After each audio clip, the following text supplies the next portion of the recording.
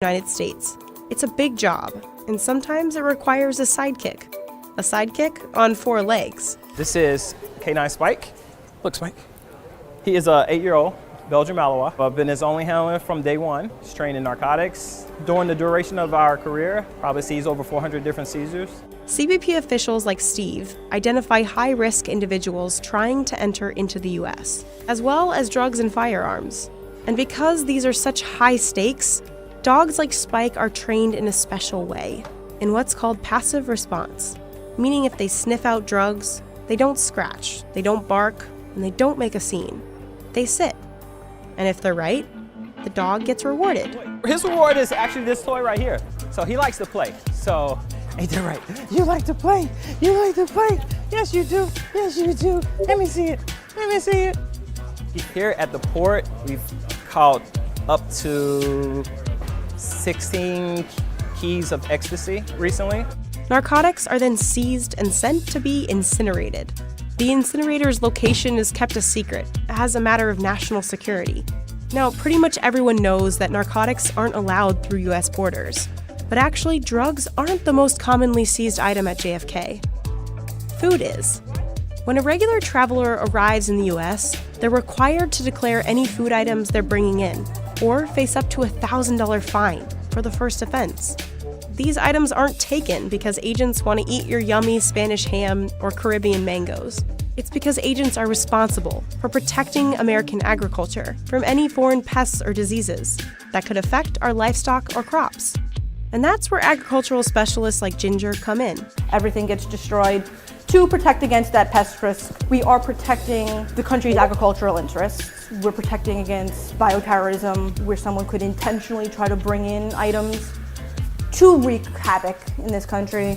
Foreign bugs hitchhiking in luggage have wreaked havoc in the U.S. before. Florida's orange and grapefruit growers lost $2.9 billion from 2007 to 2014, thanks to the Asian citrus psyllid. And since being introduced into the U.S. in the 90s, the Asian longhorn beetle has ravaged hardwood trees. Eradication efforts between 1997 and 2010 cost more than $373 million. In our country, we go into the grocery store and the food is always there. We don't have to look at it for holes or check if it's got some disease on it. It always looks great. So we get kind of spoiled, and we don't really understand the importance of protecting that. So it's crucial that even a single stowaway orange is found and confiscated. But with 34 million annual international passengers to and from JFK, going through each of those bags can seem pretty impossible. For humans, that is. Luckily, they've got a little help from the Beagle Brigade. This 4-legged officer is Biscuit, and like Spike, Biscuit is trained in passive response. But Biscuit's trained to sniff out food, rather than drugs. They actually learn. They start out with 5 target odors, and then over the years he'll expand, and they retire with sometimes like 150 odors that they know. And Biscuit's pretty good at sniffing. These beagles have an estimated 90% accuracy rate. Watching your dog sit on 3 grapes in a Samsonite hard-side suitcase is just incredible. Scientists say their nose is 1,000 times stronger than ours, and they prove it every single day. Once Biscuit sniffs out an item, the passenger in question and their bags go to Ginger, who will x-ray and search the luggage. Okay, these are both your bags, correct? Okay. Did you pack everything yourselves? You pack your bags yourself? Okay. Ginger unzips the bag and searches each one by hand.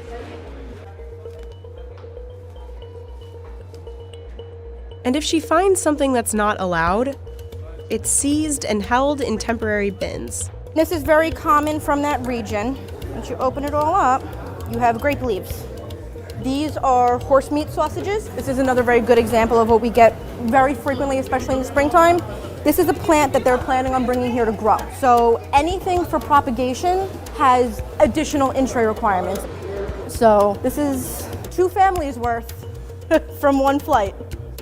JFK disposes of the contraband food in one of 2 ways, the grinder or the incinerator. Ginger will bag up the seized items and label them based on their final destination. So we're gonna go walk this bin, nice and full from those 2 passengers, down to our contraband room. This is the room where illicit food meets its end.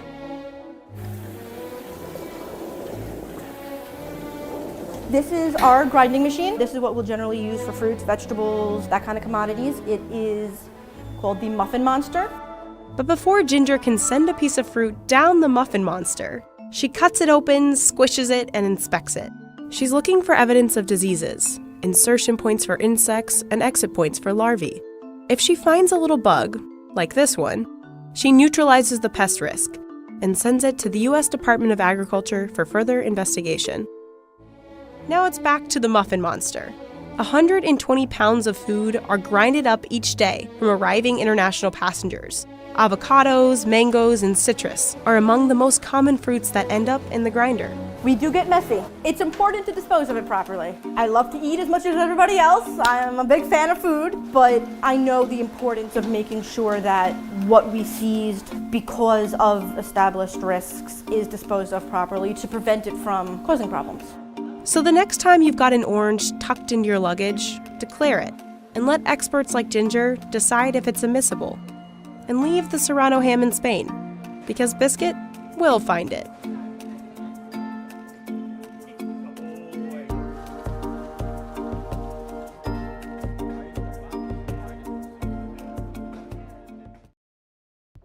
Si tienes una pequeña empresa.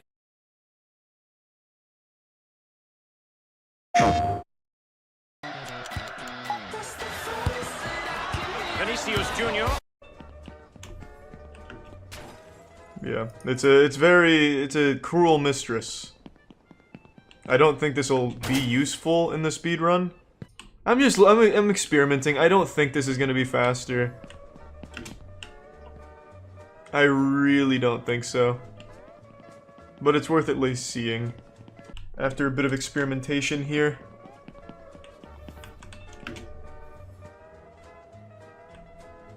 What if? Come on. No.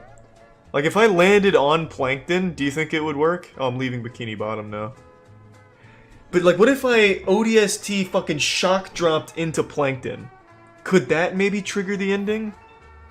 It would be nice if this was useful, though, if we could control this. That'd be, like, beautiful ketamine speedrun strats, but I just don't think there's any controlling this. It's just a wild force of nature. I'd like world record, but I don't think I can get it. I think it's a little out of my reach. I'm just here looking for new tech that we could hopefully evolve the community with, get lower times. I won't be satisfied with Mr. Krabs' overdoses on ketamine until it's down to like House of Caravan levels, 11-second runs. That's when I will say we've done it. We've pushed science and technology as far as it will go. Like, we will evolve ketamine to its ultimate apotheosis, to the point where medical professionals will be using these speedruns in their research. And the raid, Miko? Fuck yeah. I hope you guys like ketamine. Do we have ketamine fans in here, huh?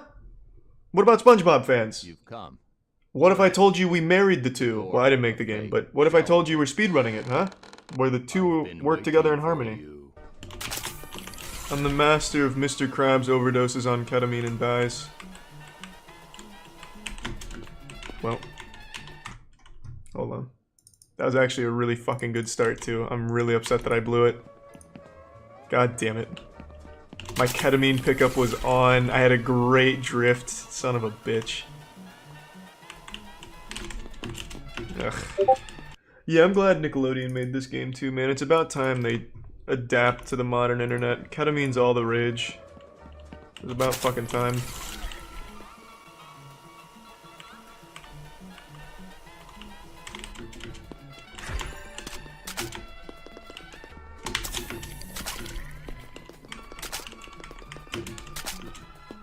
Mr. Krabs, you are finally here. Now, play me in a coin toss to decide my fate.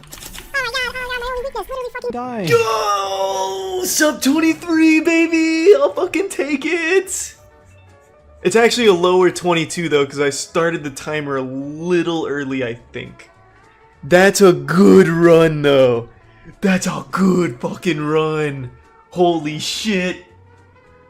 A 22! That's our first 22. That's our first sub 23. I'm so fucking happy. I was a little worried I'd never see a sub 23. Like a dinosaur or an alien or something. Born too late to explore the world. Born too early to explore space. Born just in time to get some fucking fat PBs on Mr. Krabs overdoses on ketamine and dies. Actually pretty solid. Yeah, you have to wait until ketamine totally wears off to pop your next ketamine dose. Otherwise they overlap and it just immediately runs out. So timing your ketamine is very important. As it is in the real world too. If I could get out on the right and still clip through, it would be easy, because this is what you could do. You could just come over here and clip, but you can't, because you get out on the left. So it doesn't work. I'm noticing a common theme here is they both hang their camera on the right side of the boat. Oh, he even does a combat roll? I've never even seen that animation. Perfect RNG on the chum bucket zombies? Are you kidding me? Holy shit. Mr. Krabs overdoses on ketamine, 100% glitchless speedrun. So this is the glitchless category. I've never even seen the game past the speedrun, if I'm being honest. It's like Macho Man, Randy Savage, and Patrick. Oh, I'm gonna use a glitch. I'm doing 100% glitch route. Yeah, absolutely. I'm not going for 100% glitchless. This is gonna be my own category. Fuck them. It's mine now. Okay. These two are too far away. Oh, run ruined. Fuck, right when I thought I was innovating. Good stuff. Go see Patrick. Watch this. He's on the other I'm an actual pioneer. Check out this. Why do I keep getting stuck? Oh, there we go. Broke free. No! Boat. My boat was in a bad position. I was gonna use boat flying to drop onto Patrick. It was actually such a big brain scheme, and it's gonna work. I just need to line up the boat a little better. So that way that doesn't happen again.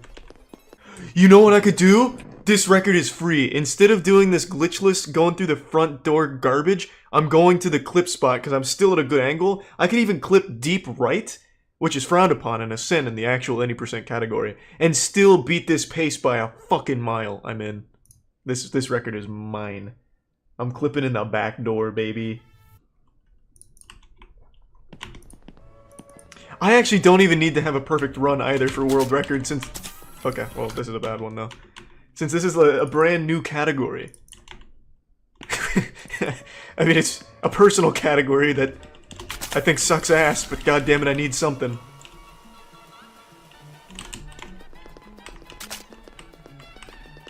Hey, 100% plus glitches I think is cool.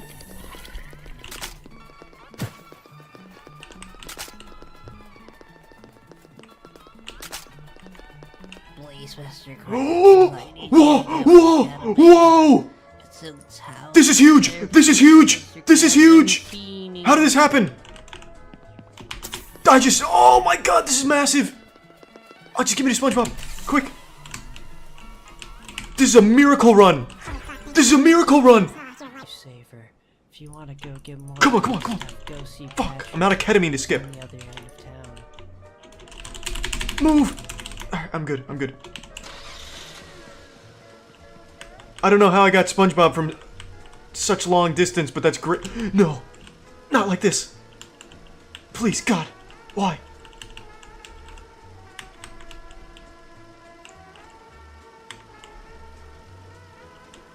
Excellent! No! Come on! Whoa, Mr. Krabs, you're still doing ketamine. I'm still in great position right now. Fucking methed out Majin Buu here is giving me the quest. I'm gonna knock it out. Come back. Squidward. Oh, we got this. Okay. Boat is in great position. This is optimal. This is optimal. Hit the first one with the boat. Oh my god, whatever. No time, no time. Fuck. Oh no. This is, oh boy.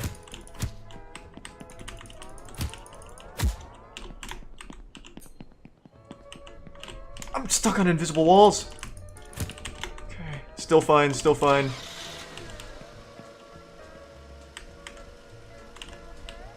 Please stop. Jesus Christ. Drunk driving it. Not even on ketamine. Decent, decent, decent. Now that you're an epic gamer, go suck off Squidward.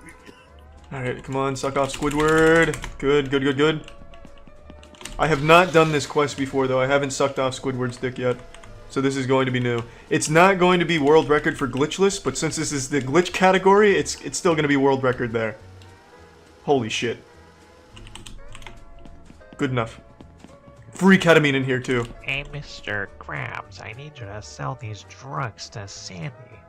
She's in town. Make sure you get my Oh, I do have 5 ketamine. I didn't notice. Where's my boat? Oh my god, my boat. I'm fucked. Bad boat position. I didn't mean to pop 2. Misclick. Pathetic run, but it's still world record. Hold on. And there's room for optimization.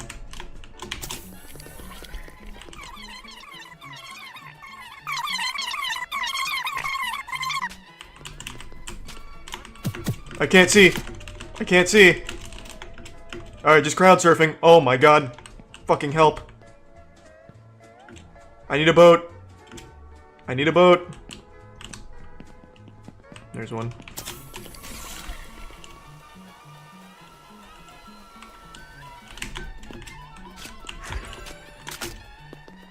World record.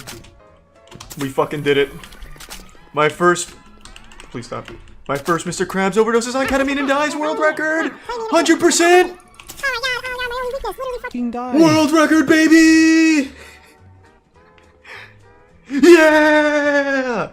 It's slower than the glitchless route, but hey, we fucking got her. Woo! Yes! No, it is a world record because there is no glitch route. So, by definition, it's a world record. So 100% with glitches is just longer than without. As of now. I saw you're a lifesaver. If you want to go get more good stuff, go see Patrick. He's on the other end of town. Oh, come on. Whoa, this invisible wall is unforgiving.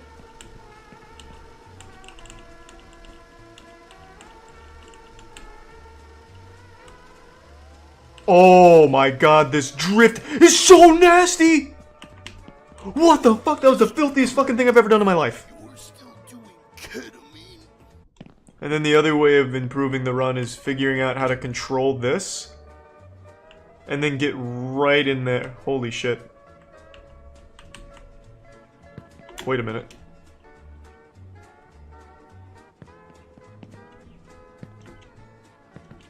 Holy fuck. Yeah, damn. I was gonna say, if this fucking cutscene triggers, that would have been a world record.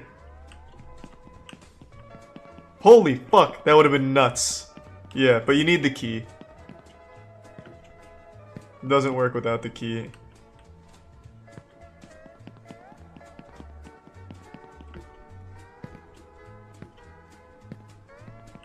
And that's the door right there, so it just definitely doesn't work. I mean, I can see when it's muted and not muted. It's a pretty lame-ass meme, but if people like it, you're welcome to say muted. I'm getting better at the TP, though. That's 2. Hey, Still don't know Mr. how this one Krabs, works, though. I need you to sell these drugs to Sandy. She's in town. Make sure you get my money. Lazy Prime, Tux, and Donuts. Oh! Oh, I fucking did it! Wait a minute, this could be a world record! Wait! This is actually a clean run! Well, it's not, because I forgot to pop my either way, Sandy kegled me to death, regardless. But I forgot to pop ketamine on the run to the Krusty Krab. That was a good fucking no-boat run, though. Strat hasn't changed, this is just a different category. This is no-boat.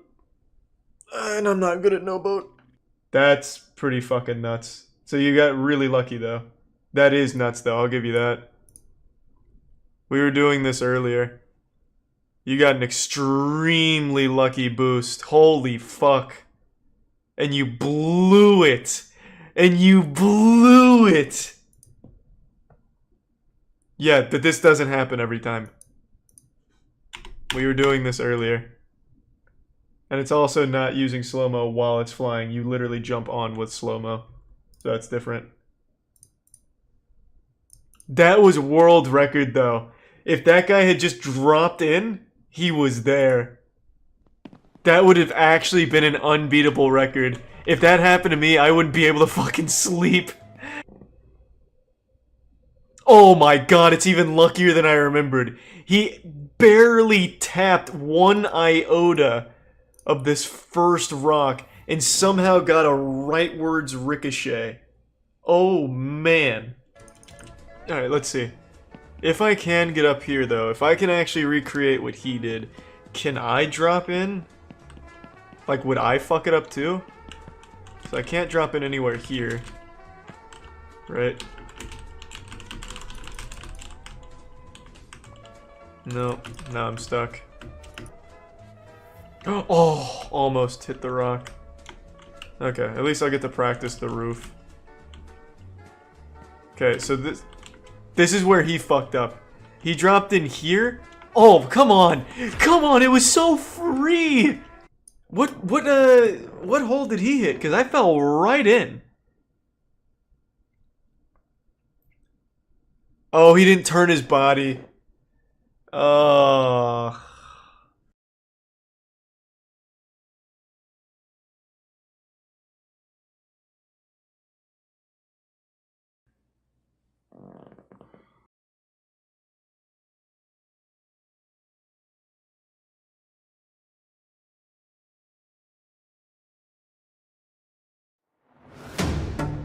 It's one thing to identify a problem and to have a great idea, but it's another thing to actually be able. This sticky, white, milky cream is royal jelly. And within a hive, milky cream. This sticky, white, milky cream is royal jelly. And within a hive, it is specially reserved for queen bees. Also known as the superfood of the beehive, it is more nutrient-rich than honey and is 20 times more expensive. Queens live 50 times longer than other bees. And while there is no scientific evidence for it, the health food industry is determined to attribute this longevity to royal jelly. And now, people are eating it too, for $125 per pound. But harvesting this elixir can be painstaking and can only be done by hand. If it's done incorrectly, young queen bees can be killed in the process. So, is royal jelly really worth it? And why is it so expensive? 老年人专门叫做这个东西，它那个就是可以说它就是延长寿命的，这个就是。家里老人呢，我父亲、我母亲呢，都每年我这样子，不说吃多吧，每年都吃个3斤5斤的，那他们的身体特棒，真的。你看我父亲，他担风箱比担的现在70岁了，跟我一样干，他感觉到那个他身体是壮。 Zhuocheng has been harvesting royal jelly for decades. 养蜂下来也养了30多年了，经历我就是从15、16岁吧，我父亲开始养蜂，我这下了学以后也没啥事做，那时候调皮不喜欢读书。蜂王娘就是工蜂那个上颚线有一个腺体来分泌的分泌物。 乳白色的一种乳状物品，它的口感呢有一种辛辣的口感，但是它是细腻，吃到口里就像是炼乳是一样的那个感觉。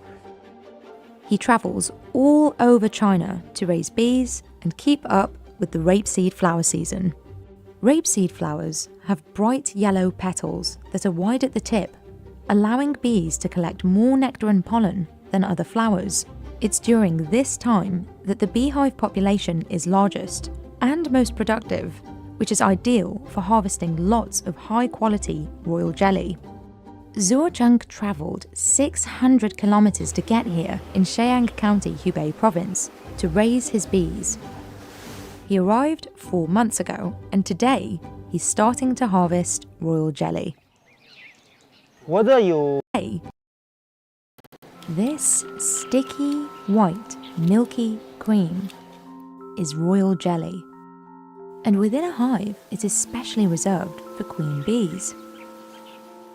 Also known as the superfood of the beehive, it is more nutrient-rich than honey and is 20 times more expensive. As larvae, all bees grow in these tiny cells and consume royal jelly. But once the queen emerges, only she is allowed to feed on it. 它就像一个，它是社会性群体，像一个国家一样的，就是一个总统或者一个主席。 Beekeepers like Zuocheng maximize royal jelly production by removing the queen. He will place it in a separate part of the box, away from the hive. The bees will work quickly to feed all the potential queen larvae. It takes workers 72 hours to fill the larvae cells with jelly. Zuocheng also creates multiple artificial cells which he fills with fresh larvae taken from other hives. 它原来它就是造那个王台，就用蜂蜡造的，蜂蜡造的。这个台基条就是说是它这个是塑料的，台基条就是像我们都用到取蜂王娘了。这移虫，这就是这一步骤叫移虫，把那个蜂王幼虫移到这个台基里面。它主要就是意思把这个幼虫放到这个台基条里面，诱导蜜蜂、工蜂来食喂这个幼虫，形成的蜂王娘。移虫呢，就是一般情况下都是用移虫针到那个蜂王产的那个刚刚孵化到12个小时的这个那个小幼虫，你要是太大了，或者你要是移或者是24个小时以上的那个幼虫，它就等你取蜂王娘的时候，它都封口了。 它封口了以后呢，它都把蜂王娘都吃完了，你都取不出来多少了那个。Too much force can destroy larvae or future queens. Zuocheng needs to keep them alive in the cells so he can get as much jelly as possible from the workers. 或者是把哪个地方，它那个虫子很小的、很柔软的，你稍微给它碰它一下，都给它碰坏了，那个是它是不会接受的。 你要保证是你从那个，你用移虫针从那个底下，要是操作它的背部，插到那个它底下，轻轻的取到上来以后，再要把它轻轻推下去，那个保证那个幼虫不会动的情况下，那都是活的。With 64 cells in each strip, Zuocheng will fill thousands of queen cells throughout the harvest. In exactly 72 hours, Zuocheng checks on his boxes of hives. He removes the cells from the hives and cuts off the beeswax seal on top of each cell. He needs to remove each larva from inside the jelly-filled cell. Because of the tiny size of the larvae, this task also must be done by hand. 这呢是那个把那个蜂王幼虫给它挑出来嘛，取蜂王娘的时候，你不能把那个幼虫盖在里面。 There are many consumers who also purchase the larvae. In fact, the demand for queen larvae is just as high as royal jelly. 幼虫，哎呀，有的泡酒喝，有的好多呢，就是也是速冻起来啊，做汤啊，炒着吃啊，反正都行。有的做汤是比较好，等到什么的调料你其他东西放好了以后，加往那里面倒，水一开就可以吃了。 He now can sit and delicately collect the royal jelly from inside each cell. 这个叫挖浆杯，啊，这个东西啊，这是硅胶的，塑料沾上硅胶的，它这个取的方便，它也取的干净。 To extract 1 kilogram of royal jelly, Zuocheng has to empty at least 2,000 queen cells. 它也能产个一箱蜂也能产10公斤蜂王娘，还是比较轻松。它这个一年的一箱蜂也取得蜂王娘的产值也能达到2、3千块钱。 Royal jelly sourced from rapeseed flowers here in Hubei can sell for over $250 for a single kilogram abroad. 油菜花红王娘是一等油菜，一等王娘。人家直接到家里来拿，它这个蜂蜜吧，你一般的情况下，蜂王娘的这个价格要比蜂蜜的价格要高8到10倍。The reason behind this price discrepancy is their nutrients. Honey is mostly made up of sugar, while royal jelly also contains proteins and other minerals, most still unknown. Being richer in nutrients than honey has linked royal jelly to a variety of health benefit claims, like being an aphrodisiac or a key to long life. But most have yet to be confirmed by scientific evidence. These beliefs come from seeing what happens to the bees that consume royal jelly. Queen bees grow 1.5 times larger than other bees. They have a lifespan of 7 years, while a worker bee lives just 6 months. And they can lay up to 3,000 eggs in a single day, while workers are infertile. But that may not be linked to the lack of royal jelly at all. A study has shown that a worker's diet of honey and pollen contains natural chemicals that make them infertile. 老了，我70岁了。看不出来，挺精神的。养蜂，它是野外生活。Royal jelly can be found in beehives all over the world, but it's China where 90% of the world's production comes from. Production took off in the 1980s, when Chinese beekeepers started using a variety of high-yielding bee called Apis mellifera ligustica spinola. This special breed of royal jelly-yielding honeybees helped ramp up production almost 2,000% over the past 40 years. Zuocheng has been using these bees since he started beekeeping over 30 years ago. 它这个蜜蜂就是温顺，便于人管理。它这个再一个说，它是养这个蜜蜂，它群势大，这一直就叫做一蜂大型蜜源，它才能集中有力的兵那个势力去采，才能达到那个产量什么的，它要比中华蜜蜂产量高，就这样的，效益要好一点。 Regardless of the species, bees are under threat. And because of the great number of larvae killed or eaten, forcing bees to produce royal jelly has come under scrutiny. While lab-grown royal jelly exists, it does not have the same benefits as the natural product, and it even killed queen bees that fed on it. The changing climate and the use of pesticides on crops are also causing bees' numbers in China to diminish rapidly. 有农药，它直接就把它杀死了。那个东西对蜜蜂群势特别大。去年不是干旱嘛，干旱造成的，把那个蜜蜂群势比较大。Pesticide use has become so rampant in parts of China that some farmers have begun to pollinate by hand. 你对它不了解的时候，你感觉到哎呀，不就是个蜜蜂嘛？但是你又深入它了解以后，这个东西还是一种神奇的动物，它是一种神奇的动物。现在，因为好像是养这么多年是吧？哪一天不看见蜜蜂嘛，那心里就不舒服，有一种感觉。它这个虽说那蜜蜂，虽说它蛰人，它蛰人也疼，还喜欢，还是比较喜欢的这个行业。蜜蜂是慢慢的，虽然它宰人，它咬人，但是我们对它还是很有感情的。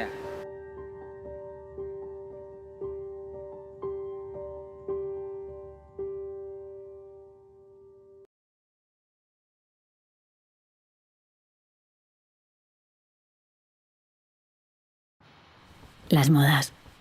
Algunas discutibles, algunas increíbles. For over 400 years, one family in Japan has been shaping rice flour, beans, and sugar into tiny edible sculptures. These sweets are called wagashi, and making them is a precise and delicate art. Confectioners have to be quick, and their hands have to stay at just the right temperature, or the dough is ruined. ですから昔の本当にうちらのその古い菓子屋のって言ったらほとんどもう天上人といった貴族ですね。もう天皇陛下と貴族しか召し上がらない。Kiyoaki Maegawa is the 17th generation owner of his family's shop in Kyoto. やっぱりお菓子はやっぱり好きで、お菓子作ってて楽しい。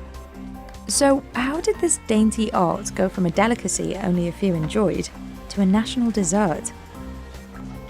We went to Kyoto in Japan to find out how these traditional sweets are still standing.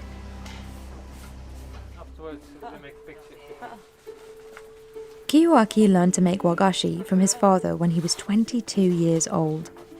At 68, he trains all the workers at the family's confectionery shop, Kameya Kiyonaga. 菓子の職人っていうのはこう見て覚えろというやり方やったんですけども、私はそういうやり方は絶対ダメで、もう手に取ってもう教えると、でもやりなさいと。They specialize in kyogashi, a type of wagashi made only in Japan's ancient capital of Kyoto. もちろん京菓子も和菓子なんですけども、和菓子の中のナンバーワンが京菓子です。Most recipes start with simple ingredients like rice flour, sugar, and beans. Pastry chefs heat and mix it all into a paste. うちはもう材料惜しみは一切しないと。やっぱり一番いい材料を使っていい技でそのお菓子を作っていくというのがうちのモットーでございます。They strain the paste for about 5 minutes to remove any lumps. Wagashi comes in many shapes, but there are 3 main varieties. Namagashi are soft and moist. Han namagashi ranges from gooey to dry, and higashi are dry and have a longer shelf life. Here, they're making a namagashi shaped like a chrysanthemum flower, a symbol of fall. Just a few drops of dye will colour the dough to the right hue of pink. それもやっぱり色も決め手ですからね、濃かったり薄かったりしたんでは絶対そのものになりませんので、だからそれはやり直すと、先ほど言ってたようなことですけども、やり直さします。Getting the perfect colour is essential for kiyoaki. でバーッと押してると、バッと私が購買見に行ったら、これちょっと色がこれは濃すぎると、バサッと捨てますよ。もうやり直しなさいと。Timing is everything. Pastry chefs have to sculpt the confectionery in about 2 minutes. If they work too fast, the design will look sloppy. Too slow, and the sweets absorb body heat and won't turn out well.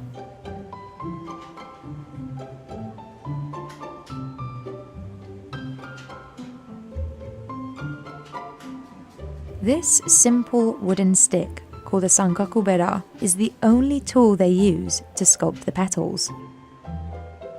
If one line is out of place, they have to start the process again. 私自体がお菓子を作るのに、一つ一つ我が子のように作ってるので、完成したらとても嬉しい気持ちになります。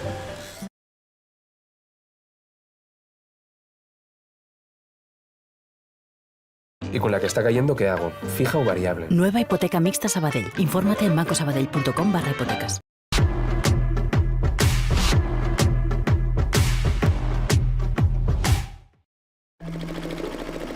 This squishy sludge of coconut waste could hold an answer to a deadly problem.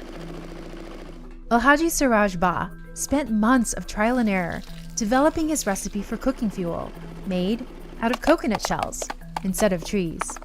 I was like, it's either it works or it works. It needs to work, so I need to do everything for it to work. He lost his adoptive family in a mudslide when he was 17. Before that, he spent years living on the streets, dreaming of the day he could launch his own business. Biobriquettes help prevent deforestation because they are produced from biomass waste. They are not produced from wood. He lives in a part of Sierra Leone that has lost 70% of its forest cover over the last 5 decades. One reason for deforestation is people chopping down trees to feed their stoves. Tree roots are essential to holding back the earth during increasingly intense storms. You move from having lush green mountains to dark brown death traps. The question now is, can Alhaji convince people in Freetown to swap wood-based charcoal for coconut briquettes? We went to Sierra Leone to see how this young entrepreneur is saving trees using worldwide waste. Coconuts are one of Freetown's favorite on-the-go snacks. Vendors end the day stuck with heaps of shells that they need to get rid of somehow, and that costs money. This was supposed to be waste. They needed to pay transport to dump this thing. Now I'm going to pick it up for free. Alhaji says his company, Rogue Salt Trading, collects about 2 metric tons of coconut waste per week. He's aiming for 10 tons by the end of 2022. So this is the backbone of our products. This is wealth for us. Workers clean the husks and shells and dry them for about a week. Next, they fire them inside this steel drum. It carbonized for like 3-4 hours. We put the fire out using water. We have to wait for them to get dried. They pulverize the charred coconuts into a fine powder and add water plus a secret ingredient to bind it all together. The mixing is very challenging, so the whole process depends on the mix. A slight mistake on the formula, you have to start all over again. The extruder pushes out slimy rectangular logs that will need to dry for 3 to 4 days. These ones are destined for shisha pipes. In fact, people who smoke hookah are his best customers these days. Rogue Salt Trading can produce about 0.5 metric ton of briquettes in a day, and they bring in as much as $4,500 on a good month. We are the best-selling briquette. You can find our briquette in most of the supermarkets in town. They go for 70 cents per kilogram. That's 4 times more expensive than the common wood-based charcoal, but they burn at least 4 times as long. Alhaji's next big challenge is to grow his sales to reach people who will use his coconut briquettes for cooking fuel instead of cutting down trees. It's not easy, but it takes time. It's very tough to build something great. If it was not tough, everybody would have done it, so. He has 10 full-time employees and up to 40 part-timers, depending on the season. Me picky make me headache. And about a year and a half ago, he expanded his business. Rogue Salt Trading raises and sells chickens, too. His mother says he's wanted to be an entrepreneur since he was a kid. All day, they look Facebook, Mark Zuckerberg, we get Facebook. The man will get the man will get money pass all man. Now they only say they watch, and they get money. All is for me. But that all felt very far away when Alhaji suddenly became the breadwinner for his family at age 12. We man die left a pass bokuti pass made. Only wish they say, Mama, I forget money. So I get 22, 23, I forget money. I for pull you and pull. I for pull you and sufferness. He left his village, hoping to make money to send home to his mother and sister. I was just this kid who wanted to become somebody, but I was not thinking straight. I thought that it is just okay for me to move to Freetown. So without thinking about where am I gonna stay, who's gonna feed me, who's gonna take care of me, but I moved. He lived on the streets for 4 years until he found a steady job and an adoptive family who took him in. 7 to 8 months after my adoption, I lost my family that I was living with during the mudslide. Over 1,100 people died and 3,000 more lost their homes. Alhaji was left with just a few dollars to his name. But he was desperate to do something to stop the deadly mudslides. In the decade before the tragedy, mudslides in Africa had already claimed thousands of lives. One of the reasons that causes a mudslide is the vast amount of deforestation, because the roots helps to keep the soil firm. Alhaji began obsessively researching ways to stop deforestation. He found YouTube videos of entrepreneurs from around the world making biomass briquettes to replace wood and charcoal. He started saving money for an expensive mechanical extruder and perfecting his recipe. Our formula is so outstanding that it can burn for like 4 hours. It emits lesser smoke. He pitched his business idea at a Harvard competition in 2020 and won awards there and at the United Nations. And he recently landed new customers in Germany and the UK. God show guti kandi frito yati, I hangul kotia putia do boku ko den te go de begin see road small. But most people in Freetown still cook with wood. You just can walk up to somebody and be like, hey, this is new, this is different from what you've been using. So it's a bit tough, but we'll get there one day. According to a study in the Philippines, 1 ton of biomass briquettes saves roughly 80 small trees. And that can add up. But preserving trees isn't enough. Part of the solution. Yvonne Aki Sawyer became mayor of Freetown by campaigning on a promise to plant 1 million trees by the end of 2022. Freetown, the Tree Town, is replanting, which include reforestation of hills, reforestation of rivers along riverbeds, reforestation of green corridors or creation of green corridors to also address another challenge, heat stress. Our city is becoming so hot. It was the 2017 mudslide that changed everything for her too. I rushed up there and what I saw will be with me for the rest of my life. Literally a hole in the mountain. The rain was still pouring. People were crying, screaming. The devastating scenes continued through the day. 3 days of unprecedented rainfall. She told us that Alhaji's project makes her feel hopeful for the future. The work that Alhaji is doing is one of the ways in which you see the coming together of solutions for these multifaceted problem of sanitation and the environment. Everybody drinks coconuts. Everybody eats coconuts. I eat coconuts. I drink coconuts almost every day.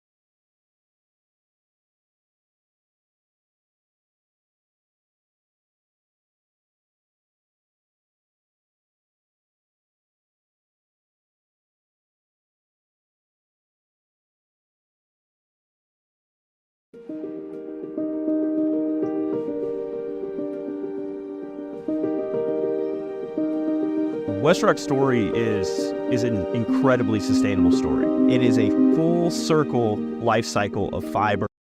Iceland is stunning, but it is also a degraded landscape covered in deserts, which happen to be expanding day by day. However, something quite unusual has been happening in these deserts. They're turning purple, and this is the work of a rather peculiar plant that has made its mark on the landscape. So this is lupin. It's invasive, but it also fertilizes the soil and can play a really important role in reforesting Iceland. I also think it looks really nice and it actually smells pretty good. So it is a really interesting plant, but it has sparked a debate in Iceland. And in this video, we want to tell you all about that story. Hit the looping and love the looping. You are experiencing various emotions. Their channel by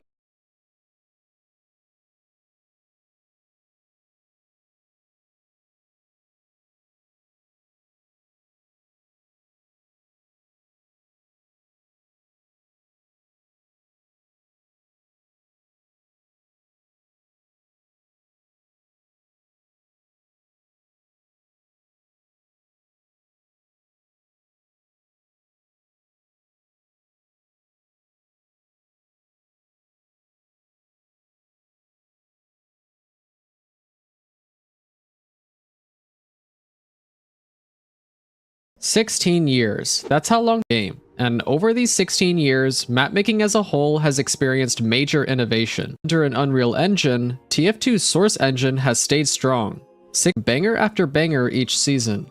And this time around, thanks to the implementation of VScript, we got many more. But to my surprise, this map called Corruption uses regular old source logic. It's a payload map created by Mega Pie Man, Billow, Urk, Pancake Bro, and Romkin, and it was accepted into the 2023 Scream Fortress update. Its underworld features something never before seen in a TF2 map: procedural generation. I've always admired the creativity of mappers with how they've handled the underworld in their Halloween maps. Los Muertos is themed after Day of the Dead, Laughter holds these carnival-themed rooms, Cursed Cove has this underwater lagoon with a sunken ship, and Farmageddon, the inside of a mad pumpkin. But Corruption does something that I never thought was possible. Its underworld is randomly generated every time you hear a bell ring and see these portals open up. And on the other side is a series of corridors and staircases in a haunted asylum. Find your way to the exit portal and you're thrown back into the map out of these hanging cages, rewarded with several seconds of uber, speed, and crits. The map is a reskin of its non-Halloween counterpart made by Billow called Eruption, which is a volcanic layer centered on a tropical island. When the time came to make a Halloween map, he brought in some mappers to transform it into this haunted asylum. Now, I'm gonna be honest, the reason why I decided to review this map is because of the underworld, but after looking around the overworld, there's some pretty cool stuff there too that I want to talk about first. Usually, Halloween maps in TF2 have a bunch of pumpkins, spells, and lava, and while you can find some pumpkin bombs scattered throughout the map, there aren't that many, nor are there any spellbooks or lava. This ultimately makes Corruption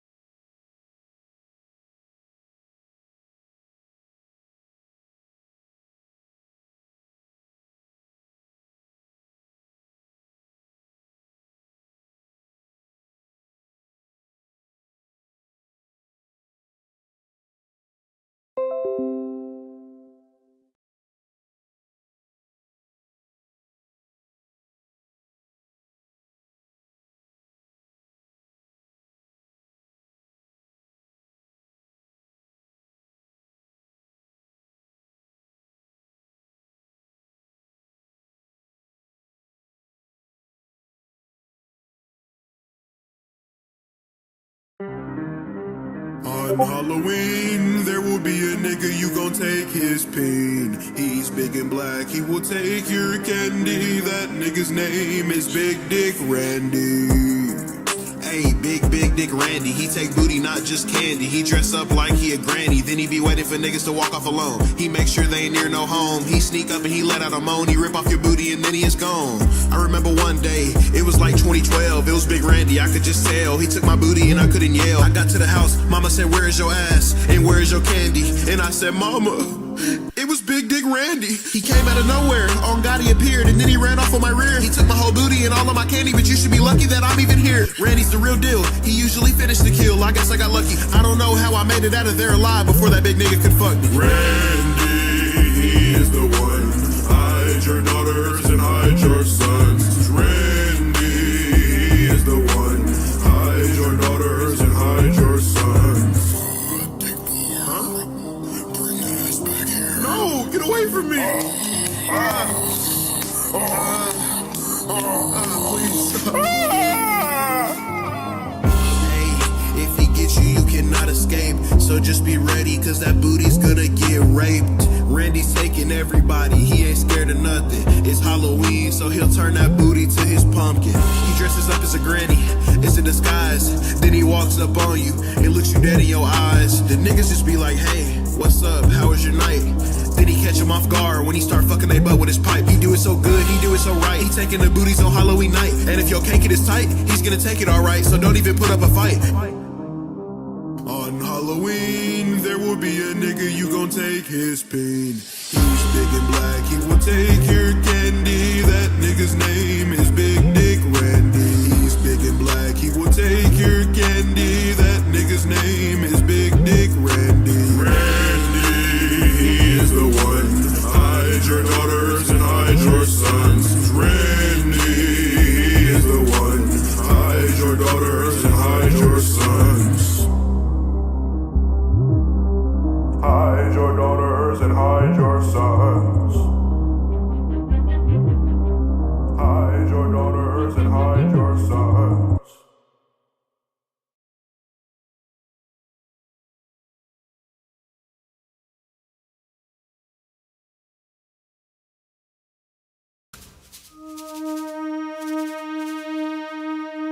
If you are not busy right now, close your eyes and spin in your chair. Everything's moving when you stop and look out. It won't stay still no matter where you stare.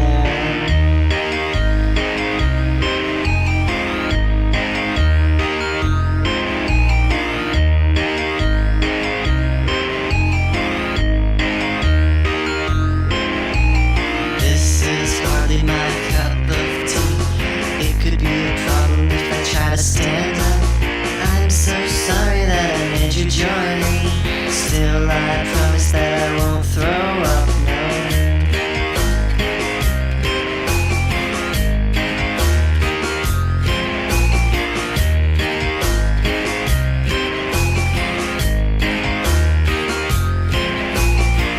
We're staggering, wobbly, dizzy, confused little people spinning round and around and around. We're wobbly, staggering, dizzy, confused little people spinning round and around. This is kind of addicting now. All the fun ways that we can roam. Oops, I almost just fell down the stairs, which is kind of hard to do in a one-story home now.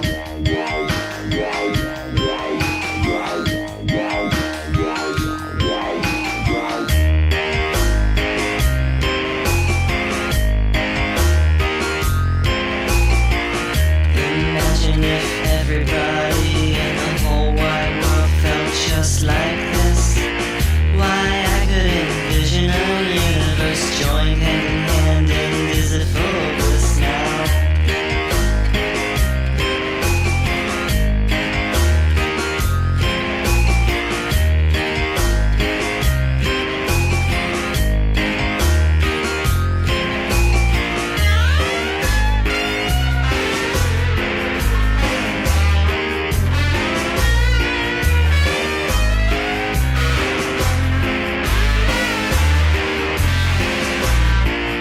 I've heard that falling in love feels a bit like this. Well, maybe not quite, but maybe it makes you feel nauseous at first. And once you get the hang of it, it feels alright, alright. We're staggering, wobbly, dizzy, confused little people spinning round and around and around. We're wobbly, staggering, dizzy, confused little people spinning round and around. We're staggering, wobbly, dizzy, confused little people spinning round and around and around. We're wobbly, staggering.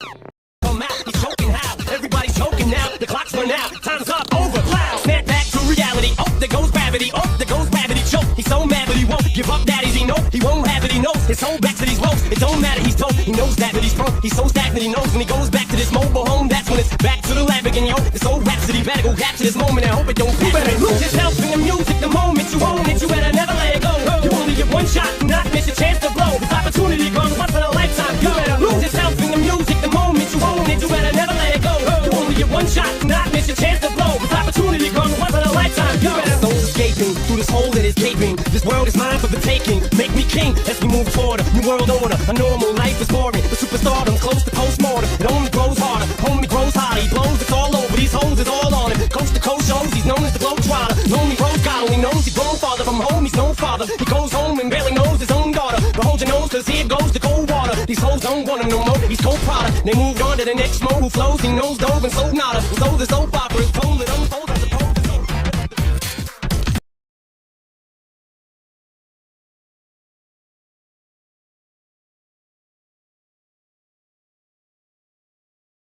Tus construcciones están a otro nivel.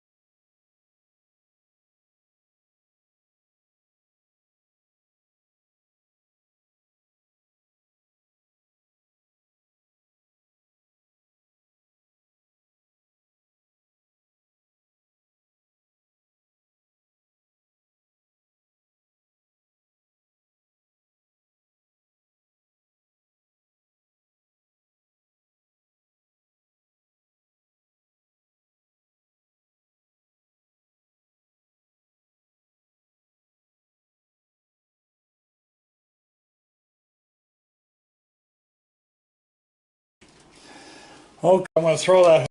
So here. Come on, watch your toes. It's snowing out right now. See, it's snowing out right now, and the temperature's low. Look, those grapes are gone. That whole bucket, just in 2 seconds. All right, guys, come on. Let's go. You ready? I'm gonna sit in the snow-covered bench. Holy smokes! Oh my God! Yes! Yes! Yes! I'm wall-to-wall raccoons. You ready? Let's go. I don't know where the hell are. And I go, here you go. Bucket. And really Celsius is holy here dogs today. Holy got to go to eat low about 25 24 Fahrenheit. Ready? Here. The hot grate's gone. I got what, 5 hot dogs left. 1, 2, 3, 4. That's it. That's all there is. I'll have to cut some more. Okay. Just look at them. Okay, I'll just turn this down a bit.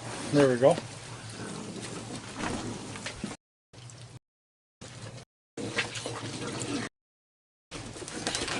Talk about overwhelmed with raccoons. Yeah.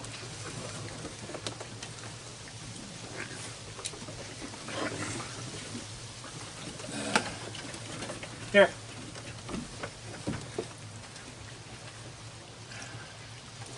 And they're getting whole hot dogs. There's no half. There's no halves. We're getting whole hot dogs. I gotta put the dry food out now. What are you doing up here? Huh? What are you doing up here, Sammy? Look at that. Look at that big tail. Look. That big tail. Yeah, here you go. And we got a cameraman up there. See, it's snowing out, eh? My hands are froze. Here. Here you go. There you go. Look at that. Get your bump. Okay. I think what I'll do, I'll put, there's only 2 left here now. That's 7.3, that's 10 pounds out tonight. So that's enough for that. We're going to put the dry food out. Maybe I'll put some cookies out. Connor cat!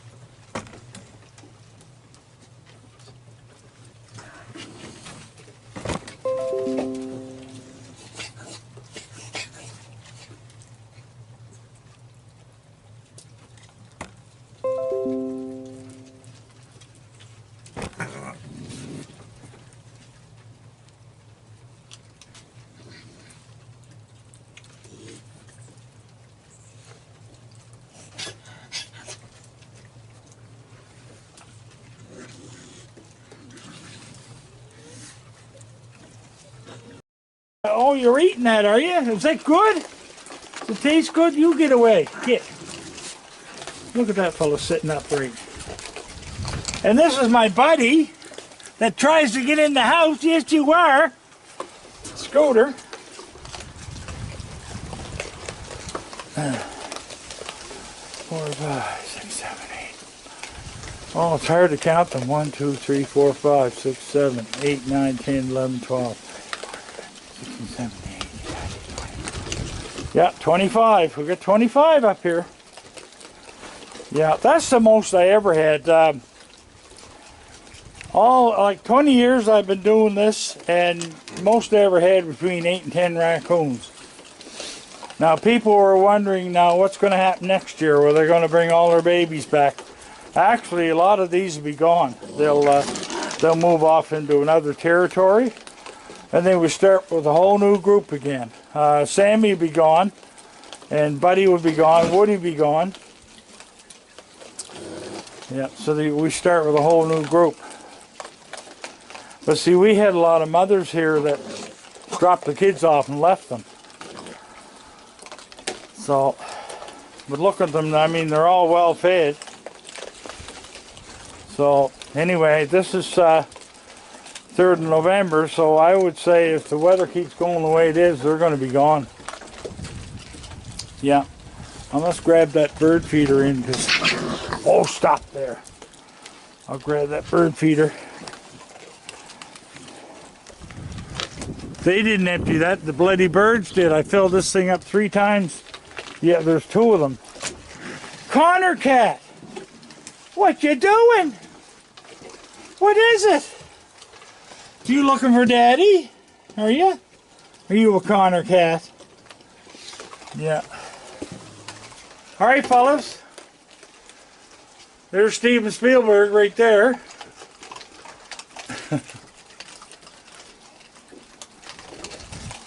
There, you guys finish up that, and I'm going to turn your one light off here.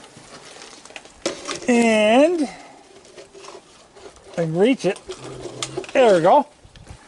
And I just leave this one on and it goes off at 12:30. All right.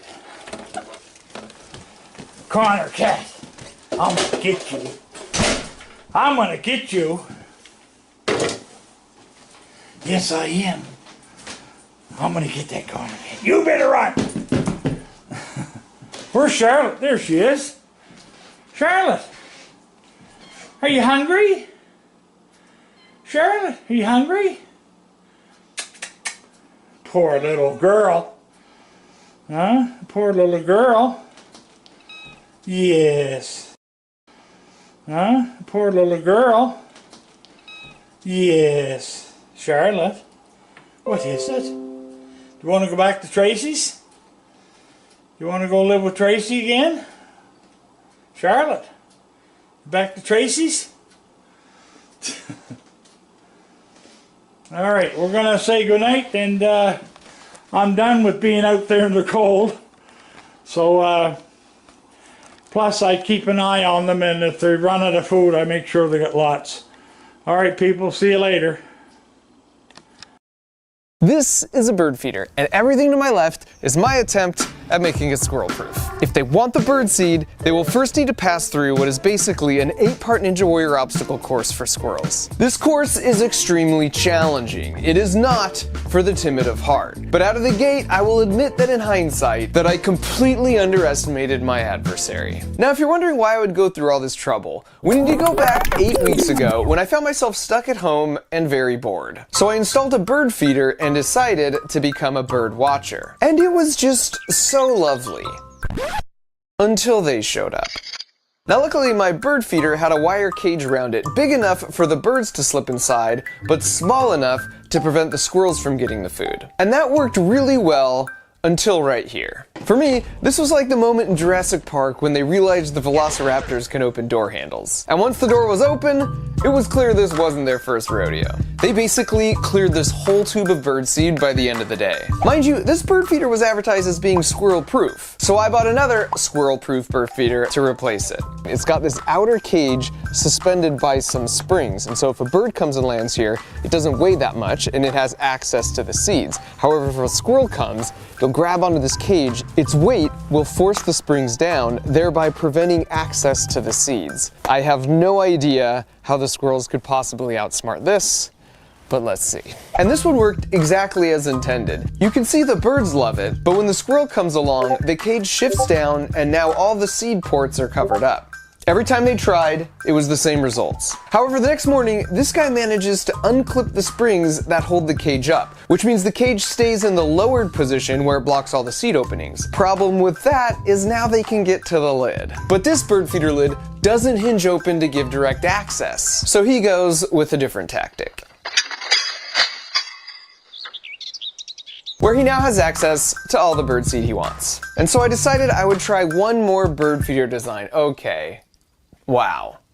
It almost feels intentional at this point. This one's supposed to work well because it's got this baffle, which is supposed to keep the squirrels from just coming straight down and getting to the seeds. And more importantly, there's no way for them to rip this off. We'll see. This one debuted to similar results. As he hangs by a few toes, this is when I really started to gain an appreciation for what they were capable of. It definitely seemed like this bird feeder was their favorite. Okay. Yeah, they're flexing on me for sure. And at this point, a plan was forming in my head, but just to be thorough, I moved the post away from the fence, and I can't say I was surprised when they just climbed it. Nor was I surprised to see they could shimmy up and down a small metal pole, or even a large one for that matter. And whether they could climb a certain pole material was a moot point anyways because of this. Look at this! These guys are basically freaking rodent-sized Simone Biles. And on some level, this is what it felt like when someone stole a package from my porch that didn't belong to them, and I harnessed that indignation, spending a year designing the glitter bomb bait package. Hello. Complete with special fragrances. Oh. If I could design a package to deter thieves, could I design a bird feeder to deter squirrels? And so after a couple weeks of brainstorming, designing, and building with my buddy John, we put it all together in this 27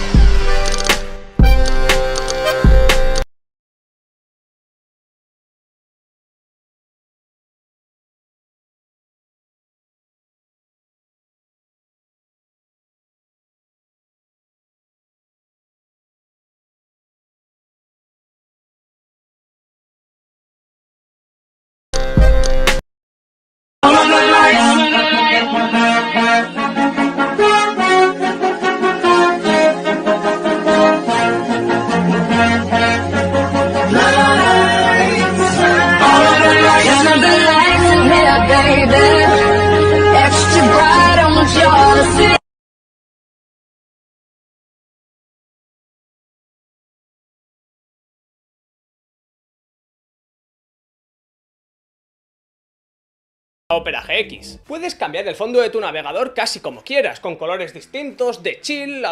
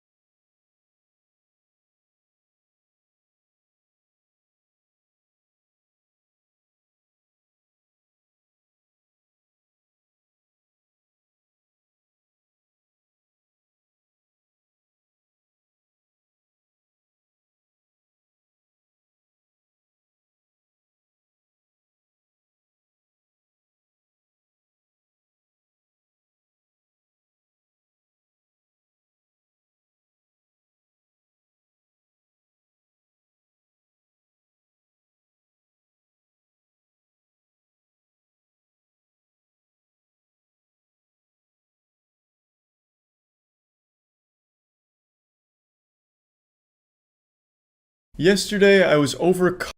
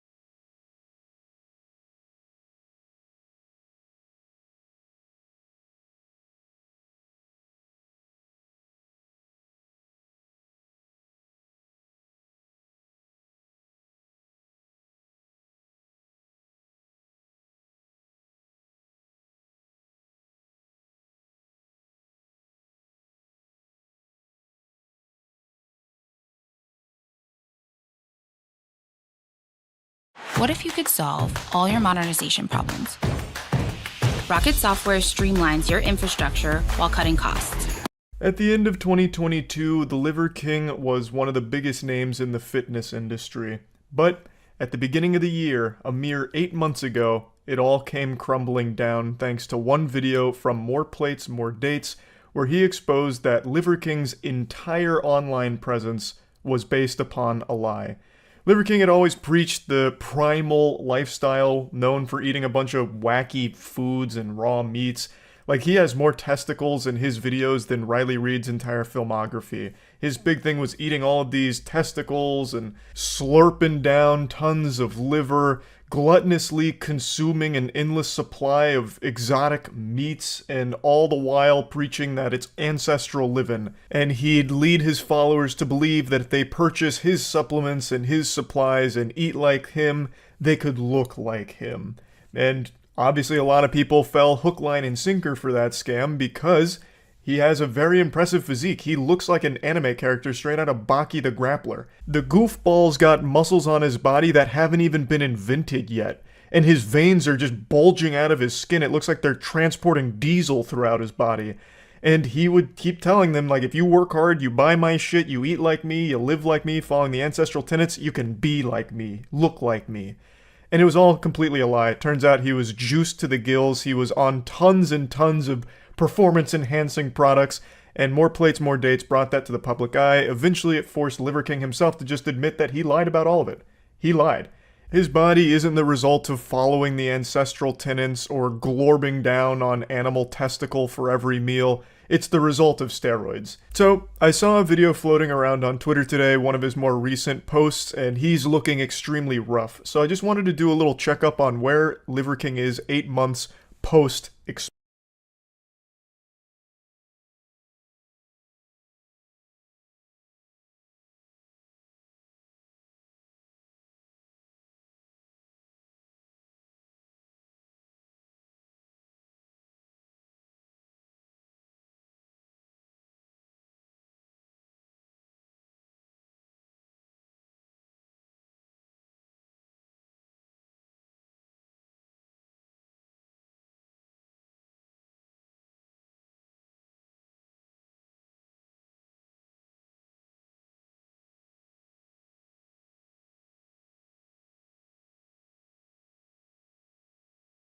Double Brilliant Sacrifice.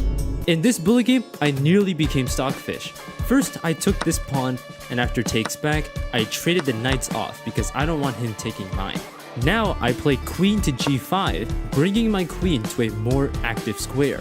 When my opponent plays g3 to protect the pawn, I now sacrificed my bishop with bishop takes e3, and the point is I'm winning a pawn because after takes, now my queen's getting in and this bishop is looking very angry. The king is forced to slide to d1, and now I play this cool trick where I gave this check, and when the king slides over, I now can attack the rook because the knight can no longer take since there's a new pin. When the rook slides over, I can now wrap my bishop once again, hitting the queen. And here my opponent blundered because it's a bullet game after all, allowing me to sacrifice the rook. And look how powerful this bishop is. You have to take, and when you do, I simply take back and it's checkmate.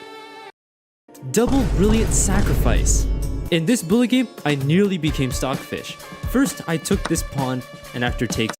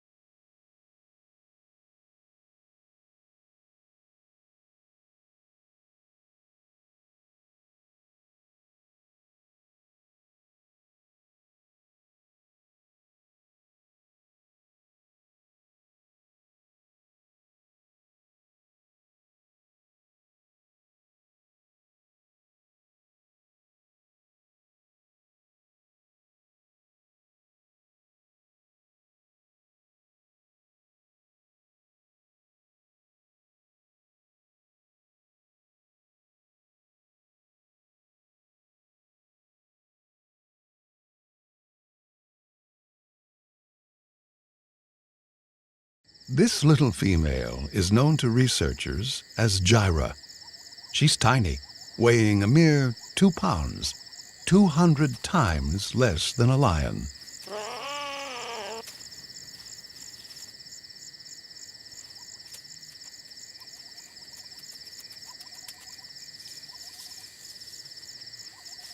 She'd be almost impossible to find, but she's being tracked with a radio collar. And using surveillance cameras that rival a cat's night vision, we can at last reveal her nocturnal pursuits.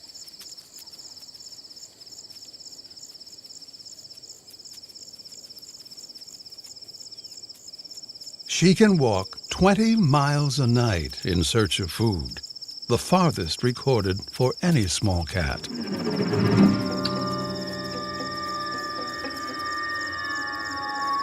Guided by superb night vision and responding to the smallest of sounds, she finds almost anything that moves is a potential meal. She'll even eat locusts. But she prefers gerbils.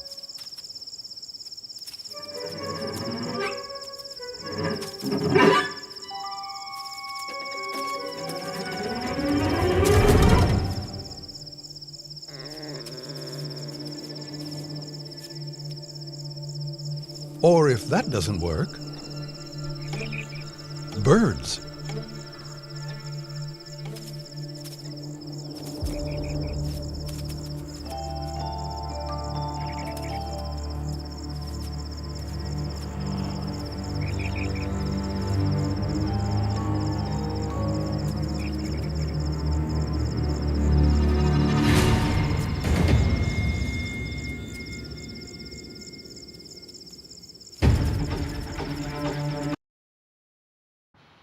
Las modas. Algunas discutibles, algunas increíbles. Thanks to Skillshare for supporting this episode of Science.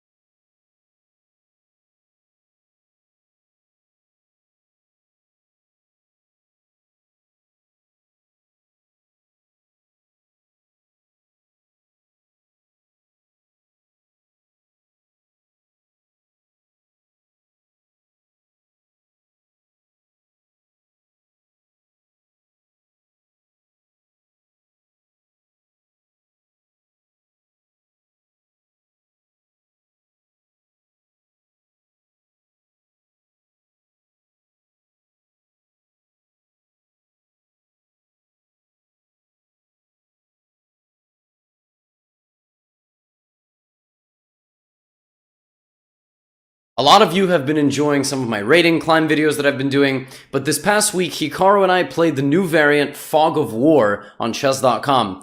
The rest of this video is going to be us playing it, but I figured I would give you a little bit of an intro. In Fog of War, you only see squares that are available for your piece's vision, and if your pawns can go forward. So a square will appear visible if a pawn can move to it. So for example, look at this move. Now my queen sees this way, my bishop sees this way. Oftentimes you are not seeing lots of squares until the opponent's pieces come into your line of sight, and then you can potentially take them. So you've got to be very careful about positioning your pieces. Anyway, enjoy the video and hope you enjoy the games. Let me know in the comments what your favorite variant, Fog of War variant. So it's when you can only see.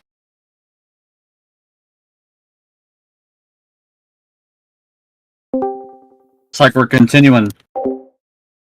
The fuck? Dude, I'm gonna like cry. I don't know why I said that actually, I'm not going to. Oh yeah, we were here. ได้พูดถึงได้ Yeah, we were like here. It's like we can like watch the video really slowly. Okay. Yeah, no, this is the 1,000-hour video. It exists. It's public.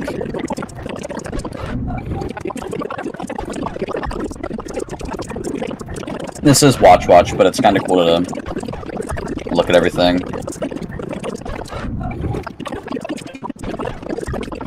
Because we finished the 1-second video last night. It took like 3 hours. And then we watched like the first 2 hours of this.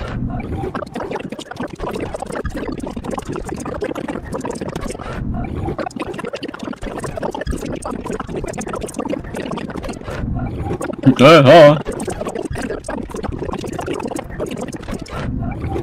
feel like there's gonna be a lot of shit that's gonna like, we're just gonna kind of miss. Like, we didn't really look for like, oh, what happens at one more time? We don't know.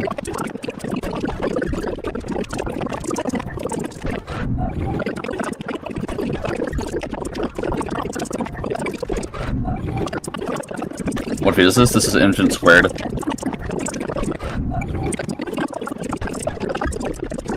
Every time when we move to the next video, it'll say the video number, and then the name of it, and then length. And that's it. That's all.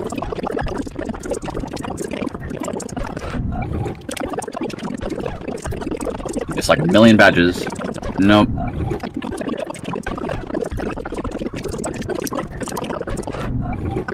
Hold on.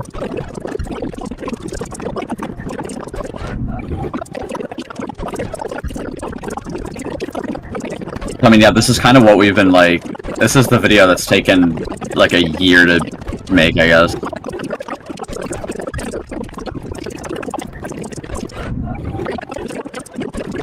feel like I should be tapped in because it looks like not good quality.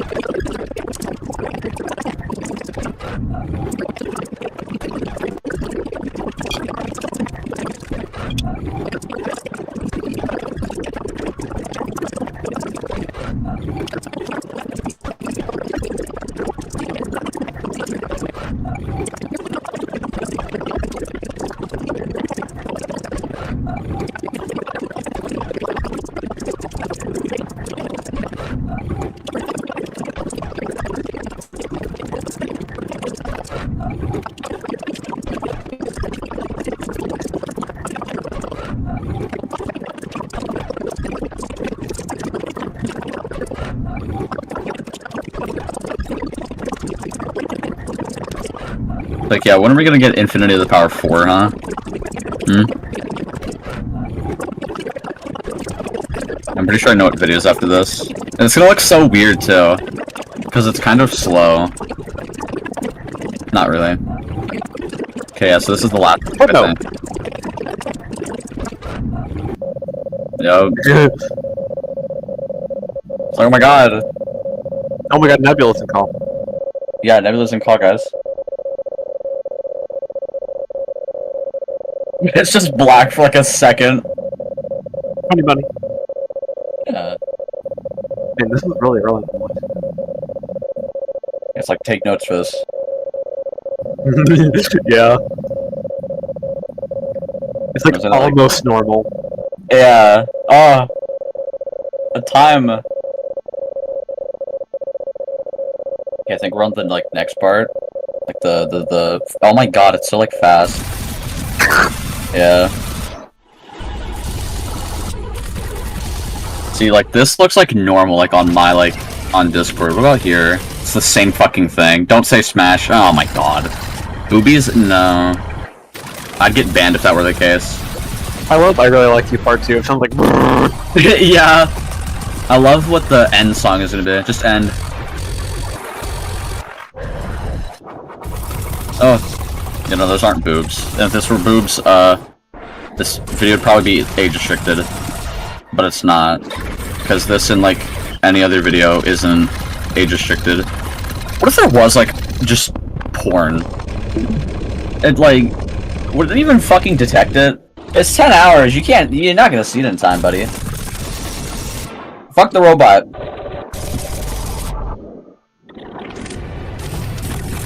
I think Justin's like further than us right now. By like 20 minutes. Yeah.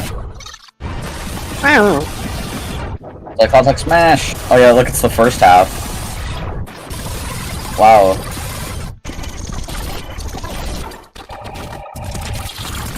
Yeah, when do we get to the doing it right part? Oh yeah, no, that's after. This, the 1 second for this is just complete black.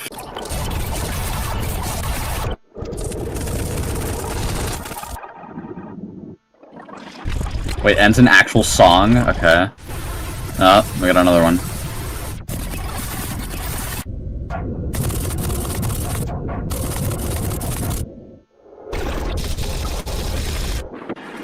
Like, what are those fucking eyes doing? Yeah.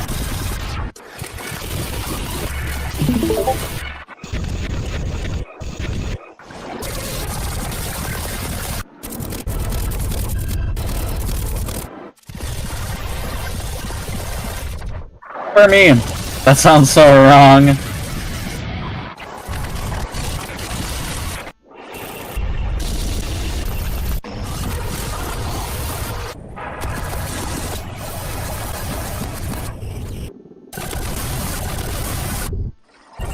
It's like in the end, like we're done with the video now. Go home.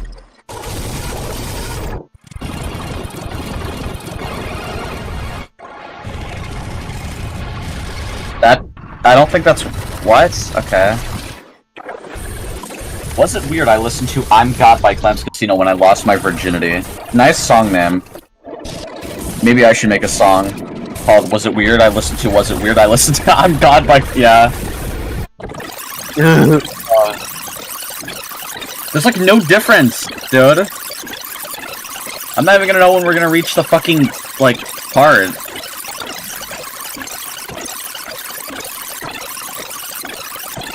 Yeah.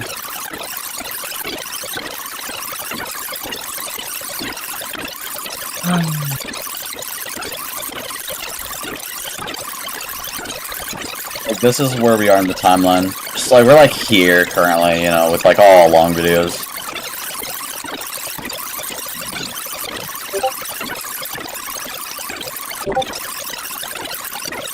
Hey Claude, like, look, it's like,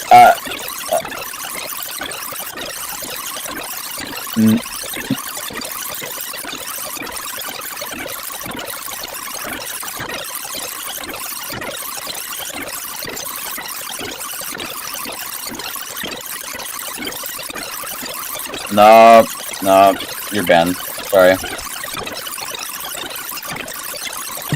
have to, like, take the bait. Hold on.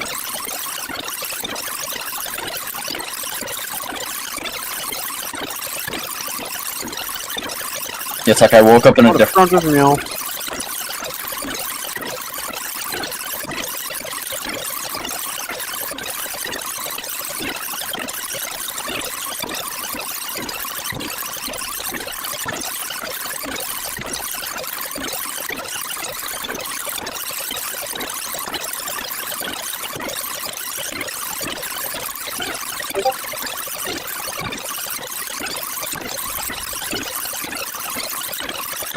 Yeah, when's he gonna appear in the video, huh?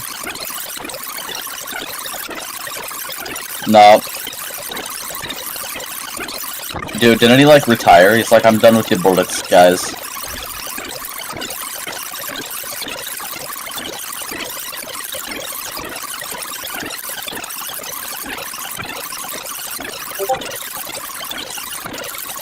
Yeah, an insane rabbit hole on YouTube.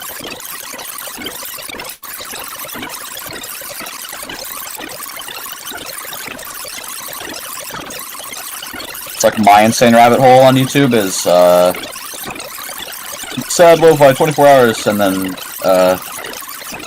chaos. I recommend it, it's now emo. Oh, I actually heard that for a moment. Is there a way to put a GIF but make it not send immediately?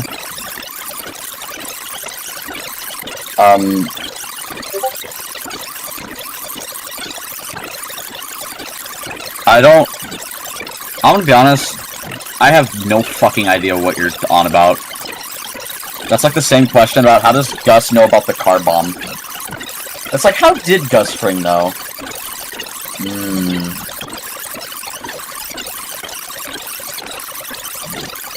spoiler? No.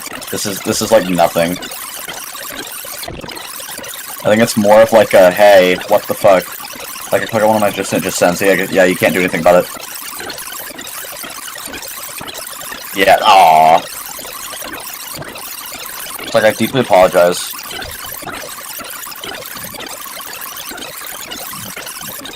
Six minutes into this video. Oh, it sounds weird now.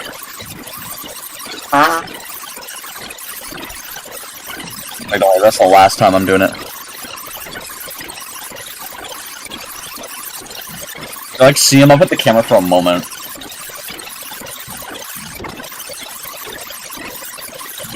You know, it kind of looks like there's like two Yakos. They're both just arguing about what countries. Just countries. Cunt.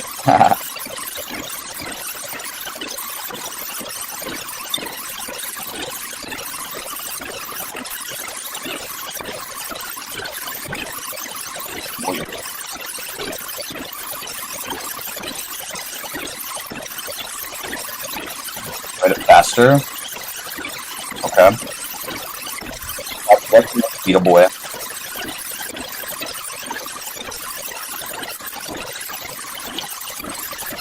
Or no, his name was just Beetle, and I called it Beetle Boy because that was funny.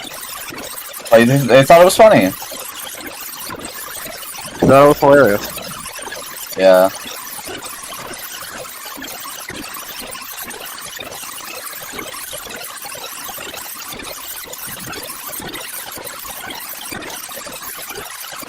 Wow, it's like if the video couldn't get any more fucking annoying.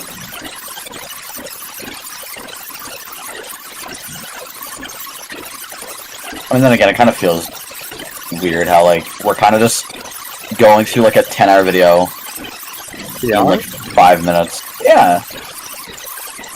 What are we going through a 1-hour video? Oh. I like how I saw it, like, fade in. It's like, and now.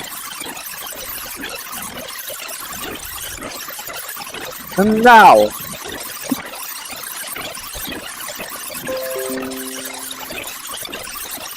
I don't know where we are now within the first wheel.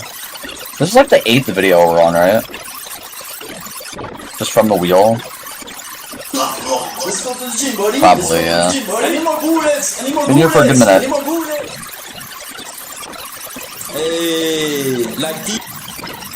Claude explaining how he isn't gay. Yeah, Claude. It's like the thing I hate about France. That'd be such a great long video. He died in Yeah. He died in battle. Yeah, he died in battle. He's leaving? He didn't actually leave. Like this, very restricted always. Because when I got restricted, my life stopped being recommended, so very few people, That was so very few bugged. bullets, Oh yeah. very few money. Now you get to see 4 idiots play survival for 4 hours. How do they do it? I don't know. I spent a lot of money. So It's like he hasn't lost a single bit of health yet. to everybody. Fucking ammo, dude. The thing is, I don't actually know how I like fucking found this video.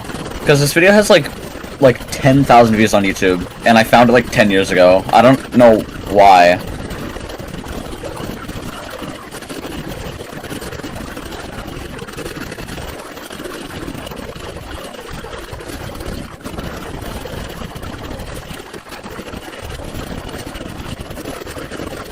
It's like, when did one of them get down?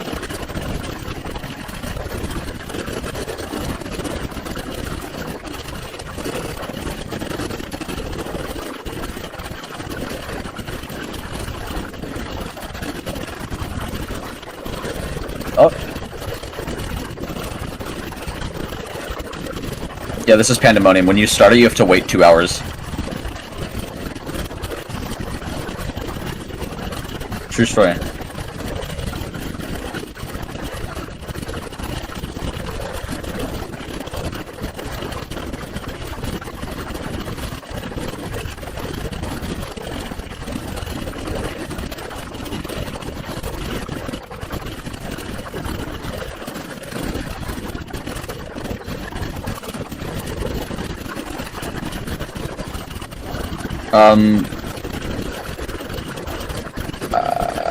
I don't know.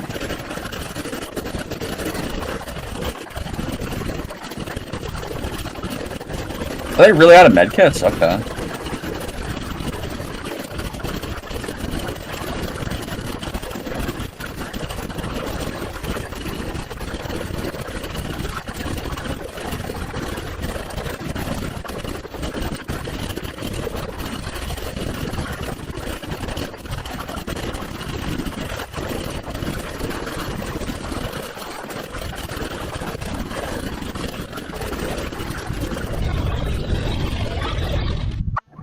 Yeah. Yeah. It's Tower of Anger. He's gonna hit like 1,000 subs.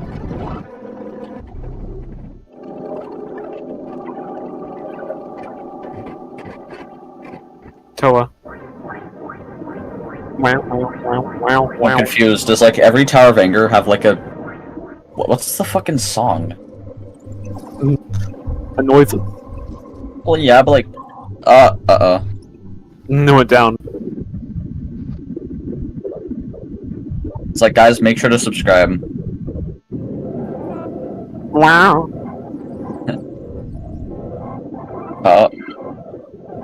Wow. Give me that. It's like binary. Just don't go to it too. Oh, okay.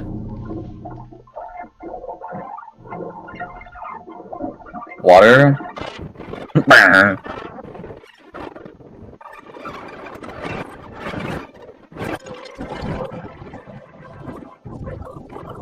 The thing with many of these videos is I'd have to like... Okay. I would have exported, like, you know, one of the 10 segments of like long videos, but I went back to every like 240p video I downloaded and just tried to get it in 720p. That was every video I could. And I think with some segments I would have to like take 5 minutes of like whatever and then put it... there's a lot of shit I have to put together and I feel like it kind of breaks. I don't know, what I'm trying to say is it might like start fucking up here. Mostly right here, right here. Okay. It probably... You probably saw it for a moment. Originally it just burped. It wasn't actually fast for like a second. There's a... But I was like, nah.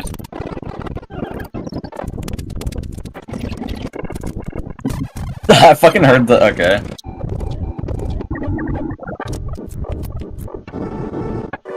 Ooh. Wow.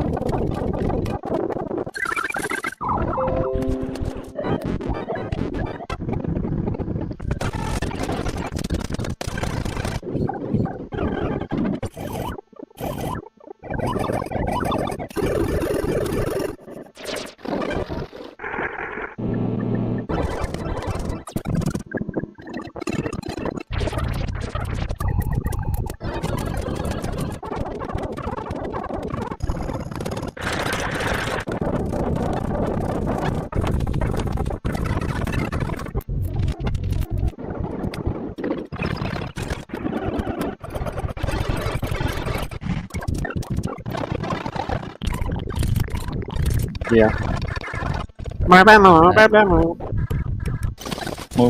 That's good.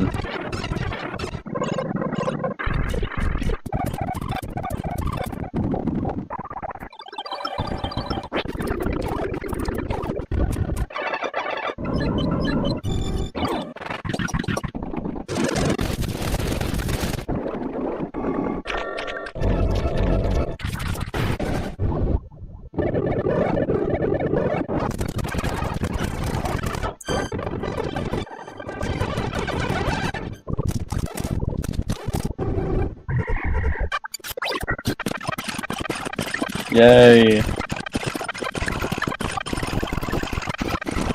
Let me like take some a moment. Go, go, go.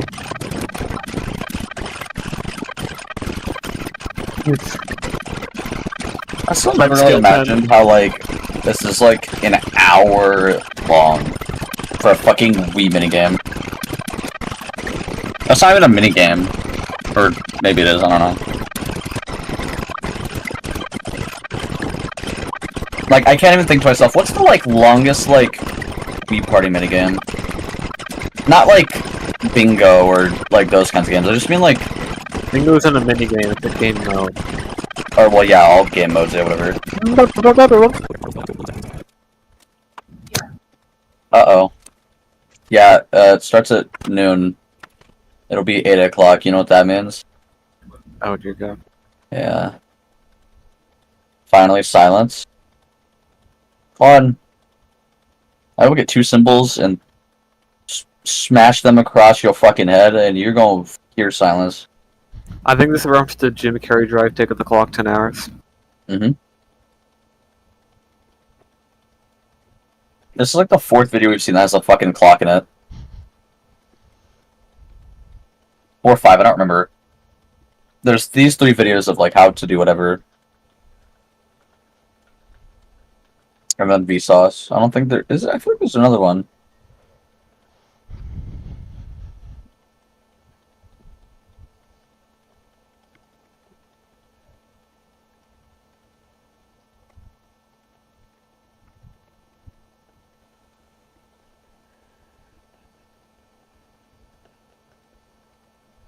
I think we're getting to the point now where most videos are gonna like.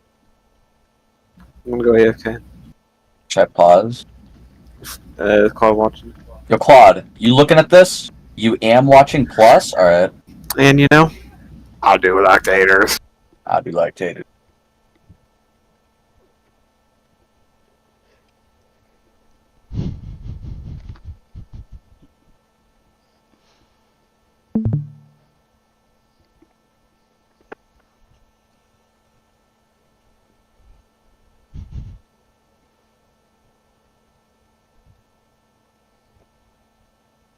I think I watched this video like exactly a year ago because I know that on October 28th, I think that's the day we got Infinite Cube. A lot of stuff happened on October 28th. And well, actually, I don't know. The thing is, we watched this video. I think after this video is Never Ending Weirdness. And then I think after that is Yo Mama. And then after that's Zoom Trolling and Cataclysmic. But before those 2 videos, that's when we got Infinite Cubed. And then Infinite Cubed will be after that. And after Infinite Cubed will be 12. And then it just kind of keeps going after that. But at that point, we're kind of already like halfway done with the first wheel. This is kind of like the halfway segment, I feel like. This is kind of like where you entered like the point where everything just happened this year.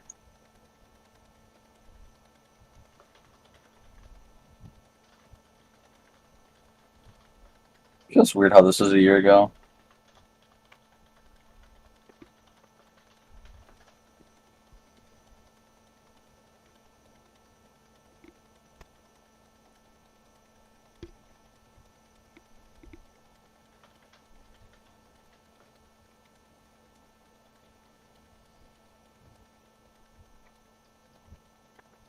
I feel like he honestly just like went to bed when he recorded this. Actually, maybe. Because the time started at noon, quote unquote. It was probably midnight.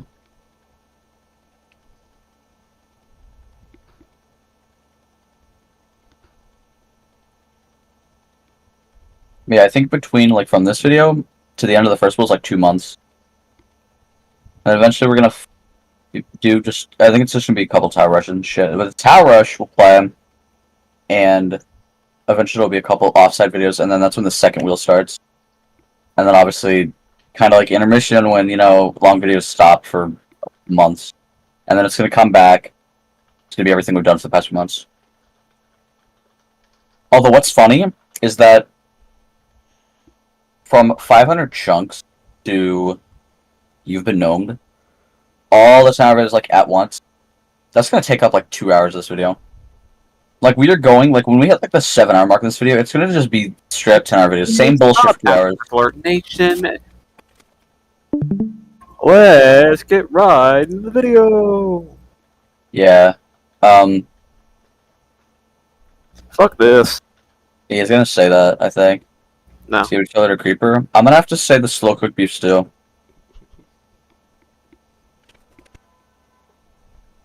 Slow cooked that looks so yummy. I hope it doesn't get fucked. Hit the oh wow. Okay. It's like it speaks, you know? I like the part where they failed and they had to restart. The whole thing? Yeah, that's on here. Is it? I don't remember that. TOSSS.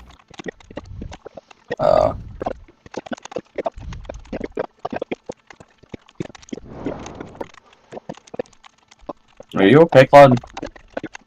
You need to take some deep breathing exercises.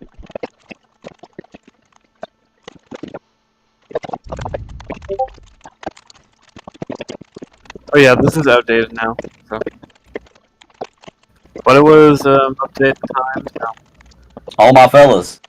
All my fellas. All my fellas go AFK again. No. To eat breakfast. Chicken nuggets.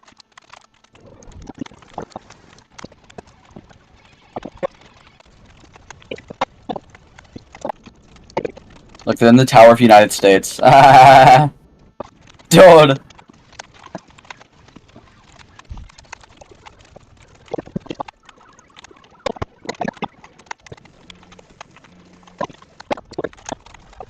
I like how they don't hit S on their keyboard at all. Is that, like, yeah, they haven't hit S in, like, at all. The people who play JTO just not fucking, okay.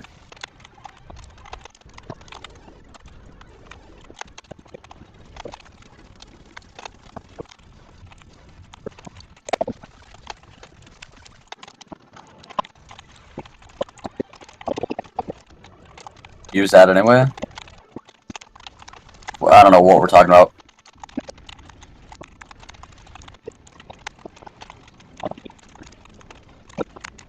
Wait, I'm confused. What are we talking about? Keyboard? Oh, yeah. But, like, not even us? Like, in half an hour? That's nuts.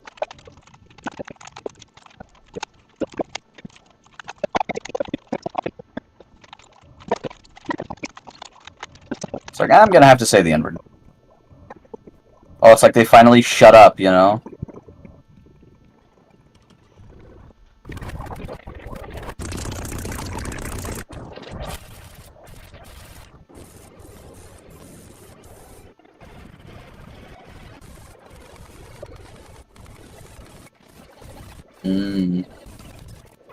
Okay, well, I'm probably gonna get somebody as well once this long video in specific's over, and that's in about 5 seconds. So, yep, I'm going AFK. I'll be back in like a minute or two.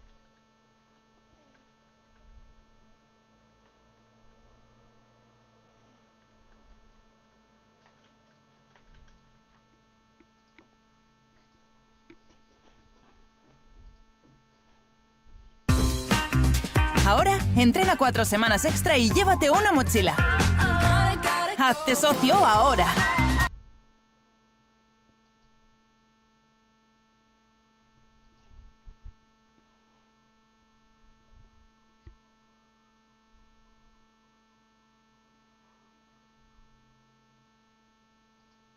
Yesterday I read an extremely sad story, which was accompanied by an extremely disturbing video, that's unlocked a brand new fear within me that I didn't know I had so strongly.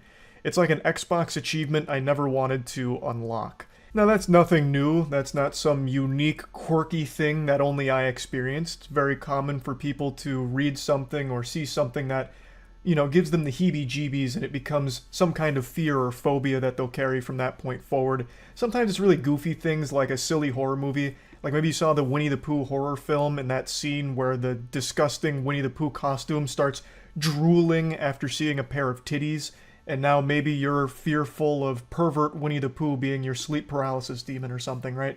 Like there's just plenty of things where you'll learn something, read something, and it becomes like this new fear. That's what happened to me yesterday. And it's about a story that I'm sure a lot of you have read about or seen the video of by now, with the 18-year-old who was on a cruise ship with his friends, and someone dared him to jump off the cruise ship, and he did. This happened a few days ago, and he still hasn't been found, and obviously most likely will not be found alive. Since reading about and watching the story, I've just thought about it a lot, so I kind of just wanted to talk about this situation, because it's fucking heartbreaking. Like, my heart goes out to the family here for this loss, because it's so fucking sad. The video is just beyond scary. It is fucking terrifying. He's swimming around. They've threw one of the life rings out there, but it's quite a ways away from him. And you can actually see something like breach the surface of the water, and it looks like a shark. Like, it actually looks like a shark in front of him, and he's looking at something and swimming away from it. He's swimming away from the life ring. And that's, I think, and what a lot of people speculate, is because it looked like a shark. Now, from what I've read, it's not uncommon for sharks to circle cruise ships just kind of collecting scraps, which I, of course, had no idea of. They sound like fucking seagulls out there, I guess. So it very well could have been a shark, but it's too blurry and it's too dark in the night to actually see for sure if it's a shark. But there was something there. And he started swimming away from the life ring, and within like 2 seconds just vanishes into the open water in the middle of the night. The video is just haunting as well. There's some callous asshole who, as the 18-year-old kid is vanishing into the open water, he just says, "Bye-bye." Like, that is downright evil. Keep in mind, this was off of a dare, which is crazy to think about. It's unironically what your parents used to say growing up, you know, don't follow the crowd. If your friends jump off a cliff, would you jump off a cliff? You know, that kind of garbage. But then it actually happened here. Of course, I imagine whoever dared him to jump off the ship didn't expect him to actually do it, but he did, which means that person is now partly responsible for Cameron's death. The kid's name was Cameron, and do you think days without enough trauma? Do you think it's 1 or 0? What do you think? You think it's 0? You think it's a big fat 0? Oh, yeah. Oh. Like 1. Not a day.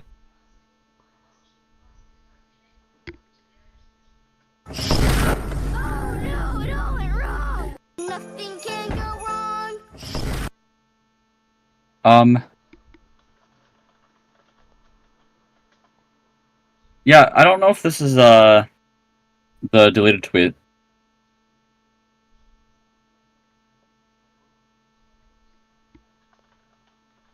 Like this. Like, I don't know what this was. Page doesn't exist anymore. Can we look at his Twitter? Alright, it's this bitch.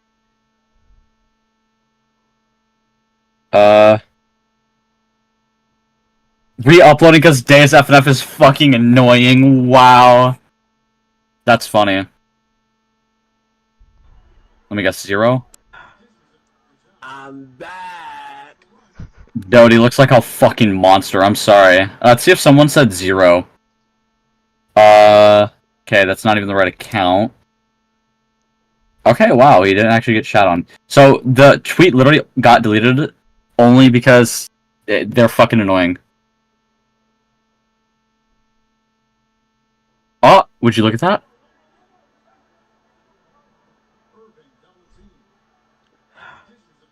I'm back.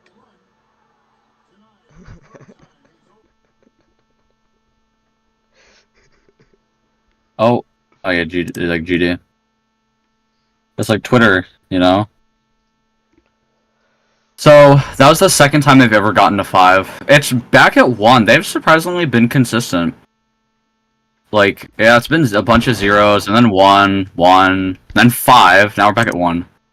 I don't know if we'll get to 2, though. I do wish, like, I could actually see this before I have to go to fucking bed. Because I'm pretty sure every single tweet is, like, at around midnight. 11:57, 59. This was 40 minutes after midnight, 59. So there's a chance I don't even get to fucking see it.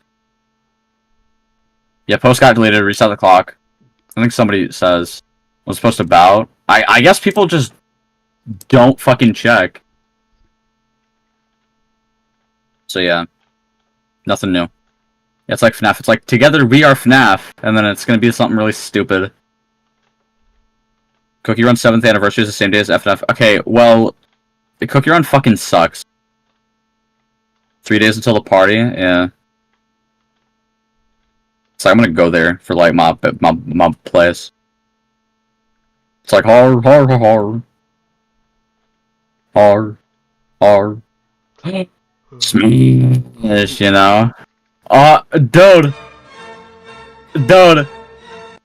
It's like me leaving FNAF movie with all 4 animatronics shoved up my ass. I gotta get this video. I gotta ping, let's see, I'm gonna ping you, I'm gonna ping Nebula, I'm gonna ping Spoon, and I'm gonna ping Bread, and Justin, but it's gonna be a separate message. That's it, that's the whole fucking thing.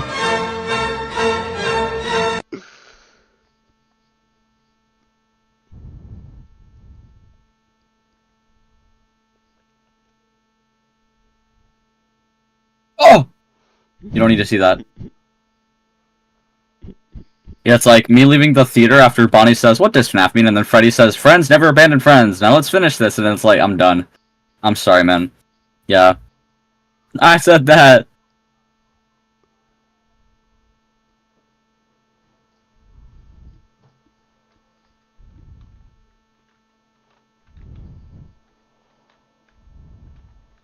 It's like, I hate FNAF, fight me.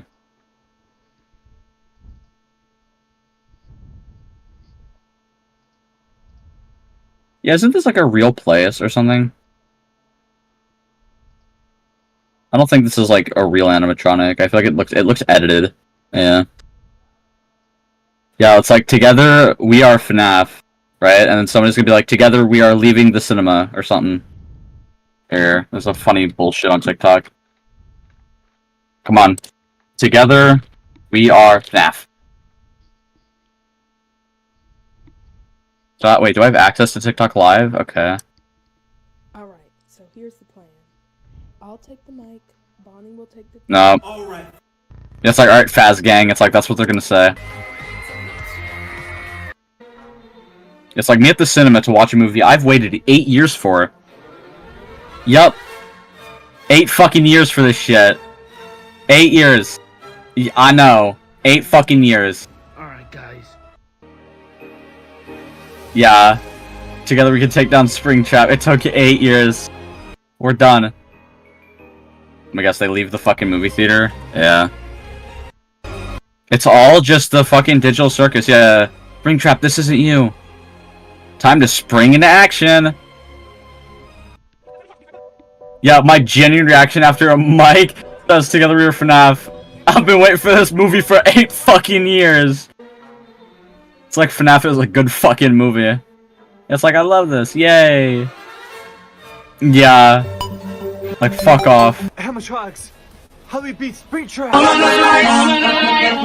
guess there's nothing we can do.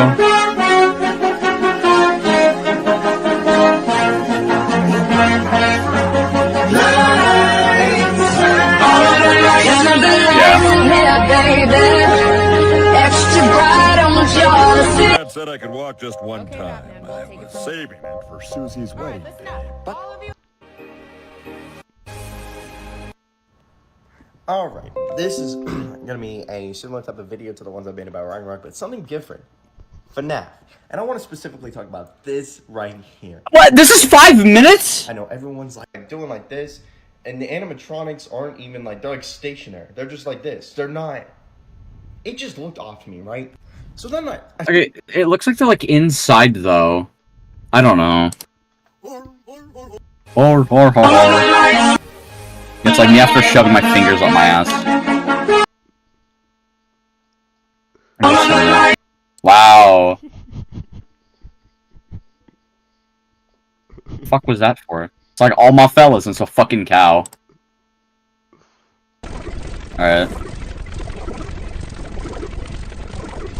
It's like, alright, Fast Gang.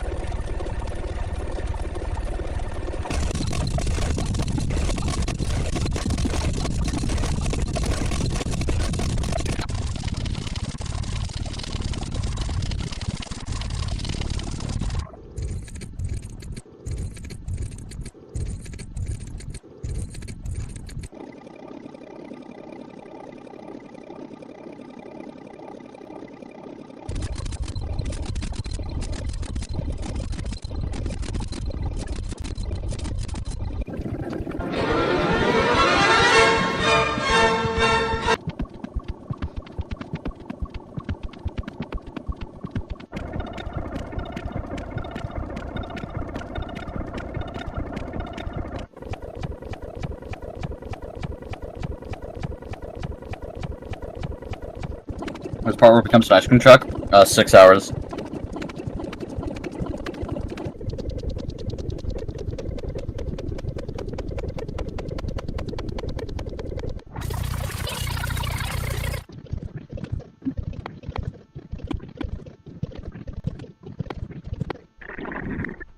I read like the shit music now.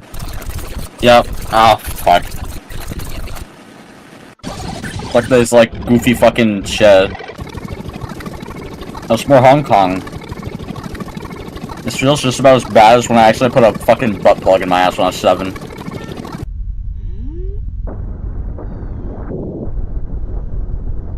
By the way, this is a galaxy collapse.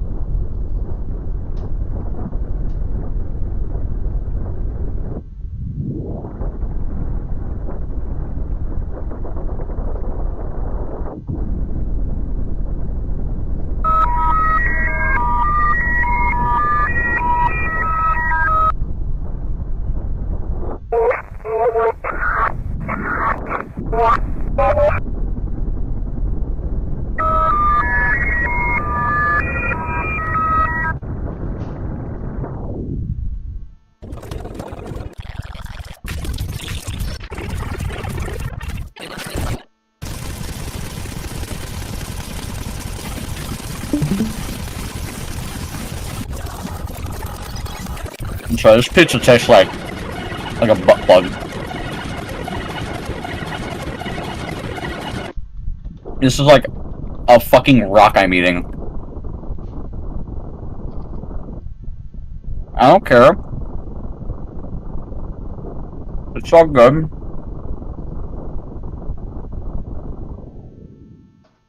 It's like, it's all good. Yeah, looks like you're like the ice cream truck.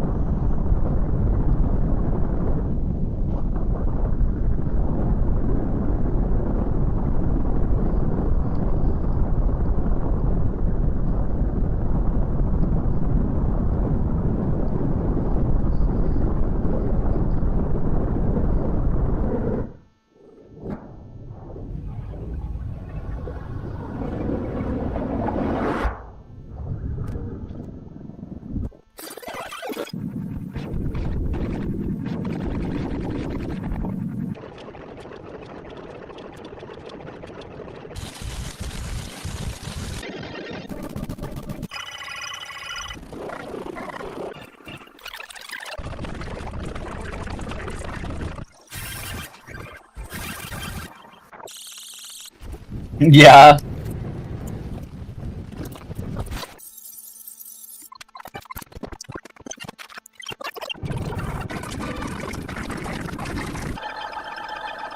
I was gonna say, that sounded like Super Ghostbusters, and then I remember it was...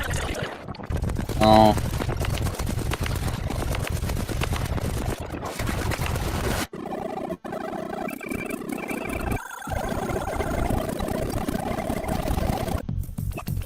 When does it get good? Yes!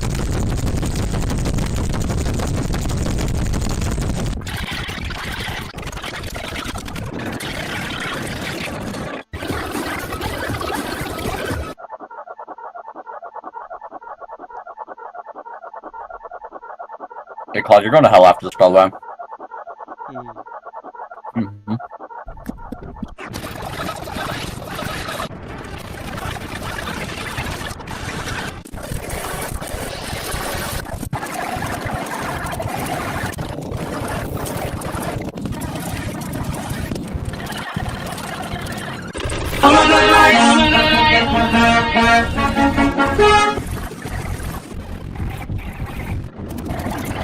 there's a lot of playing Left 4 Dead, like, Galaxy Collapse was a good fucking song.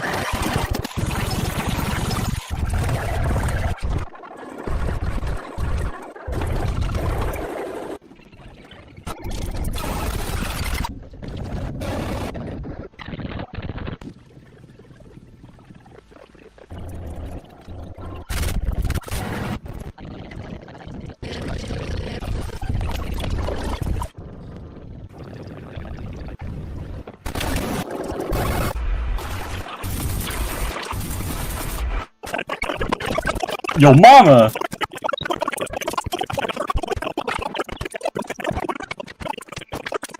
When did she blow up?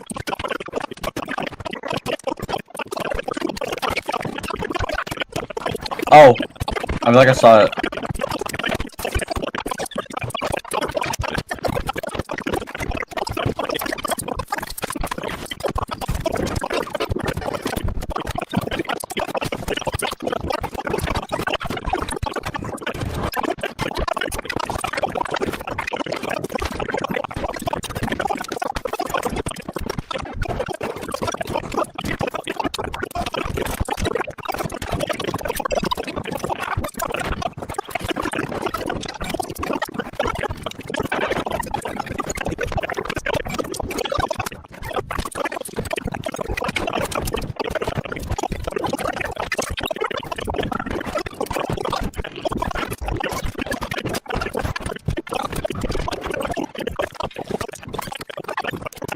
Like, could you keep it down? I'm trying to film.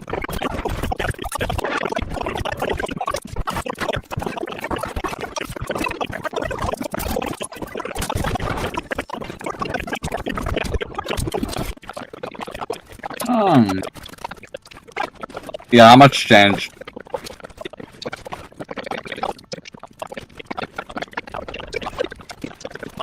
It's like Blaze brand of YouTube. Like, do you think his name's gonna be something different?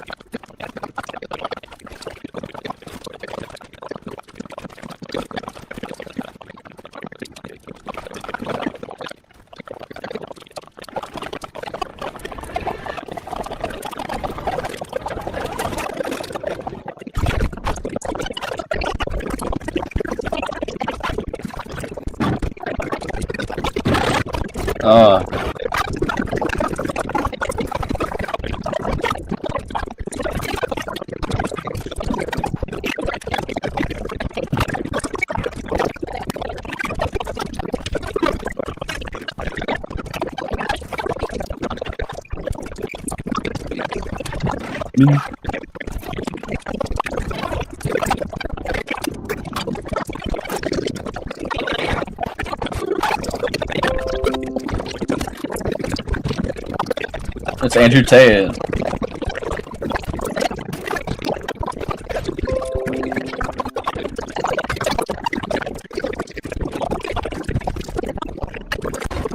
Yeah, oh no.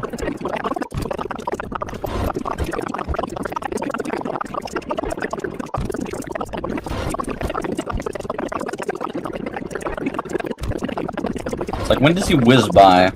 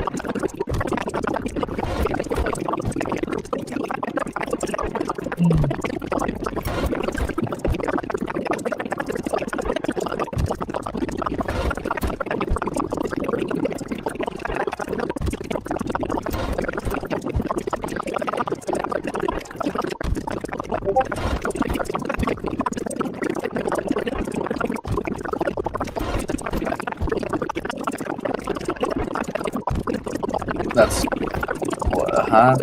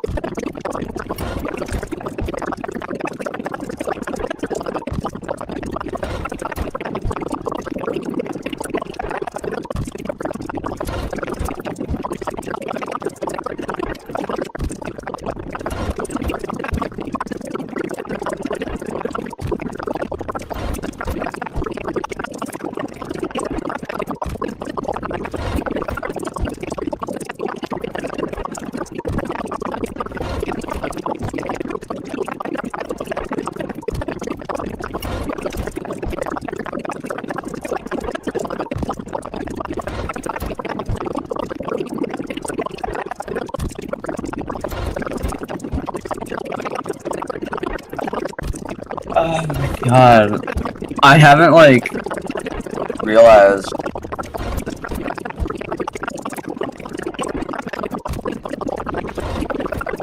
Dude, just this, man.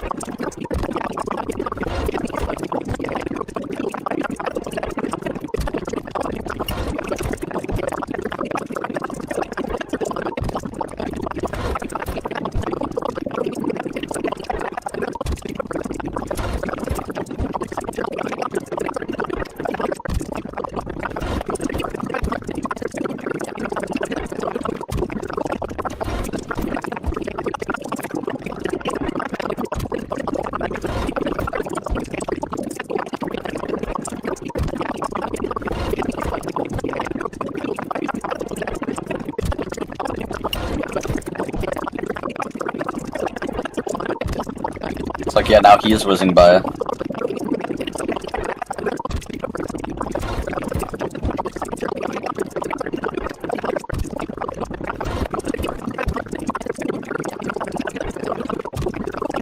Something at the end of this video? Yes, but it's not like anything like too big. There's no secret really, it's just kind of the end.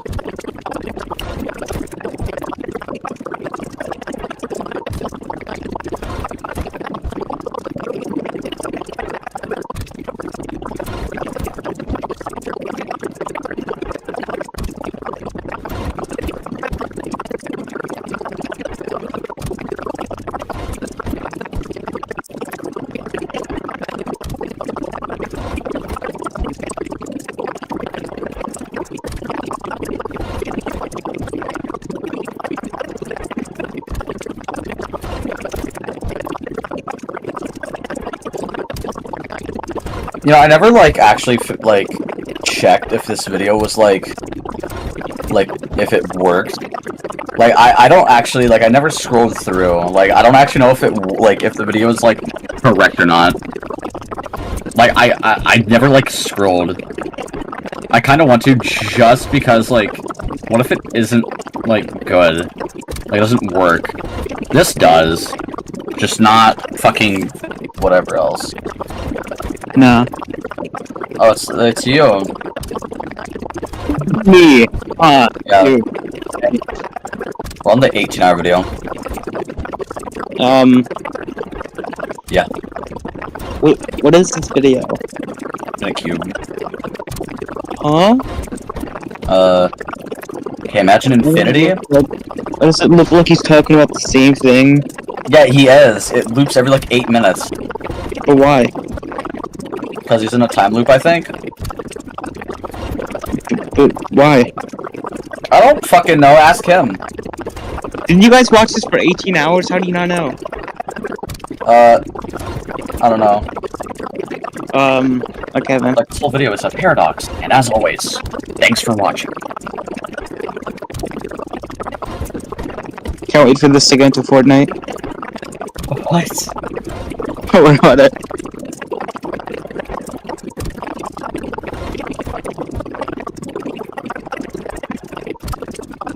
Did you say 18 hours? You guys watched this for 18 hours? What? Why? Well, it's not watch, but maybe they'll listen to him fucking yap about paradoxes for 18 hours.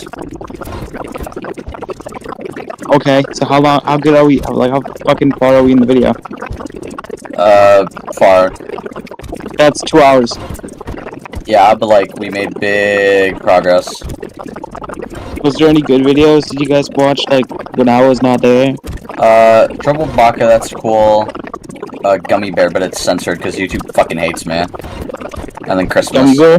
Yes, yes! Yeah, the Gummy Bear. I don't think there's anything else. Okay. Happy 28%, by the way. Yeah. You gotta celebrate Happy now. New Year, but it's like 28%. It's like Happy New Year. Is there another Christmas video in this? No. Why? Cause it wasn't Christmas. Well, it's soon Christmas, right? Why don't you put one in? Okay.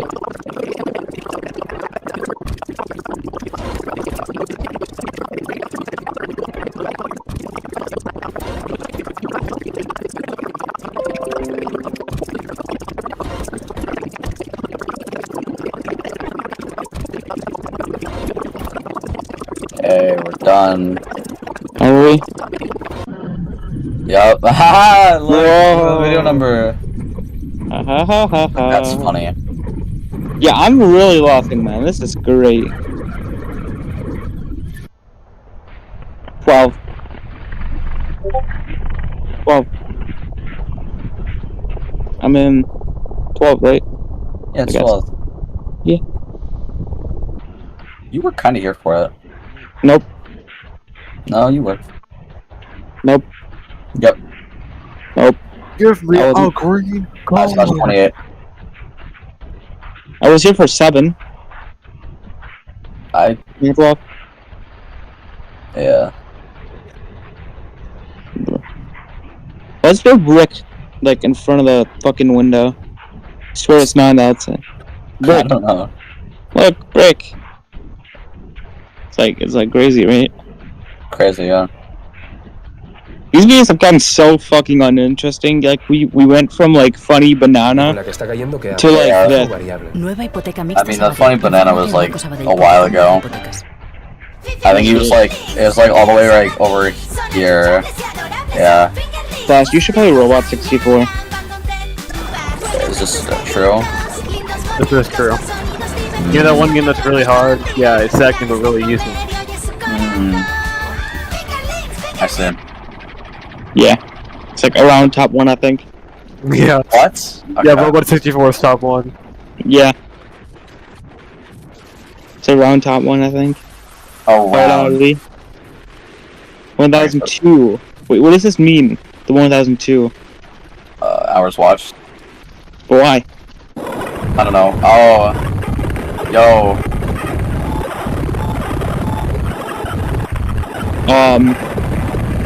Don't worry. The neighbors are just blasting music. I don't think the neighbors are just blasting music. Yeah, they are. I'm gonna be for real with you, Slash. I don't think that's how it works.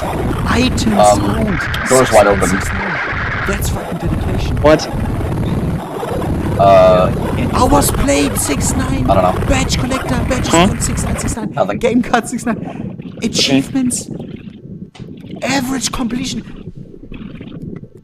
Slash, guess what? Completion rate? Think about Yeah, that's dedication. No. What? 6-9 pages of comments. I can't. Yeah, stop it. Like, stop it. What? An accidental Yeah, single and this goes from 6969 to 6. Me leaving FNAF movie with all four. Okay, I thought it was gonna be something funny, and it's just. Yeah, at that point, you can't use. Loving this new TikTok trend. 40 thinking 1998 was actually the 1800s. Dude, we're gonna reach Mr. H soon. You can delete achievements. Okay, but So it's made by okay. who? 69 sack of gems. 6969. No shot.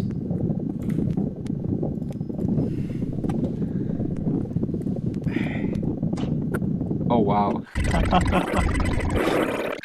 Oh, and look at this. The perfect perfectionist inventory profile, and then look at his custom Steam ID. Oh my god. An underscore? That is sad. Not sure. Slash, this video sucks. No, it doesn't. Oh my god. Yeah, it does. It really does suck. I know Thanksgiving's right around the There's corner, something but cool I'm after too this? excited. By golly, I tell you, I yeah, can't wait. it's a new Fab Fantasy song. Early.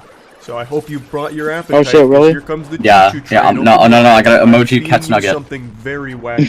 Yes, This yes. week, two Wait, Nugget, Arizona Nugget. school Wait, can I teachers lost their super jobs react? after Fuck, some of somebody their already Nugget. did. content they were You'd be so producing confused. What's leaked. your fucking And second it wasn't nugget? so much the Yeah, there's like existence another of one. itself. It was It's more just so a the fact second that nugget. some of I'm that so content confused. was filmed in the classroom that the woman. Oh shit, this was teaches at. Cats too. Her This name is Cats. Wait a Samantha, second, and wait. She was an 8th grade science Oh. teacher by I guess day, it is Cats but Nugget. by night she was a penis Yeah. professor. We're gonna hear Peggle in a She moment. filmed videos with her They're making a husband fucking when he would stream? just Why? fuck her in the classroom that she teaches at. What just would they be reducing a whole streaming about? dojo of education to a simple dumpster.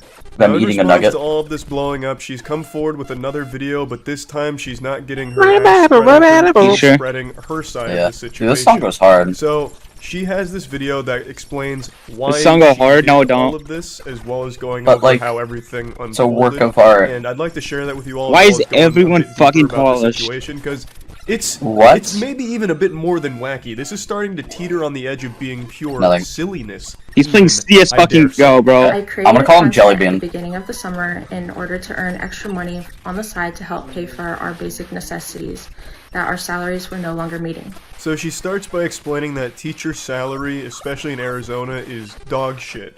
And you'll get no argument from me there. Teachers get paid in You constant what? sticks. I thought you were gonna I call him think like. their salary is laughable compared to the work they're expected to do and how miserable the job can be. You make more money boosting League of Legends accounts every other weekend than you do as a full-time teacher. It's Yeah, I fucking jump before the ridiculous. elevator I hit the think ground. it's just sad.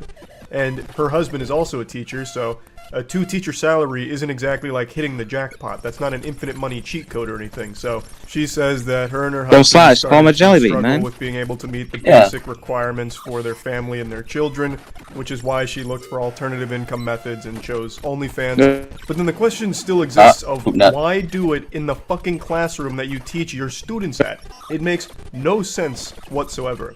I chose an anonymous name as well as blocking the entire state of Arizona on my OnlyFans so that it wasn't accessible to anyone living in the state. I Yeah, it's didn't like even know this a was something you could ringtone. do. I had no idea our technology was this advanced, where you could I just can't wait for the ban an bass to, entire like, state fuck from me up. checking out your OnlyFans. What? It makes sense that she Slash. tried this approach What? here. So You that should way just no call him one in the Jellybean. immediate You wanted to area call him a would ever Jellybean. find Go it. do it. Clearly something too went lazy. awry. I'm The good. technology must not And I have be cement bulletproof all over my because ass. They still found it, and rather easily, it seems. Just I listen can't to get up. this. One student reportedly told his mother that his teacher was You don't need to silent get up. over his Just move your desk. fucking fingers, What a you crazy fat ass. conversation that My must fingers have are in been. my ass. Just picture yourself being that kid. You're hanging out, sipping your apple juice, How? the normal 8th grade day. It was and a itching, friend of yours and then sends I you actually a had link wet to a cement video poured. your teacher filmed and says, "Isn't Okay, that your you move assignment your you mouse. missed You So the can't math?" move your mouse So you anymore. click it, you open it, You can't and move there your it mouse is, anymore, no Slash, I'm secrets sorry. left. Your teacher is being spread like butter on toast, and it's on your desk. You just sit there thinking to yourself, I can like blow my mouse though. Did algebra on that Like, desk. And then imagine going into school on Monday and actually coming right up to that desk, like you'd have nothing but like these. There's no way you're trying this right cheeks now. being clapped. I did. You are Here, watch. such an idiot. Down your Now watch. face. Watch. I'm Ready? also Watch curious this. how many desks she was fucked on Watch this, top of, okay. because in another report someone said that was my friend's daughter's desk and she was mortified over the situation. It really seems like her desk was safe. Piece of shit, come on! Here. And I have to wonder, did they like clean up after themselves or anything? Because they didn't set it up like it was You're not scene out getting of somewhere. Dexter where he puts up like all turn your camera on. I want to see how this looks. sterile I'm lightheaded, environment, don't worry like about it. surgery operating room kind of shit. They just went Yeah, in no, there do it. raw and like Good in go. the Do it. I want to see how it looks. Did they at least bring clothes No, you to don't. go Okay, the fine. desks when they were done using it? Or did students You're then go into that bad. classroom after the weekend and wonder why their desk smelled like asshole?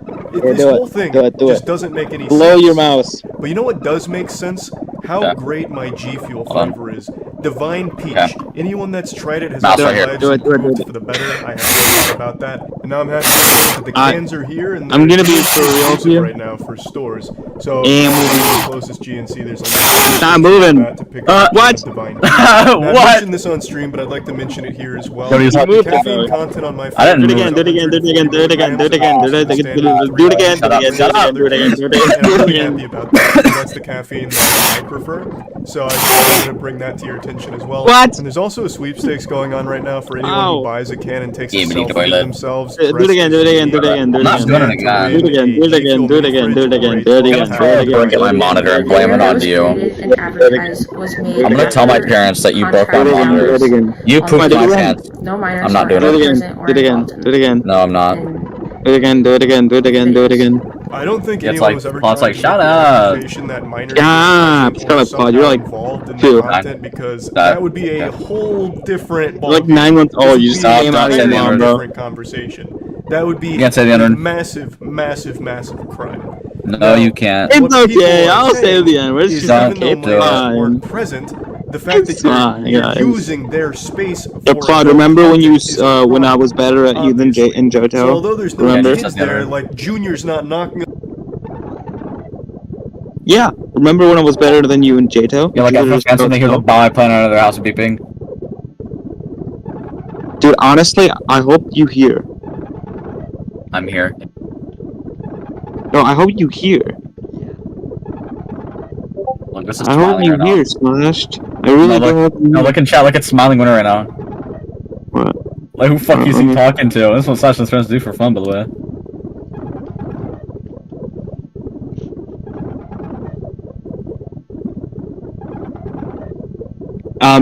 No.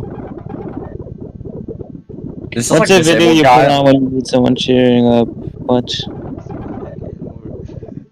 Yo, Slash, guess what? What? Chicken butt. Really? Really? Yeah.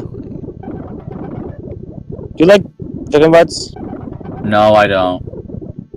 You don't like You don't- chicken butts? oh wait, never mind. I was gonna say, I can't take a Like fucking chicken? screenshot. Shut the fuck up! You like chicken, Slash? Do you like It's like Slash reference, or Claude reference. I'm glad What does Claude something laughed at that as well. It's great. I just love saying unfunny stuff and Claude laughs at anything. You can literally say Among Us sus sus and like really loud fucking No, watch this, watch this, watch this. Claude? What's funny about that? You just go farted. Claude? You like starts dying? Oh my god, this. You just go Claude and then you just oh my god, so It's like That's Ozzy. evoked up mine. He's like, dude, like I'm literally out to like fucking bro. Oh my god, bro, like dude, like bro. your mic still cuts out. Dude, I'm like fucking I don't fucking know, but like dude, like what are these videos we're watching right now? I don't fucking like what are these videos? Oh, Taro? Oh, Jto. Yeah, Shito. It's like the Lanata game. Dude, Claude. Last, how many clips you have actually involve me. Too many. Look, I'm gonna put a carrot. Look, I'm gonna put a carrot back together. Wait, this GIF makes no fucking sense. What do you want? At one point, you should put every single fucking clip you have saved into one video, make it a big fucking long video. I will get exposed. Then put the right ones in. The right ones. Like, yeah, I'll look through like all like thousands of hours worth of clips on my PC. Yes, it's like that's exactly what he asked for. Yes.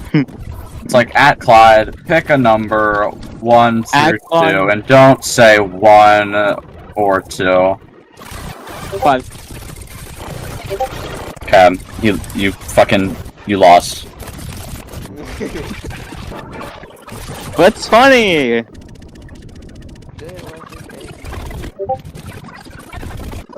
Yes.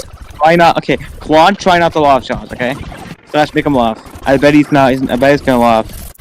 Make him laugh. Do it. What? Come back. Slash. What is going on? I don't know. Slash not even saying anything. I literally told Claude not to make him laugh, to not laugh, and I have not said absolutely anything. You've not said anything. He's just started fucking giggling, bro. It's like giggly. I don't know what he's laughing about. I don't know. I don't know. What's he laughing about? Probably. Where is it funny?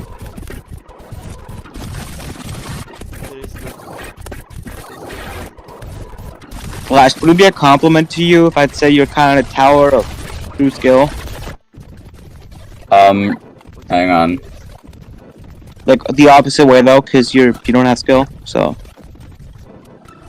Yeah, well, I got a bone to pick with you. No. Fuck you mean no? No. You can't just do that, buckaroo. No. Bro. What? Not you. Oh, sorry. Yeah. Like, huh?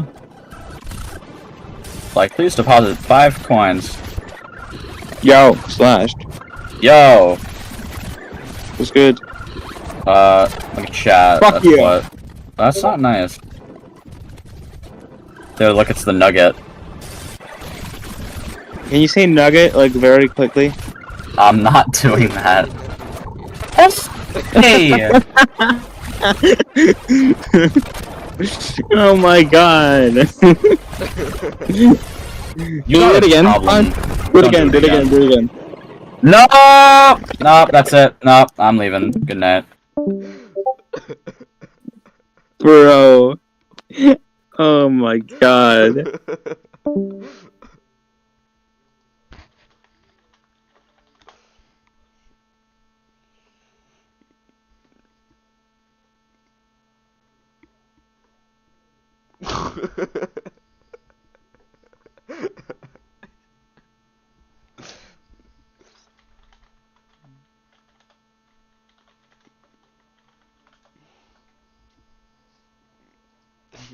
On the door to the classroom, Miss Samantha, I've got my extra credit homework. Oh, jeepers!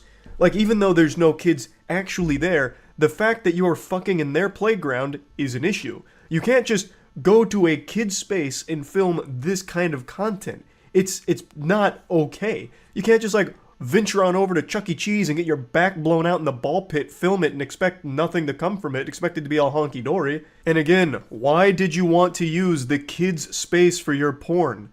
Why? It's not like that was your only option. You could have done your OnlyFans anywhere else, like at home. Why did you take it and film fucking porn in the space that you teach children? It is so fucked up and weird. And also, I'm sure all of you have realized this by now, but after school hours and on weekend doesn't necessarily mean there's no kids on the campus. I remember growing up, there were always club activities and shit that would go on weekends. So it was still very possible that there were kids in the nearby vicinity.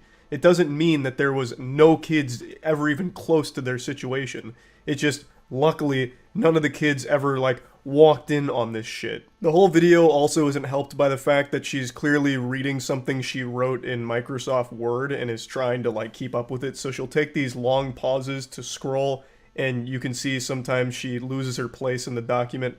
So it also comes across as very insincere since she is blatantly just reading it very monotone from her monitor.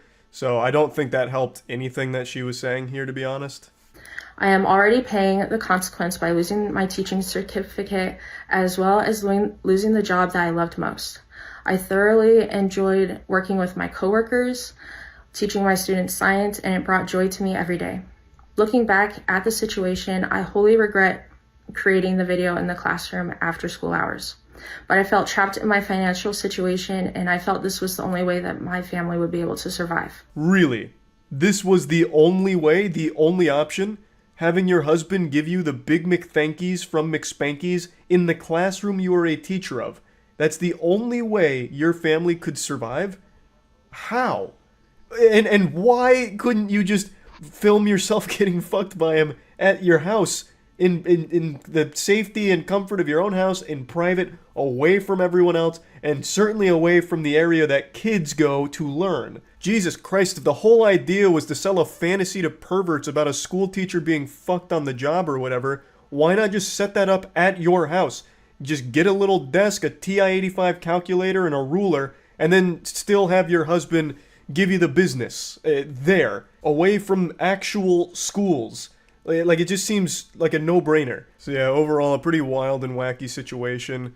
Again, I do understand teachers do not get a fair salary. Their pay is pathetic for what they do, and how important teachers are.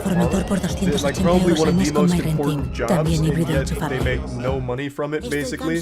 So I do understand the financial struggle, but that doesn't excuse what Samantha and her husband did here. Cats, all the of their fluffiest, actions, most fucking in the mischievous classroom creatures that they that'll teach steal kids your that heart in an is instant. despicable and These sick. majestic furballs So are it's not no just excuse cute, for their they actions, also but bring a I unique do blend of humor and companionship to our lives.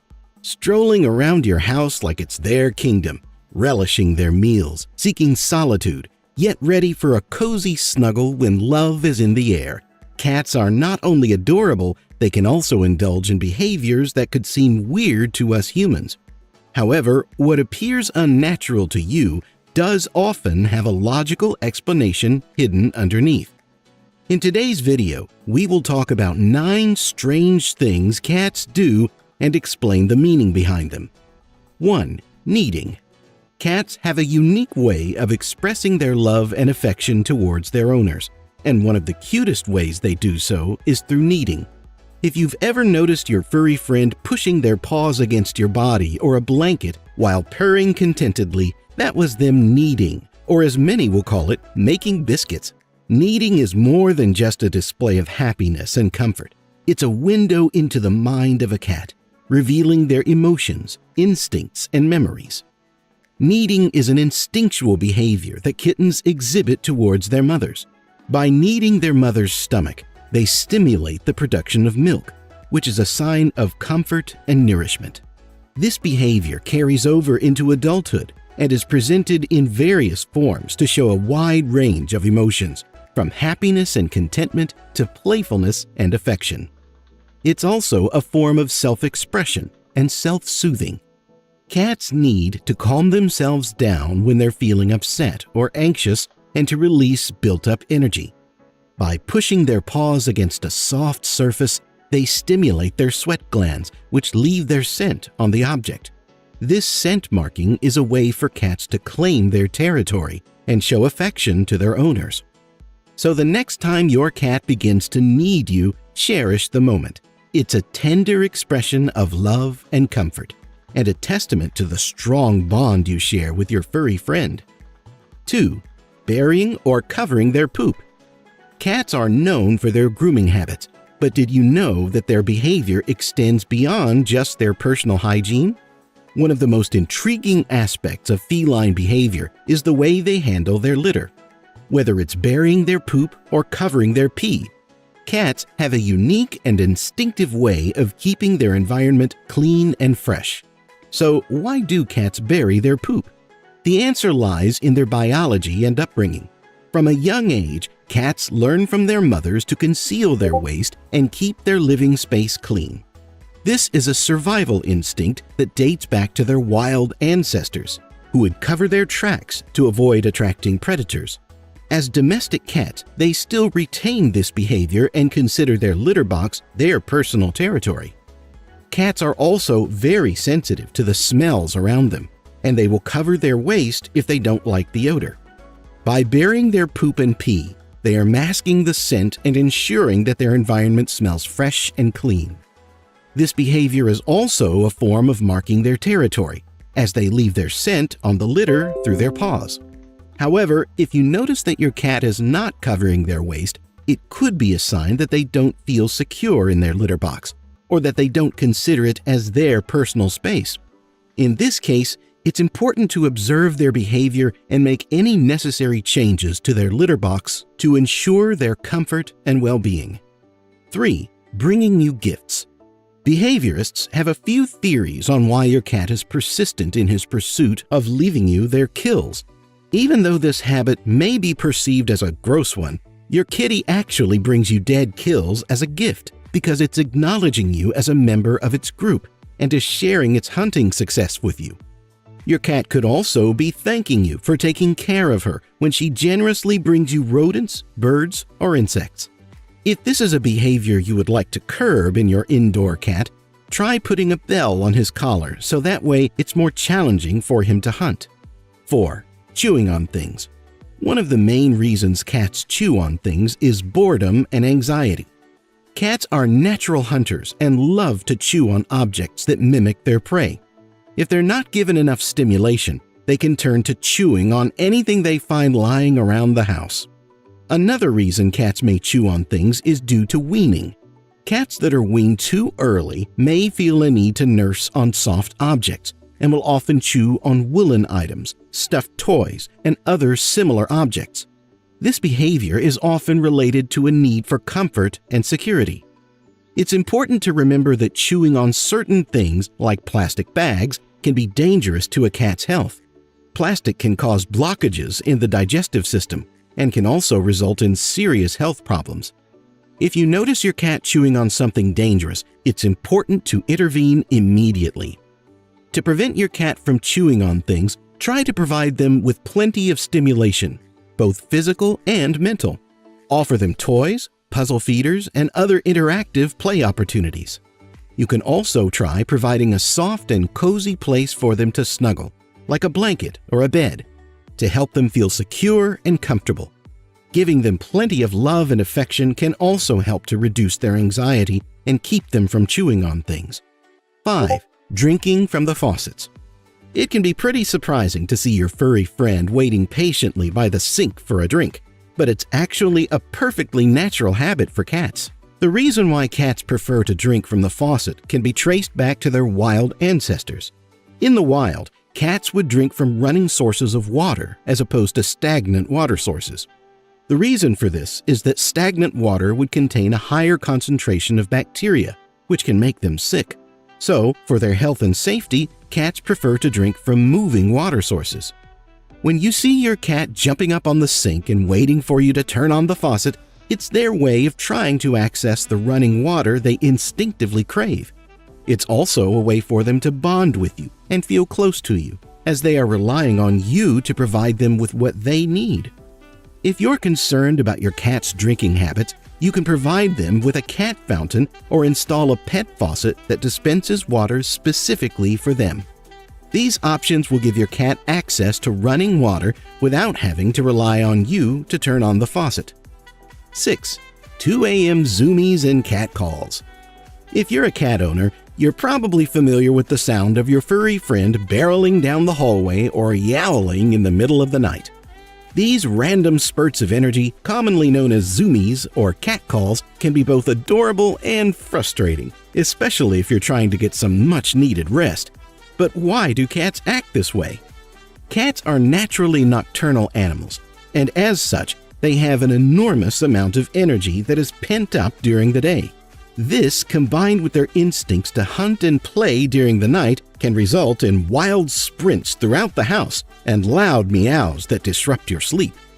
To prevent this from happening, it's important to provide your cat with plenty of physical and mental stimulation during the day. Regular playtime, a balanced diet, and food puzzles are excellent ways to keep your cat active and engaged and help release some of that pent-up energy. 7. Licking after they bite. Have you ever been bitten by your cat only to be followed by a curious licking session? If so, you're not alone. This strange and seemingly contradictory behavior can leave many cat owners scratching their heads, wondering what's going on. First, it's important to understand that biting is a normal behavior for cats. Whether they're playing, hunting, or simply showing affection, biting is a natural part of their instincts. However, there are times when biting can be a sign of aggression or stress, for instance, times when they're overstimulated. So it's important to pay attention to your cat's body language and behavior. But what about the licking? Well, it's actually a form of grooming and affection. Cats are naturally clean creatures, and licking is one of their ways of keeping themselves and others clean. By licking their skin, they're removing dirt, oils, and any potential parasites that may be present. When they lick you, they're essentially giving you a bath and showing you affection at the same time. Additionally, licking is also a way for cats to bond and show affection to their owners. By licking you, they're marking you with their scent, which is a way of claiming you as their own. 8. Ignoring your very existence. It's often said that whereas dogs are the ones who are constantly wagging their tails to gain the attention of humans, cats are mostly seen as being lost in their own world. While you might see it as your cat ignoring you, that's actually not the case. Cats are unique creatures with their own set of personality traits and behaviors that are quite different from dogs. Unlike dogs, cats don't crave attention and affection from their owners. They have a natural tendency to be independent and solitary and are not trained to listen or obey commands like dogs. This doesn't mean that your cat is ignoring you, but instead, it's just their natural behavior to keep to themselves and not actively seek attention from their owners. Cats are more likely to communicate with their owners only when they need something, such as food or a litter box change. In the wild, cats will only vocalize in moments of danger or distress, which shows how they value the use of their vocalizations. Cats show affection in their own way, such as rubbing against your legs or bringing you gifts. So instead of interpreting their silence as ignoring you, think of it as your cat simply being content with their own space and not requiring constant attention. 9. Making bird noises. Cats are known for their unique behavior and their fast and intense teeth chattering, or as some will call it, bird noises. It's just one example of their many quirks. This chattering is often observed when a cat spots a bird outside of a window, causing them to become both excited and frustrated. While they may want to pounce and hunt their prey, the fact that they are unable to do so causes them to emit this chattering sound. Behaviorists believe that this chattering is a manifestation of their natural hunting instincts. The rapid jaw movement is thought to be a way for your cat to prepare themselves for the act of killing prey. This chattering could also be your cat's way of communicating their excitement, frustration, or aggression towards their prey. However, some experts believe that this chattering is a way for cats to hone their hunting skills, even if they're unable to actually capture their prey. It's a way for them to practice and stay prepared for when they do have the opportunity to hunt. Regardless of the reason, this chattering is completely normal and just one of the many unique behaviors that make cats such fascinating creatures. So now, if you see your cat making biscuits, bringing a dead animal as a gift for you, or chewing on your couch, you Ya hace años que abrí esta librería. Tengo mi web bien digital, estoy. And what is up, Cat Mojo Tears? Your cat daddy, Jackson Galaxy. I just want to give a big thank you to everybody who's been watching the videos lately, coming onto these little live chats that we do during the premieres, just showing your cat colors lately, because it's just fun. And at this time and place in this world, having fun and talking about our cats, it just doesn't get any better than that, right?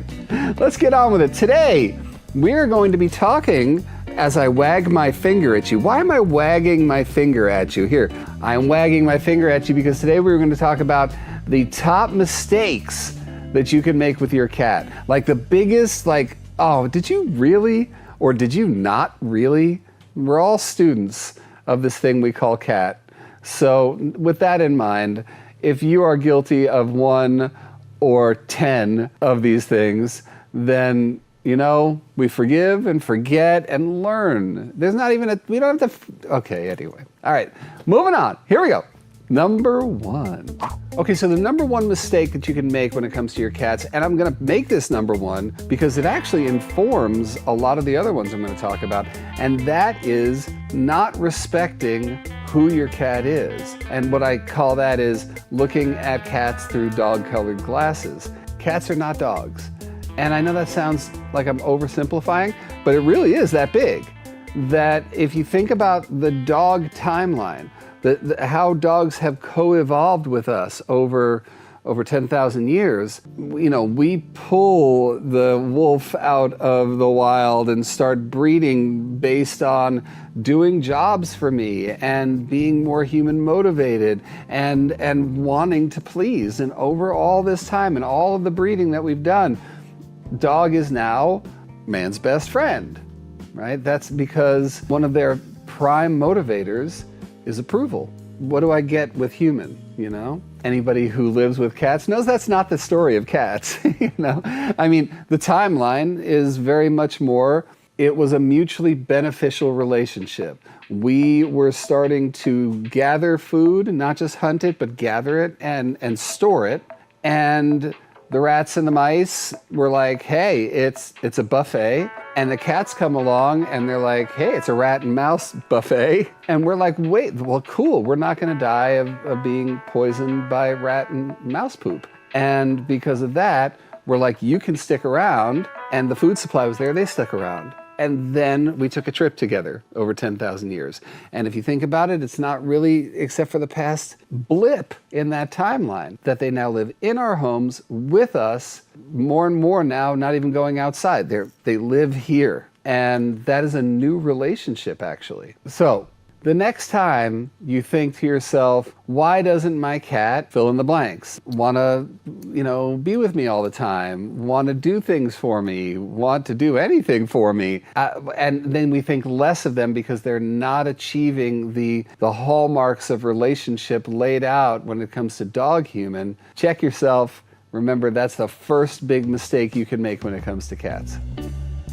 Litter box mistakes. Scented litter, like heavily scented litter, offending a cat's nose for sure. But then there's litter boxes that you throw in a corner or behind the washing machine because you don't want to look at it. Well, now you put it in a place that not only is inconvenient for the cats, but actually might be scary. Hello, washing machine under the car. Or because there's other cats or dogs or kids coming back and forth and they get trapped in the box. So where we place these boxes can be a mistake if we don't remember that they are doing us a favor by going in these boxes day after day after day. It's not in their DNA to go in the same spot every day, but they do. The litters that are pointy, so when they step on it, it could hurt a cat's paws. The mistake of not having enough litter boxes in your house. And you've heard me talk about the formula, 1 cat, 2 litter boxes, 2 cats, 3 litter boxes, so on and so forth. We're not just talking about not having enough litter boxes, but cleaning your litter box. I mean, I have seen some really bad things in all my years of working with cats, and a lot of it is like, well, I'll scoop in a few days. How about we make it a clean place where they don't have to like walk over little, you know, landmines every time they want to eliminate? That would be great. And the final thing is hiding your boxes as furniture. It's asking for trouble, especially in a home where it's not just you and your cat. If you've got other inhabitants, whether they be other cats, dogs, kids, whatever, there's always a chance that your cat is going to be in that box. They're going to try to come out and someone's going to surprise them, and goodbye litter box. And then you've got a real problem on your hand. and you just got to own up to your mistakes. So you better to do it proactively. Oh, wow, I was going to make a mistake. Well, I'm not going to make a mistake. Good, you didn't make the mistake. Let's get on to more mistakes that you make. All right, our next mistake is not cat-proofing your house. Having a cat in your house is like having a toddler that can reach the ceiling. You know, whether it's access to cleaning supplies, whether it's access to things that are in your medicine cabinet. If you have one of those chairs that leans back, a lazy boy or something, and cats can get under there, the list goes on, and luckily I made a list. Look up there if you want to know how to cat-proof your house. Now, speaking of cat-proofing your house, another mistake that you can make is not checking out whether or not the plants that are in your house are toxic to cats, because there is an extensive list of plants and flowers and shrubs that are really toxic, not just to cats, but to other animals as well. You know, if your cat takes a bite of a lily, it could be death. So it's one of those things that you, like I said, experience. Do it first. Don't make the mistake.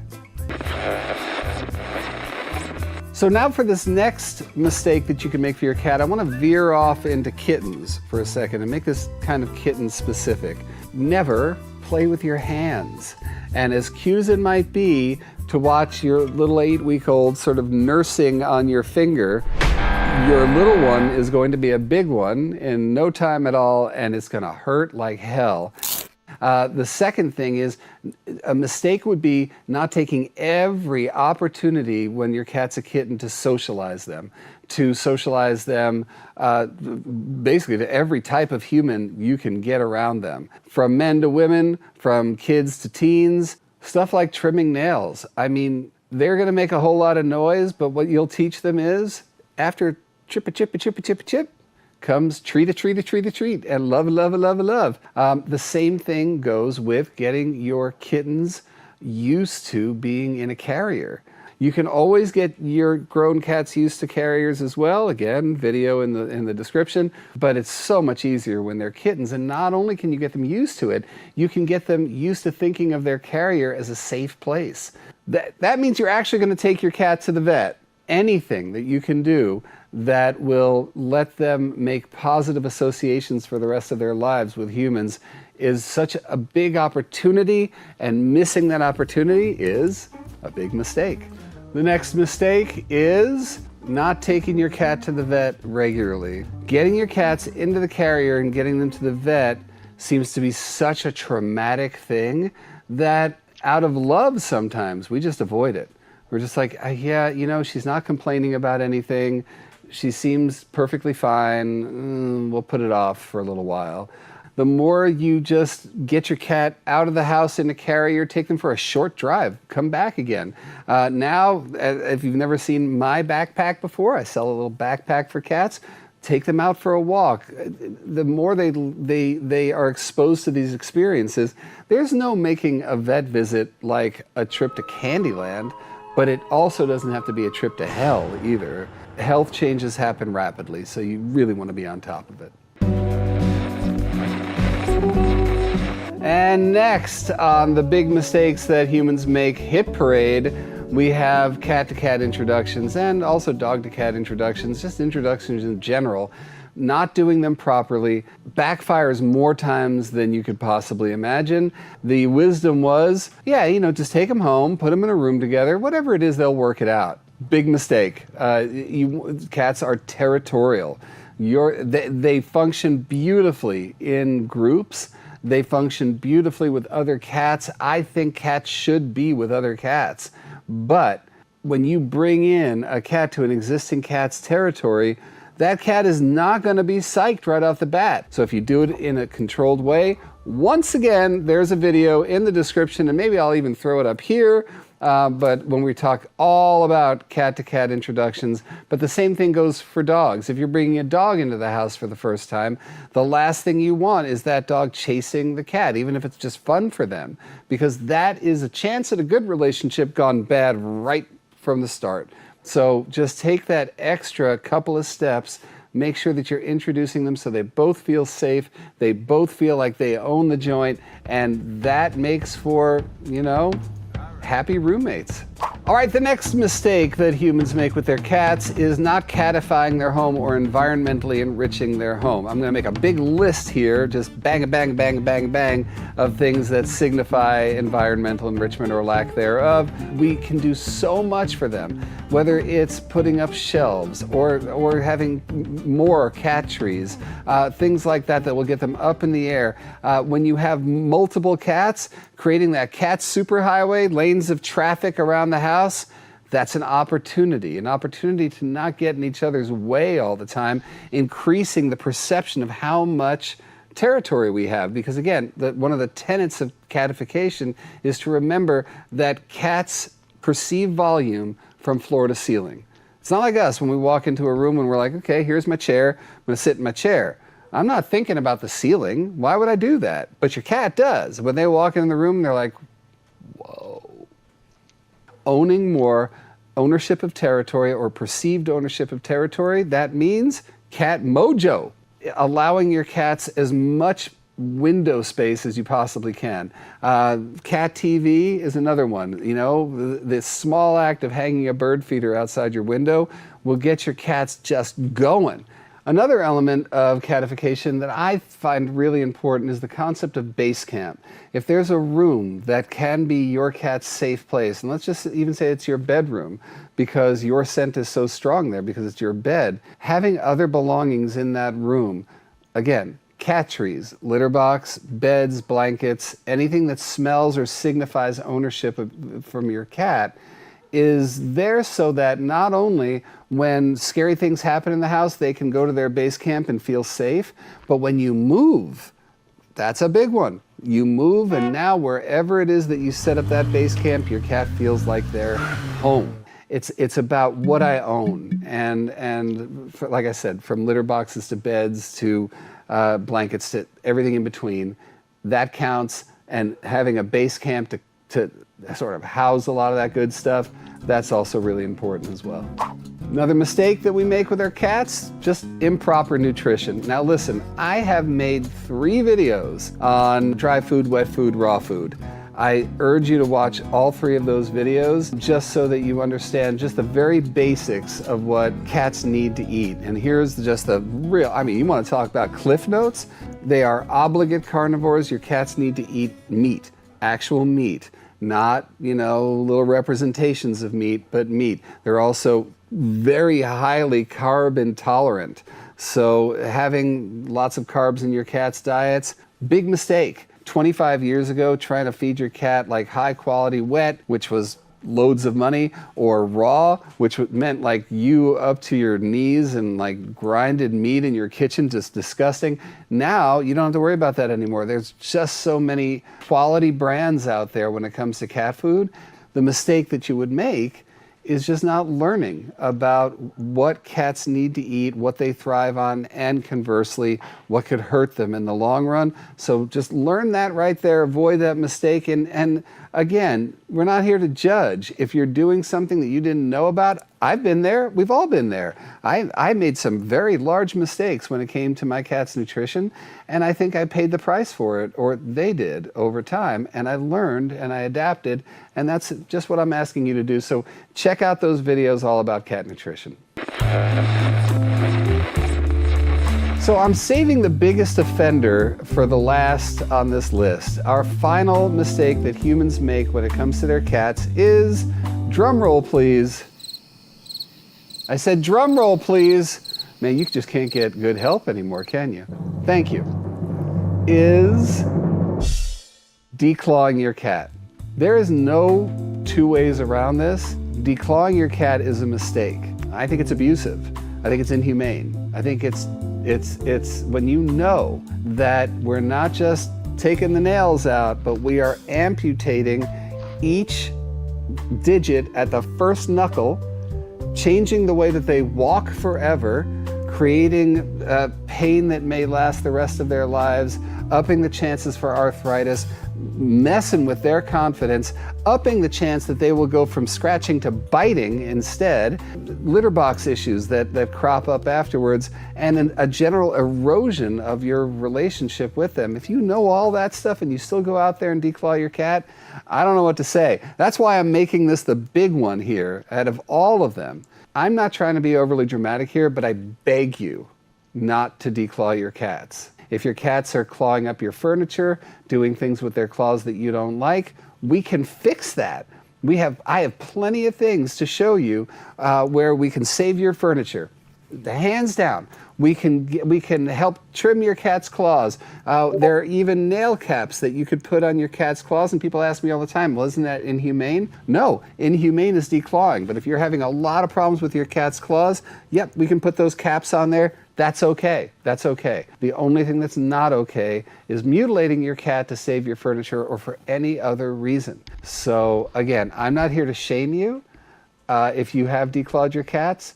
I'm here to implore you to do some reading up on the subject, and it's okay if that is your story in the past. Just please don't make it your story in the future. So yes, there's mistakes that we make in the course of our relationships, and I mean all relationships. Man, I'm just thinking about the mistakes I made today. Every mistake that I may have outlined here and calling it a mistake is just, it's another way of saying that there's an opportunity that you might have missed, but it's never too late. Take the opportunity. Don't forget, I get my ideas for these videos from the comments down below. And don't forget to subscribe, ring that bell, you get the notifications. Oh wow, Jackson's got a new video out, he's got a new short, he just put a post up, he's got a premiere coming, he's dancing around the room with you know, a big hat on. All these good things happen from ringing that bell and subscribing. Now, why wouldn't you go ahead and do that? All right, guys, till next time, all light, all love, all cat mojo to you.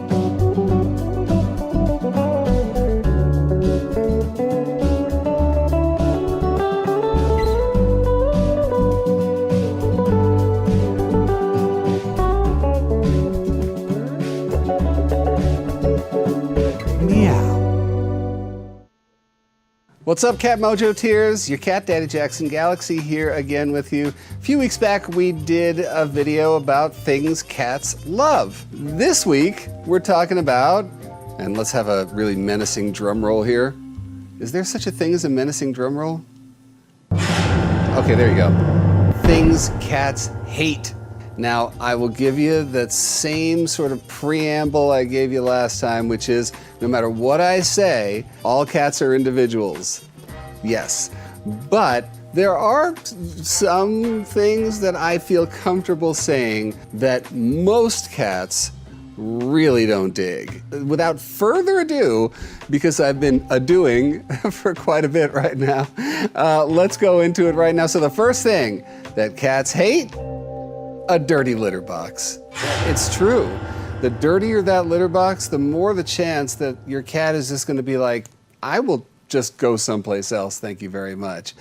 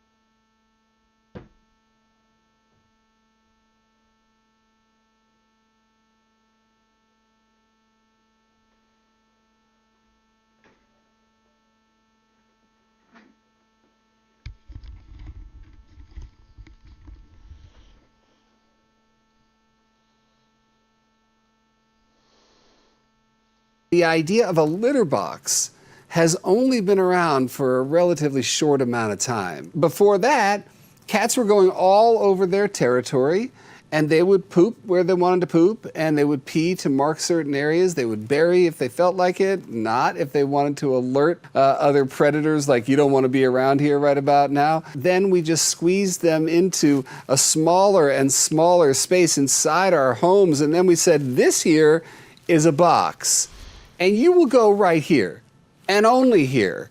Then we're like, you know what, I'm too lazy to scoop the box this week. I'll be back on Tuesday. No, it doesn't work that way. They have done us a favor. We got to do them a favor back and make sure that those boxes are scooped every single day. What? What? I know. Oh, you're going to fall. You're going to fall. You're going to fall. You haven't figured that part of your life. Oh!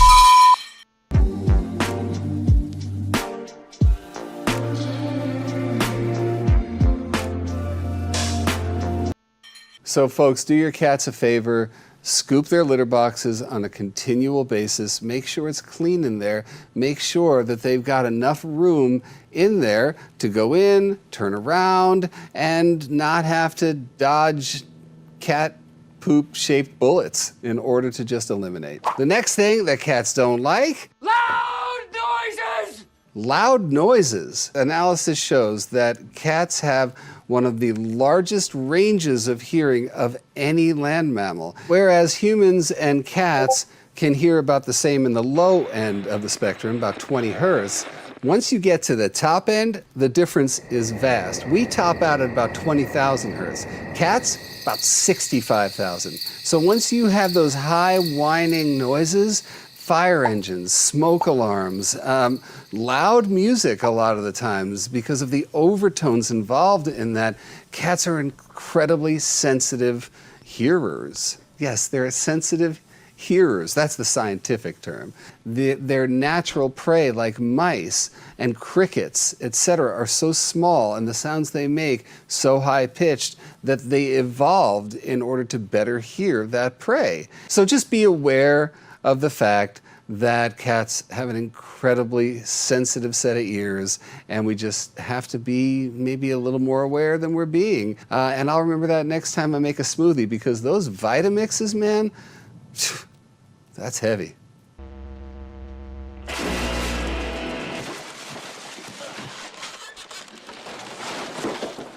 And next in the hit parade of things cats hate: really strong smells. It's quite pungent. Oh, yeah. It's a formidable scent.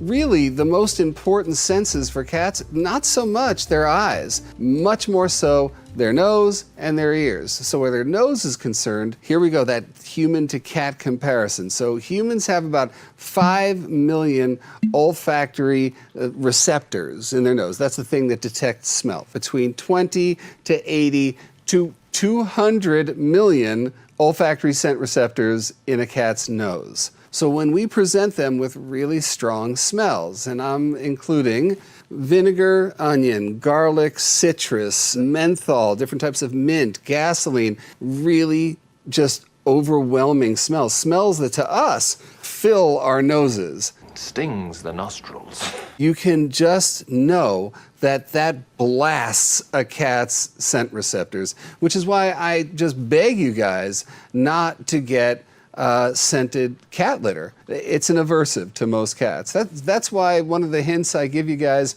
when it comes to keeping your cat away from your Christmas tree, for example, is I'll tell you to create little ornaments, which are little baggies with holes in them that have zested lemon or grapefruit in them, and that scent will, for most cats, keep them away. We've talked about loud sounds. Cats also really hate loud smells. The next thing that cats hate chaos. Cats do not like when the order that their life is built around is completely altered. Cats are slaves to routine, and if we mess up that routine, your cats will some way or another let you know. If suddenly, and this is an important one, you guys go away for a 2-3 day vacation, you leave an automatic feeder and some water out for your cats, and you're like, cats are self-sufficient. Not so much. From the moment that humans wake up and the energy of our day of waking up, and then maybe we go away to work, and then we come home and up it goes again, and dinner, and then we come down and then up we go again, go to bed, and everything that comes in between, and their meals and the sunlight and all of that. And if we just mess that up for a couple of days, it's almost funny to me when clients tell me, I don't know, we got back, we were gone for just 2 days and the place was just wrecked. Or we couldn't find the cat and he was under the bed. It's just a reaction to chaos. It's just, I'm not saying that you have to like live every day like a robot like the day before. It's time to get up for the sake of the cats. It's just when that whole world explodes to some degree or another, then we're bound to have some issues. So chaos, disorder, unorganized time. Well, how else can I put this? Chaos, anarchy, you know, cats are not a fan. All right, next up, cats hate the cold. Yeah. Cats hate cold. Their body temperature actually runs higher than we do. Generally, ours is about 98.6. That's regular for us. Regular for a cat is about 101.5. They derive from desert animals. Their ancestors, the raw cats, were first found in the desert.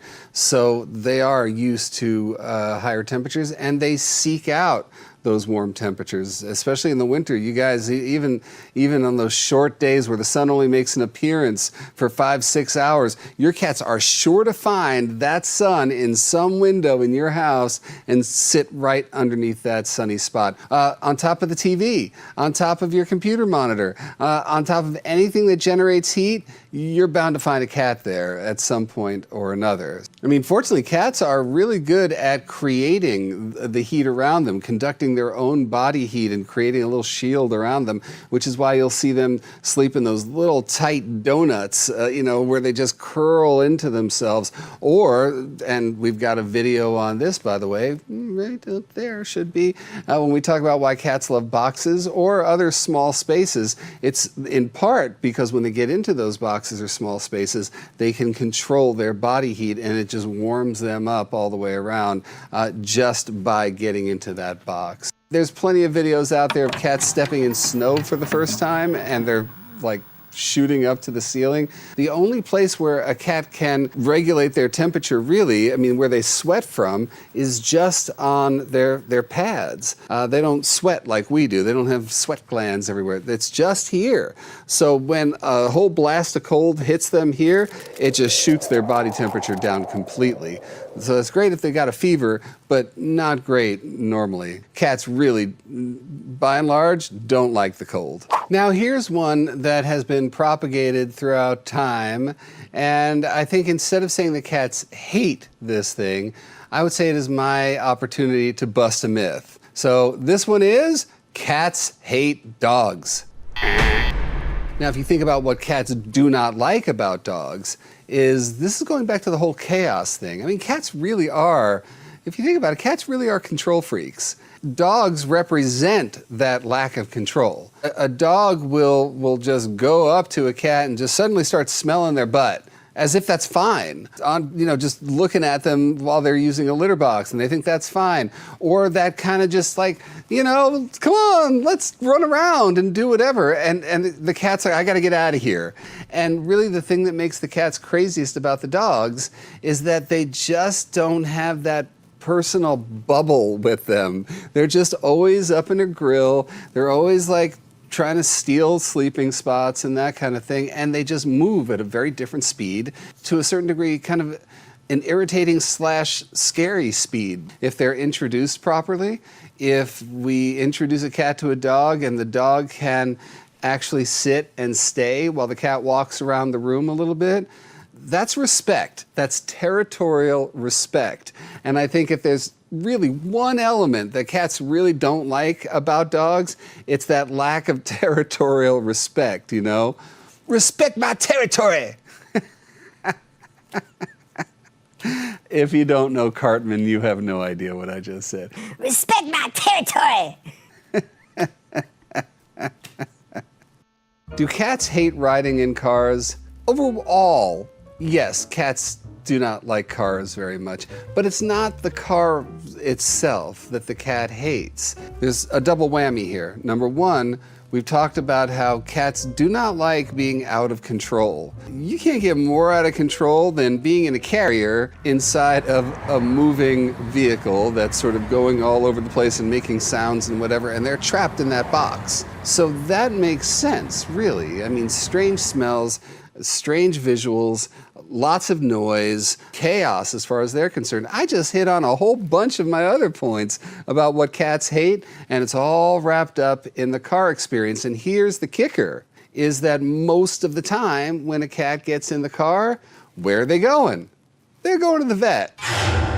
So that all adds up to a bad time. If we expose our cats when they're really young to going for car rides, knowing that it ends in good things, having it repeat over and over again, they will learn that it's not a terrible thing. So that's why I love, especially cats who are now adventure cats, cats who go in backpacks or they go on walks and they go out into the park and whatever. They still have to go in the car, usually, to get to that spot. And so they learn how to not just accept those things, but thrive through those things as well. Do you see him right now? Somehow managed to curl himself into the very smallest little piece of arm that he could find. Did you know you can generate an endless supply of power simply from the ground beneath you? Do not buy. And just to add a little pet peeve in here, get it, pet peeve? Anyway, because I think cats hate this, cats hate being put in costumes. Dressing your cat up like Rudolph the Red-Nosed Freaking Reindeer is not something that's fun for your cat, because again, it's about lack of control. They don't like it because that feeling of something around their body that they can't get rid of is not something cats are crazy about. Again, it's about lack of control. It's about loss of control. Control of their own body, being fight or flight animals, you know, anything that constricts them in any way where they can't make decisions based on their own well-being. You know, you can extrapolate based on thinking about the raw cat what cats would not like now. And I'm sure you'll tell me about it, and tell me about it. I want to see in the comments. Just tell me what your cats hate and what, you know, Jackson, you're full of it because my cat loves vinegar, or whatever that is. I'd love to see it in the comments, and we'll talk about it next time. In the meantime, don't forget to subscribe to this here channel because I want to know what love is.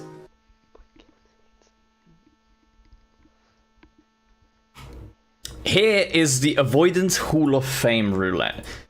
For those who don't know, the Avoidance Hall of Fame is a spreadsheet that I made and first. You don't know pain until you've played this. Here is the Avoidance Hall of Fame roulette. For those who don't know, the Avoidance Hall of Fame is a spreadsheet that I made and maintain with some other people, which tracks all of the clears of some of the hardest avoidances. Okay, wait, so there's also the chat choice. You guys get to pick. Oh, I've beaten 31. Okay, so I'm missing 38. Before I roll, I'll lay out some ground rules before I roll, just so everyone is aware. I will keep last TAS on because I don't want to turn it off, because then it looks like I've beaten it, which just isn't true. I will not do last TAS if it rolls. I want last TAS to be the last avoidance I do on the Hall of Fame. I'm leaving it last. I'm not doing last TAS if it rolls. And secondly, if it rolls Vere, I will not do it either because I want to do Melanzana before Vere. Yes, I will play Melanzana. Please do not roll Melanzana. And I want to do last TAS last.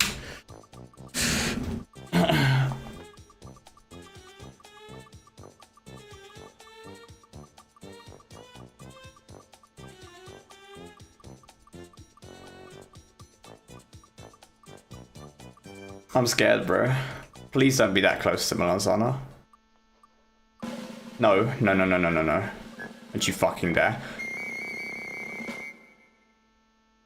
No! That's like the worst thing! Well, that's the results. I mean...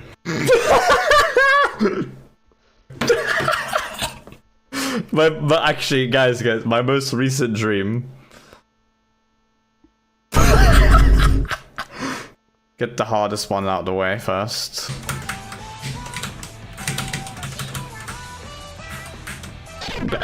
You know, that wasn't even a bad run. There you go. Fucking forgot again. That's painful to watch, isn't it? Oh. Okay. I just want to clear this game now, you know.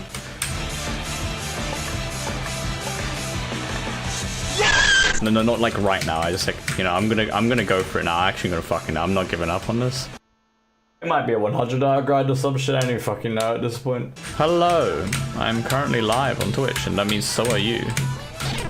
Yo, let's go.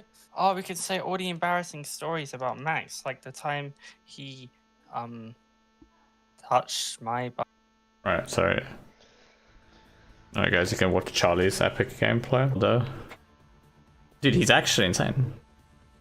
How? That's like actually one of the hard attacks. Alright, you can't get hit anymore if you want to beat Dom. Okay, you can't get hit. Okay, you lost the Dom. Okay, he is improving. He's getting more power every attack. Fair. What? That's mad. Has someone beaten this deathless? No. I was gonna say the no. lowest anyone's ever done is 7. It's 7? Yeah, and that was me. And that was you? Yeah. Alright, that's what I've got to beat next time. 214. Everyone. Okay, sick. Right, I'm trying to find this anime, right? And it's about these people that are like... I don't know how to explain it. They're like shades, but he just doesn't let them know. Oh, is that it? Arjun. Yeah, I think that's it. It's actually... who said that? Who said that? Fiction. Yo, Fiction, you're actually a baller, mate. It's actually Arjun. GG, GG Fic. 115. Already, dude. 115. Ah! Tiba! What do you do? What do you fucking do? Like, I don't think you could have even made it up there, even if you had like ungodly reaction speed to like have made that read. I will much rather look through a runa code than do Vero without a practice tool. Oh, I did good progress in runes on anyway, so. Have you not seen the clip? It's hilarious. What exactly killed me? It's just so hard. It's so hard. It's so hard, that timing, man. Like, just fucking do this part properly.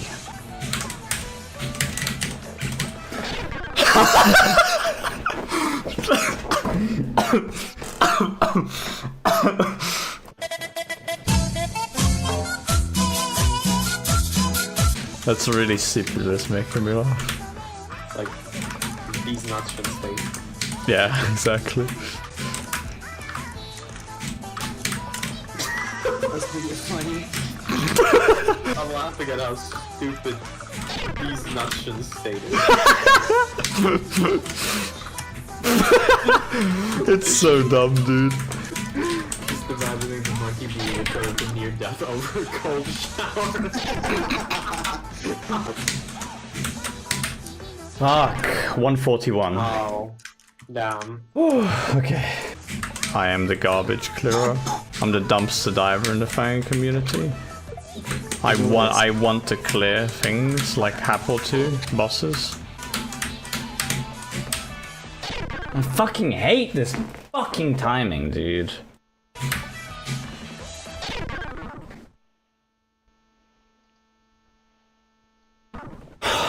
No.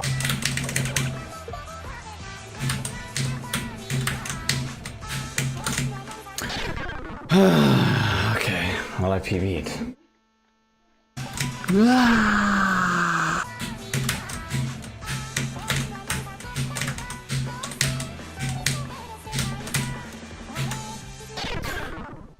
Fuck off, dude. Fuck, I jumped slightly too soon. Hold on, guys. Since I just made this joke, I think it's appropriate, so...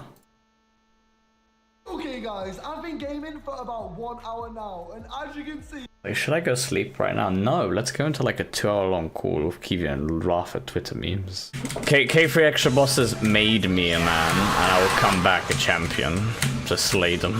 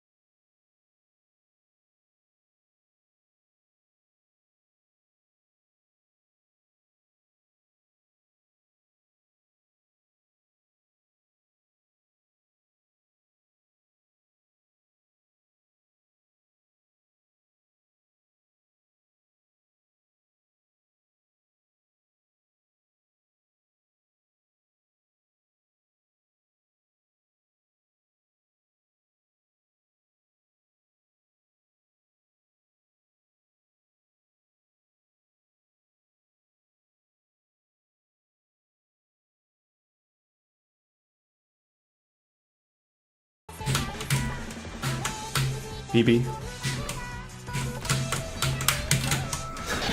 Damn it, dude. Oh, fuck. No. So stupid, dude. Fuck, man. Ah! No! It was so close! They were.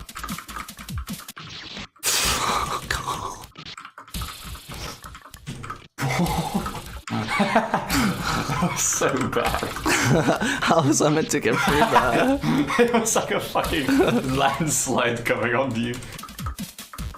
You did it. Don't touch the trails. Don't touch the trails. What? Oh, the trails, man! Don't touch the trails. What? Fuck. No, I died at 154 again. Secret to be sure that you can make. Ah. Too late. No. How? I did the same mistake again.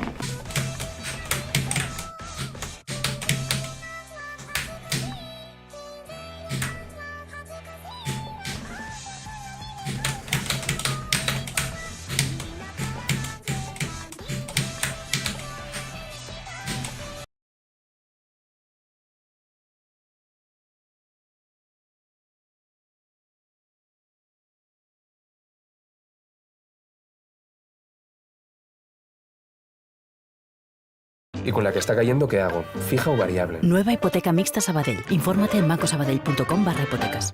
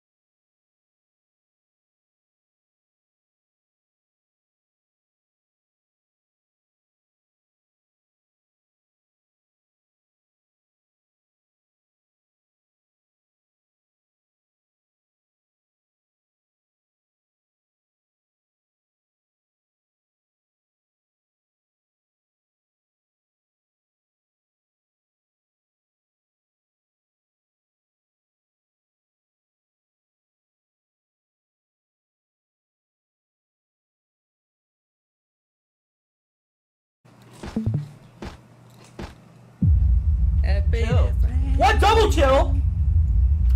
Double chill? Oh double my god. chill! On moon too. Hold on on. moon? Wait, hold on, let me tune into speed. I just got double chill. It's a no cave. Stop. It's a no cave. Stop. Hey, did you get double chill? No, I'm gonna call you. Oh my god! Sorry, on no cave. Stop. Hey, did you get double chill? No, I'm gonna call you. Oh my god! Sorry, on. No, not this again. Not this one. Double chill in the no cave. Double chill no cave. Double chill, no cave. Okay. Is wait, it chill a out. double nil cave chill? No cave. Double chill, no cave. Assess my Fire Crystal. Long? No! What was that? No! What? No! I got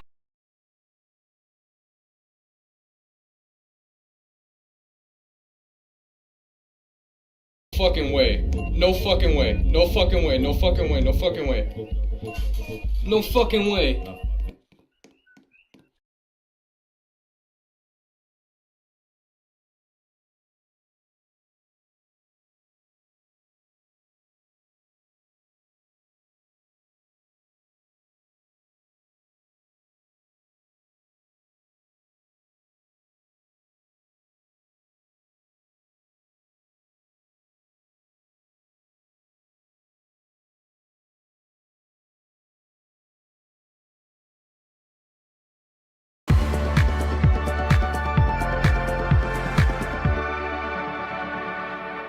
Opera GX, el mejor navegador diseñado para gamers. Como sabrás, en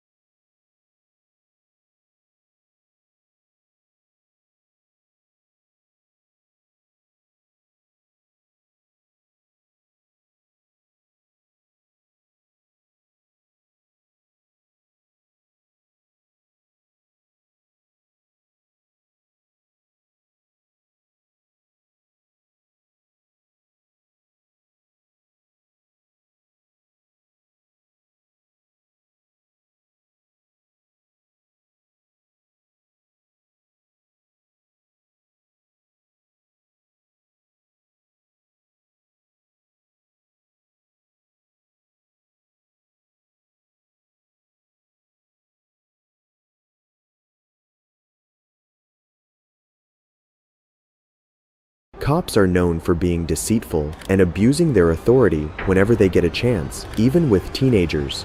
But what happens when the youngsters outsmart them? Here are 3 times when teens owned bad cops, starting with the case of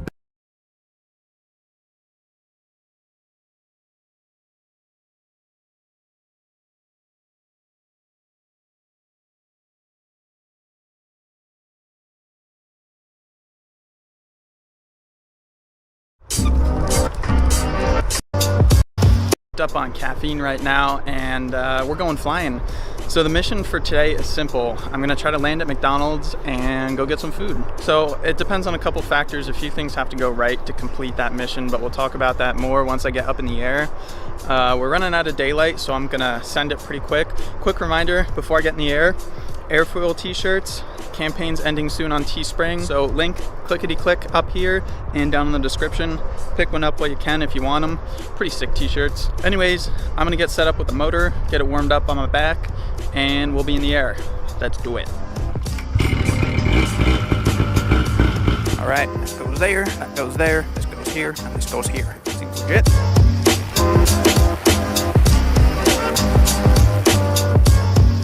Sending it. Freaking FedEx, first class, next day air. What do we got here, mate? A beautiful night to go flying. That's what we got. Right, Jess. Friggin' sending it, mate. Weather conditions are prime. The sun is up. The wind is reasonable. There's some massive clouds, but they're over there. I would say today's weather report is A-OK. What's up, doggy? Rufus is freaking coming out of the garage to say, what up? Doug comes out every time I fly by. All right, as I cruise through these cornfields and past these hay bales, let's talk a little bit about what's about to happen. So I said there's a few things that have to go right for this to go off without a hitch. The location I'm going to, there's a pretty good amount of open space to land, but I have to ensure that there's, like, it's not a busy hour, there's not a lot of people out there, because, ooh, this one's tight, because I really don't want to break any laws, and I definitely don't want to endanger anyone's safety.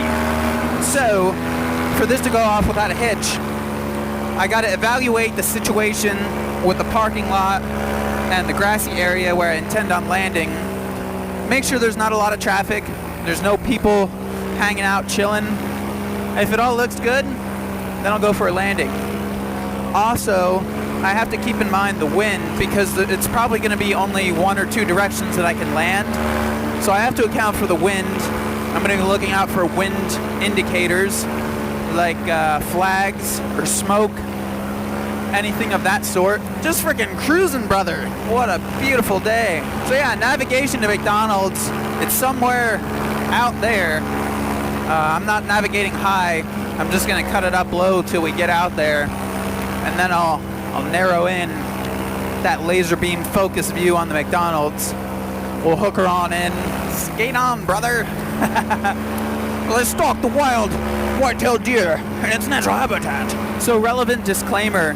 I am not sponsored by McDonald's. I feel like that's kind of an obvious one, but I'm just gonna put it out there.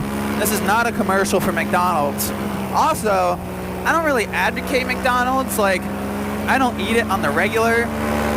I'll eat it in a pinch if I'm looking for something and I'm hungry and there's no other quick options. Yeehaw! Sound like freaking Mario Kart up here. I think we have target acquired. I see the complex that McDonald's is a part of. We're almost there. The tension is high. The grease traps are loaded. All right. Rolling up on the McDonald's hot. First things first, let's evaluate wind direction. They got a flag out. Looks like the most challenging direction to land, however the easiest direction to launch. To me, it looks like I can skirt into that big old patch of grass, get myself into the wind, come in for a nice little landing. All I gotta do is come in over the parking lot, hook a right turn, and set her down in the grass without hitting those light fixtures. All we got to do now is set her up and come on in. All right. Approach is clear. No power lines. All I got to do is hook a 180.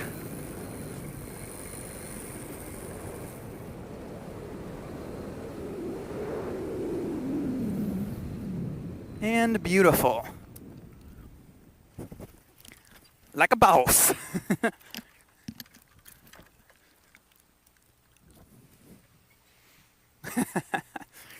We have arrived, McDonald's. So I've got a short 2-second walk over the McDonald's. So this should be a super easy launch with the wind direction.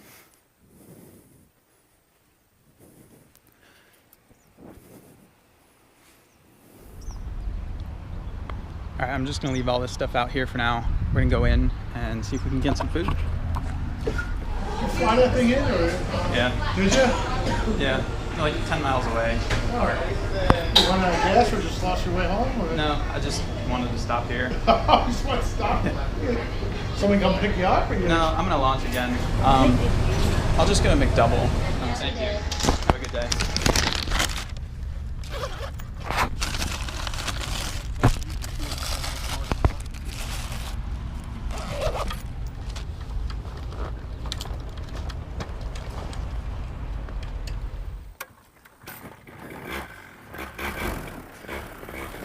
All right, let's get out of here. Get back to the park before sunset. Area looks clear.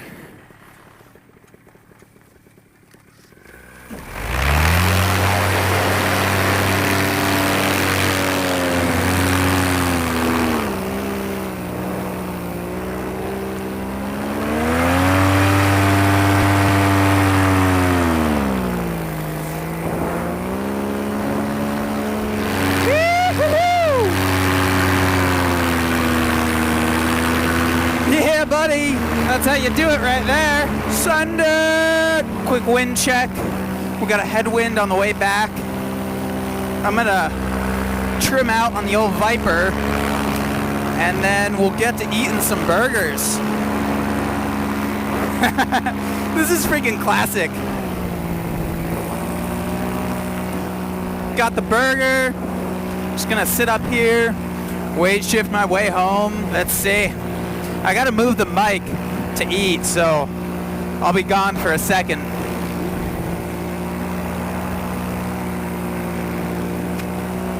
If you're gonna eat a McDonald's burger, this is most definitely the way to do it.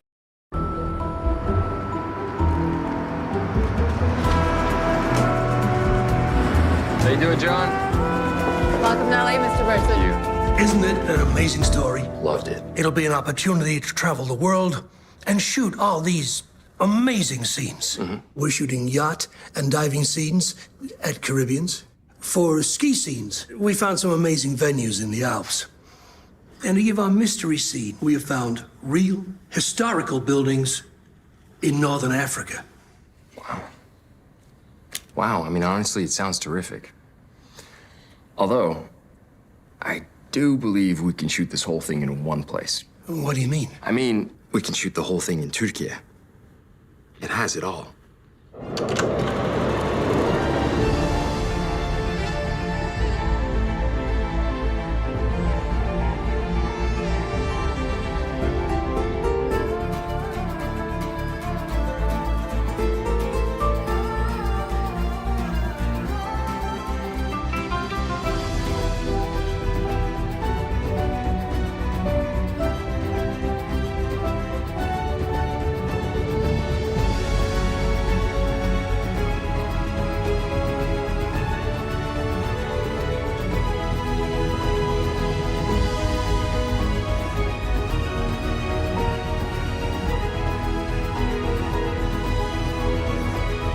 Hi. Hi. Do it. 10 out of 10. In-flight burger. I feel like this is a little awkward. Flying over cows while eating a hamburger. I mean, I've done the Red Bull in the sky maneuver. Never the hamburger in the sky. pretty quality. Or let's say it's a 10 out of 10 for as good as McDonald's can get. All right, time check. We got 8:17. Still 13-ish more minutes till sunset. I've got another burger, but I think I'm gonna save it for later. Maybe once I get back to the park. All right, now that we got some fields to work with, I'm gonna drop down, hopefully to tree level, get a little bit more penetration, and we'll make it back to the park. Maybe throw some acro. Should I do a sat? A sat with a McDouble in my pocket? What if that throws off my weight shift and I spin out of it? This is interesting. I'm trimmed out and I'm sinking so fast. Glide rate on this wing trimmed out is surprisingly more ground hungry than I figured. But will we make it over this tree row? I think we will.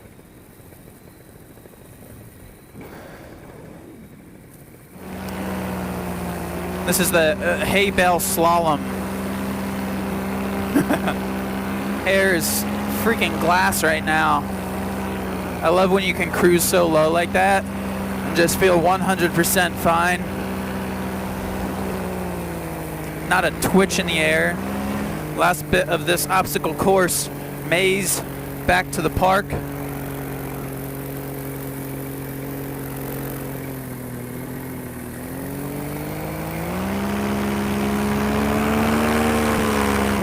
Don't catch my freaking wingtip on a tree.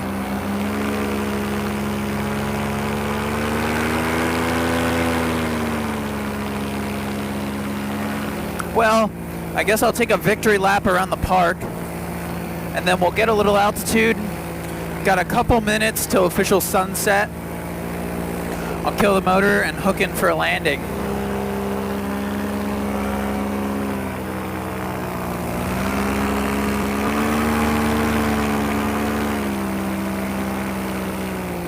Victory lap.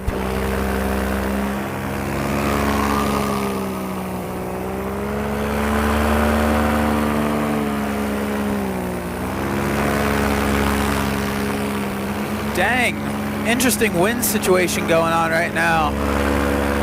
Hitting all this twitchiness, higher wind speed right here. I'm not gonna do any acro, partially in fear of throwing up my freshly eaten McDouble. That would be a horrible end to the video. And partially because I think there's like a gust front or some shit coming in. Weird turbulence. Might. Hopefully we're gonna sink out of it.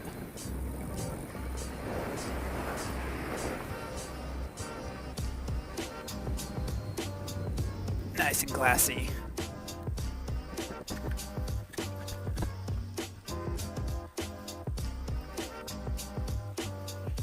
Interesting wind situation. I wonder if it's a gust front coming in. We'll see if it picks up a lot in a few minutes here. It's fresh. Burger stain. Burger number 2. It's happening. I'm gonna regret it. Well, I made it on the ground just in time for sunset. And gotta pack up my gear, but I'm gonna end the video here. Hope you guys enjoyed that lovely trip to McDonald's. It was a fun one. I've been wanting to do something random like that for a while, so glad it finally worked out. Yeah, hope you guys enjoyed. Thanks for tuning in, and check out these airfoil shirts if you're interested in them. Other than that, I'll see you guys in the next one. Ready for this? Burger. Peace out.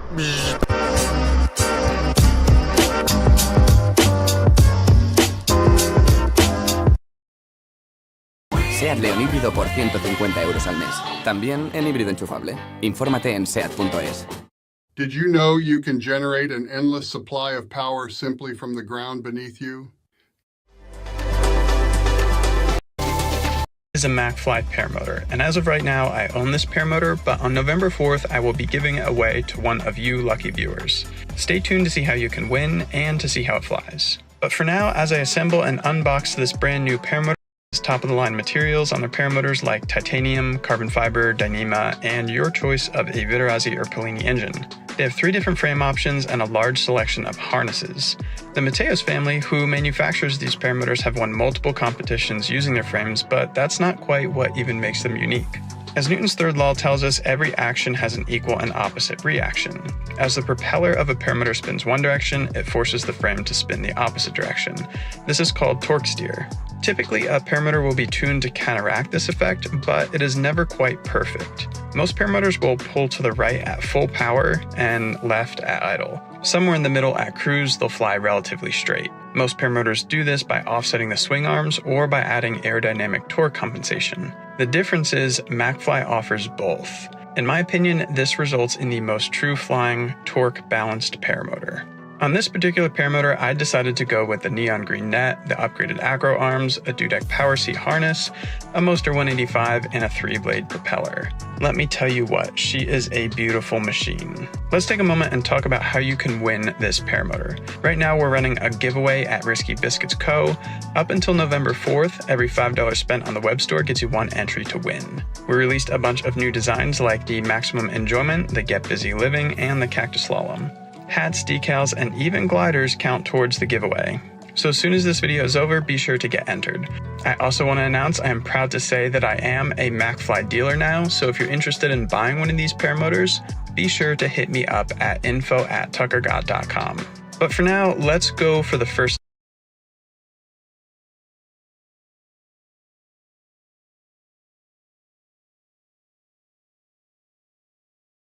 What makes you mad more than anything in the world? What gets under your skin and just ticks you off?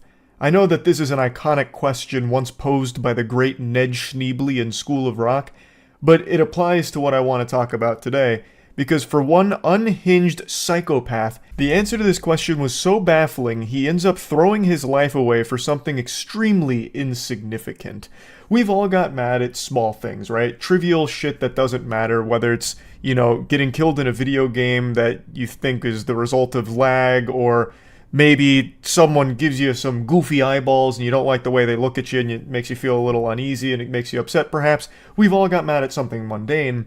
But one man in Oregon just got so upset that a parade forced him to go on a bit of a detour that he decided to fucking bulldoze through the blockade and then drive through the parade, nearly hitting people, including children, and will now likely spend the rest of his life behind bars, rightfully so.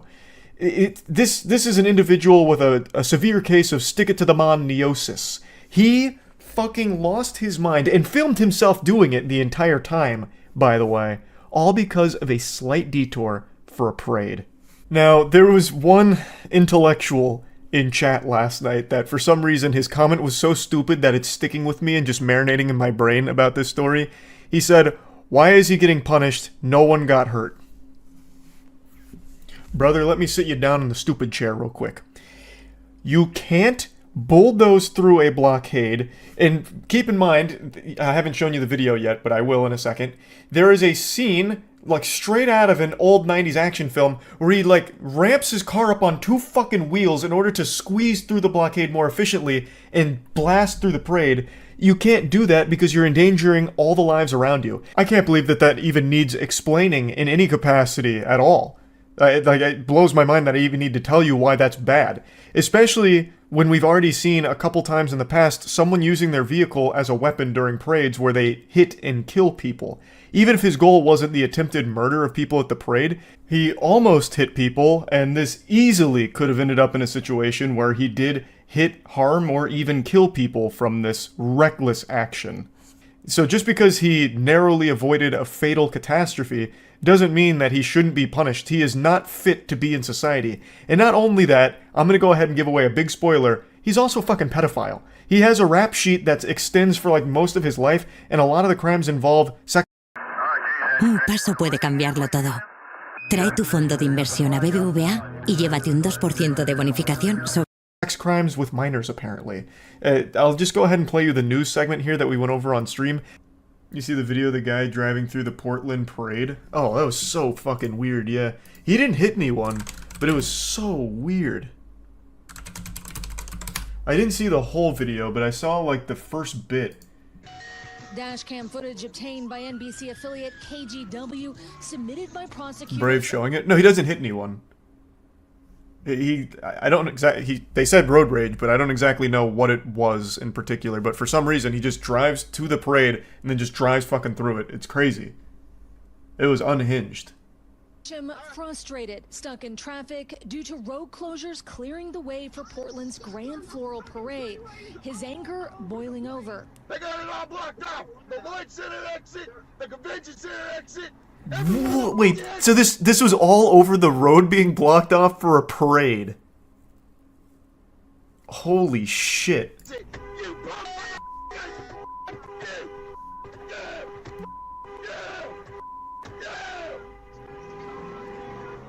I don't think I've ever been that mad over anything in my life. Jesus, he's got that bitch up on 2 wheels. God damn. Like I said, he doesn't hit anyone, but look at this shit. Bystanders sent running as the Chevy Avalanche. That's terrifying. This is his camera POV. Well, yeah, obviously it's his camera POV. They didn't put like a drone on his hood or anything. For some reason, he records his own cabin, even though I can't imagine this is an isolated incident with this kind of blow up. Yeah, this is the guy. He caught himself in 4K. Charged with 38 counts, including attempted assault and reckless endangerment. He has pleaded not guilty. Residents in Not guilty, huh? Are we sure? I've been framed. Court documents show Metcham is from Portland and has been in and out of prison and juvenile detention since he was 15 on sex abuse convictions against minors. Oh. No trial date has been set. So he's a pedophile too. Good lord. What the fuck? For these latest charges. Valerie. All right, Aaron, thank Well you. then. Thanks for watching. What a situation. All that because they blocked off the road for a fucking parade. They should just... Well, I mean, I don't think he's leaving jail again. 38 counts? I mean, shocker. You can't do this. You can't just drive through a parade like that. So I don't think he's going to be leaving jail anytime soon. Probably late to the CNC meetup. I really wonder what he was in such a rush for. I am curious. Man heard the elementary school was about to get out and he wanted to go get good seats. I have no idea what he'd be so angry about for having like a slight detour. You would think someone would be careful driving when they have a suspended license. Well, not only that, you'd think he'd be even more cautious having a suspended license and also being a fucking pedophile. Like, the last thing you'd want is for people to know about you. This man just put himself out there in the biggest way possible. The Macy's going back to jail parade. Good one. Suspended license, no insurance, and he's self-recording. The self-recording might actually just be a court order, though, to make sure there's no children in his car. Like, I can't imagine this guy...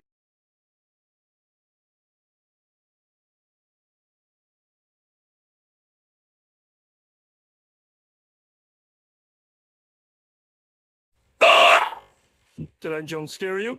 Yeah, I bet I did. You.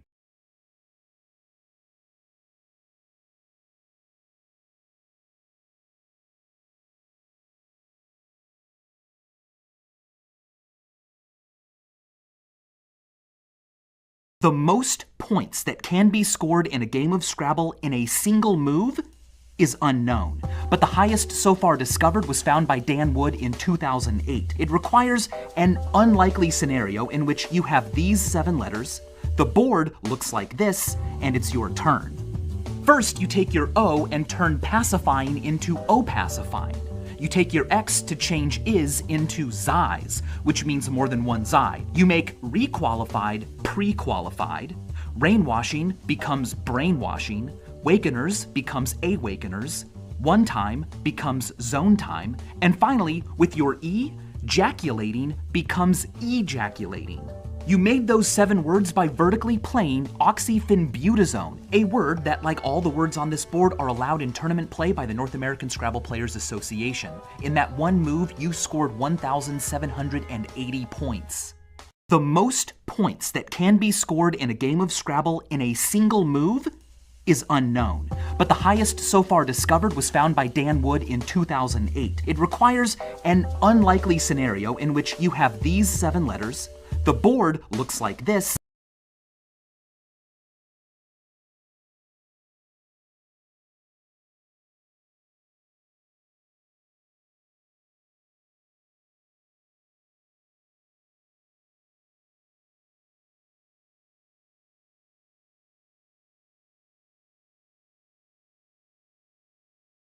Mil anuncios, te envía lo que quieras. Lo que compres, te lo llevamos desde su puerta a tu sofá.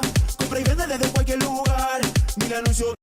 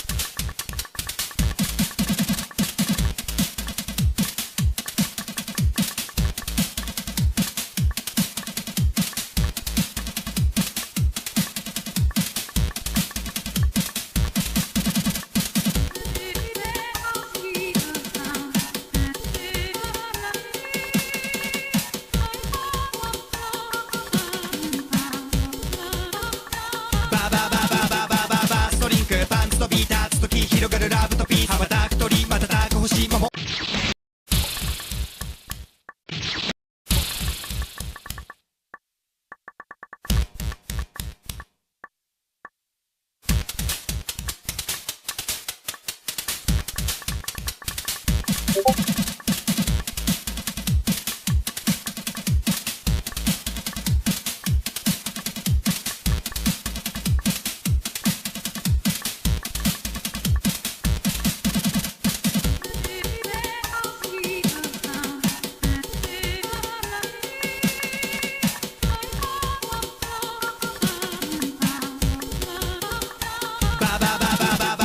ストリンクパンツとビータ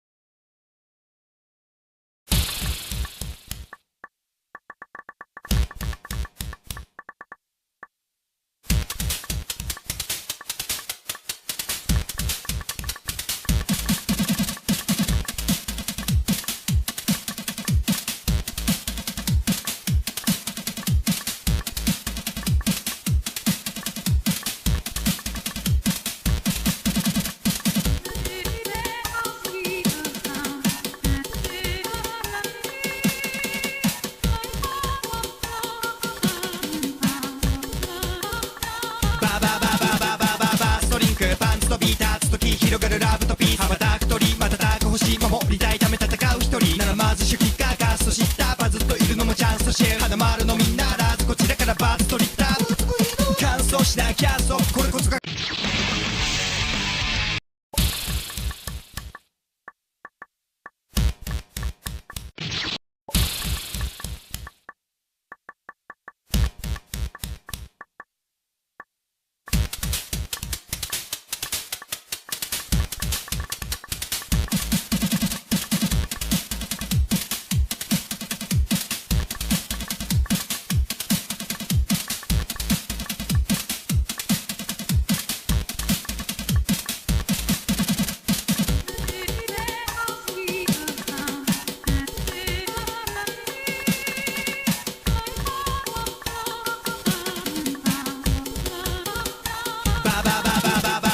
ストリンクパンツとビーターつとき広がるラブとピース羽ばたく鳥瞬く星守りたいため戦う一人ならまず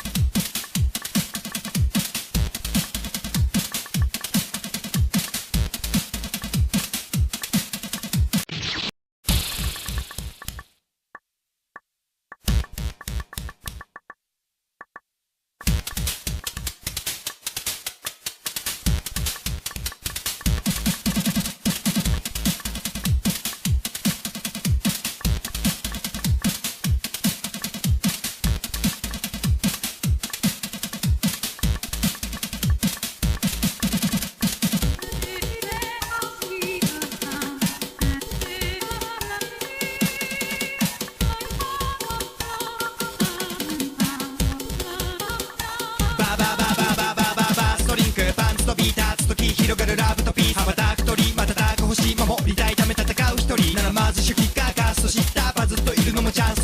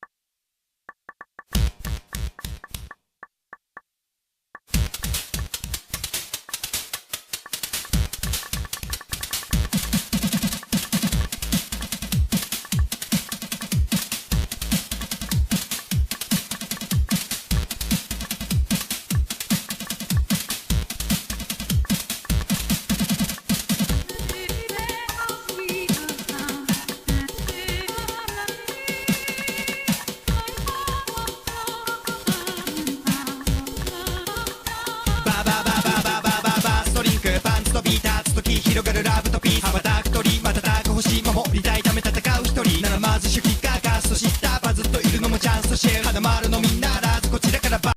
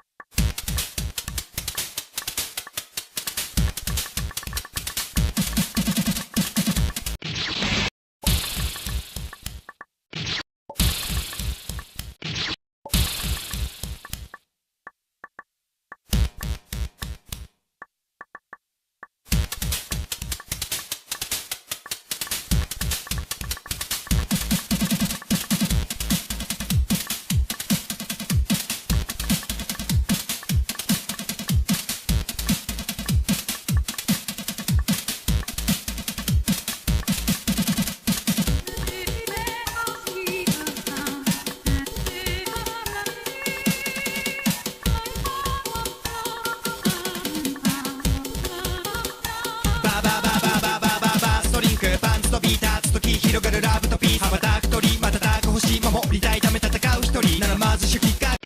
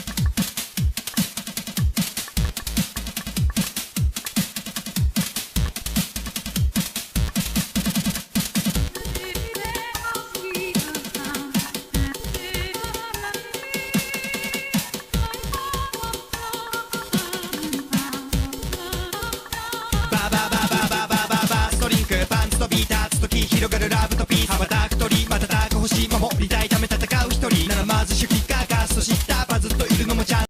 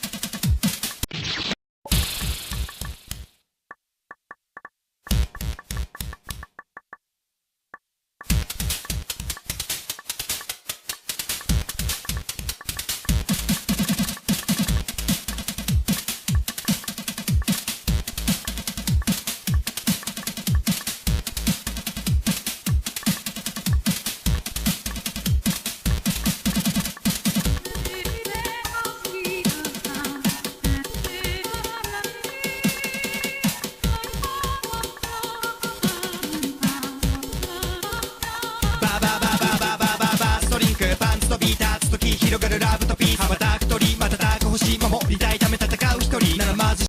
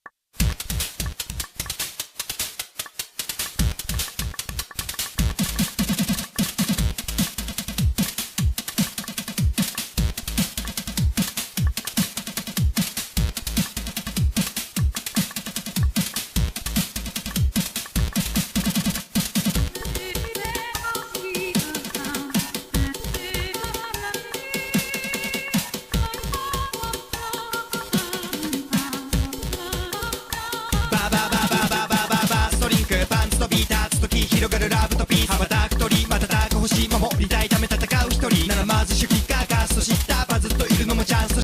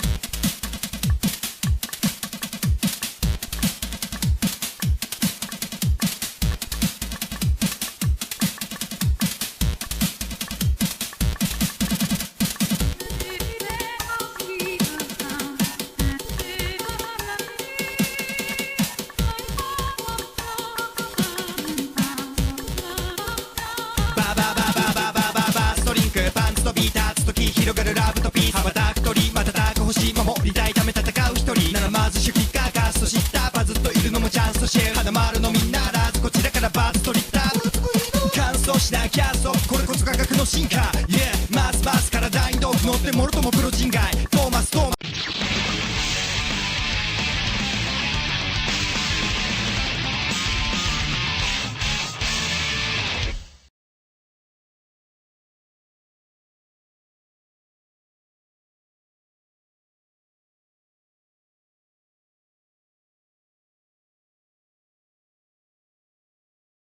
Understand that the teacher salary is terrible. And yeah, that's about it. See ya.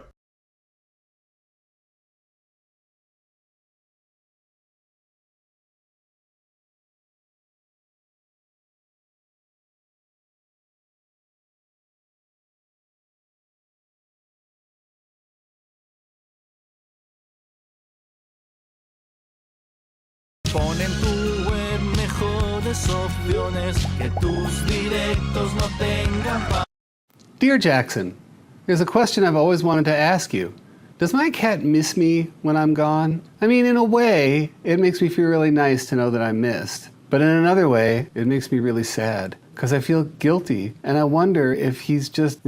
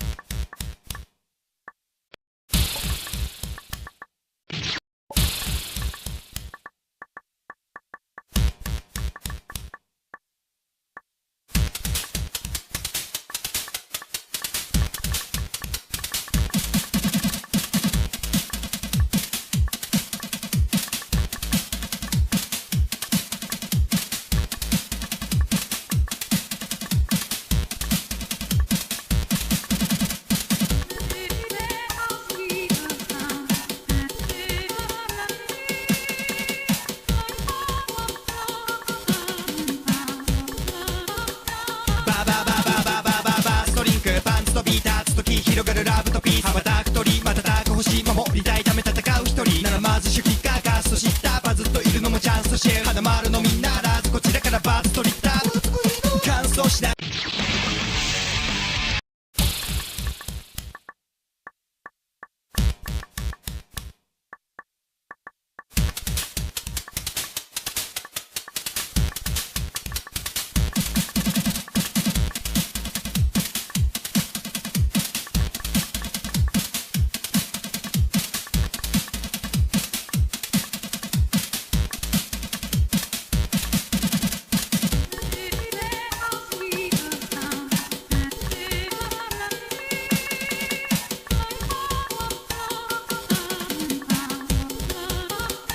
ババババババババストリンクパンツとビータ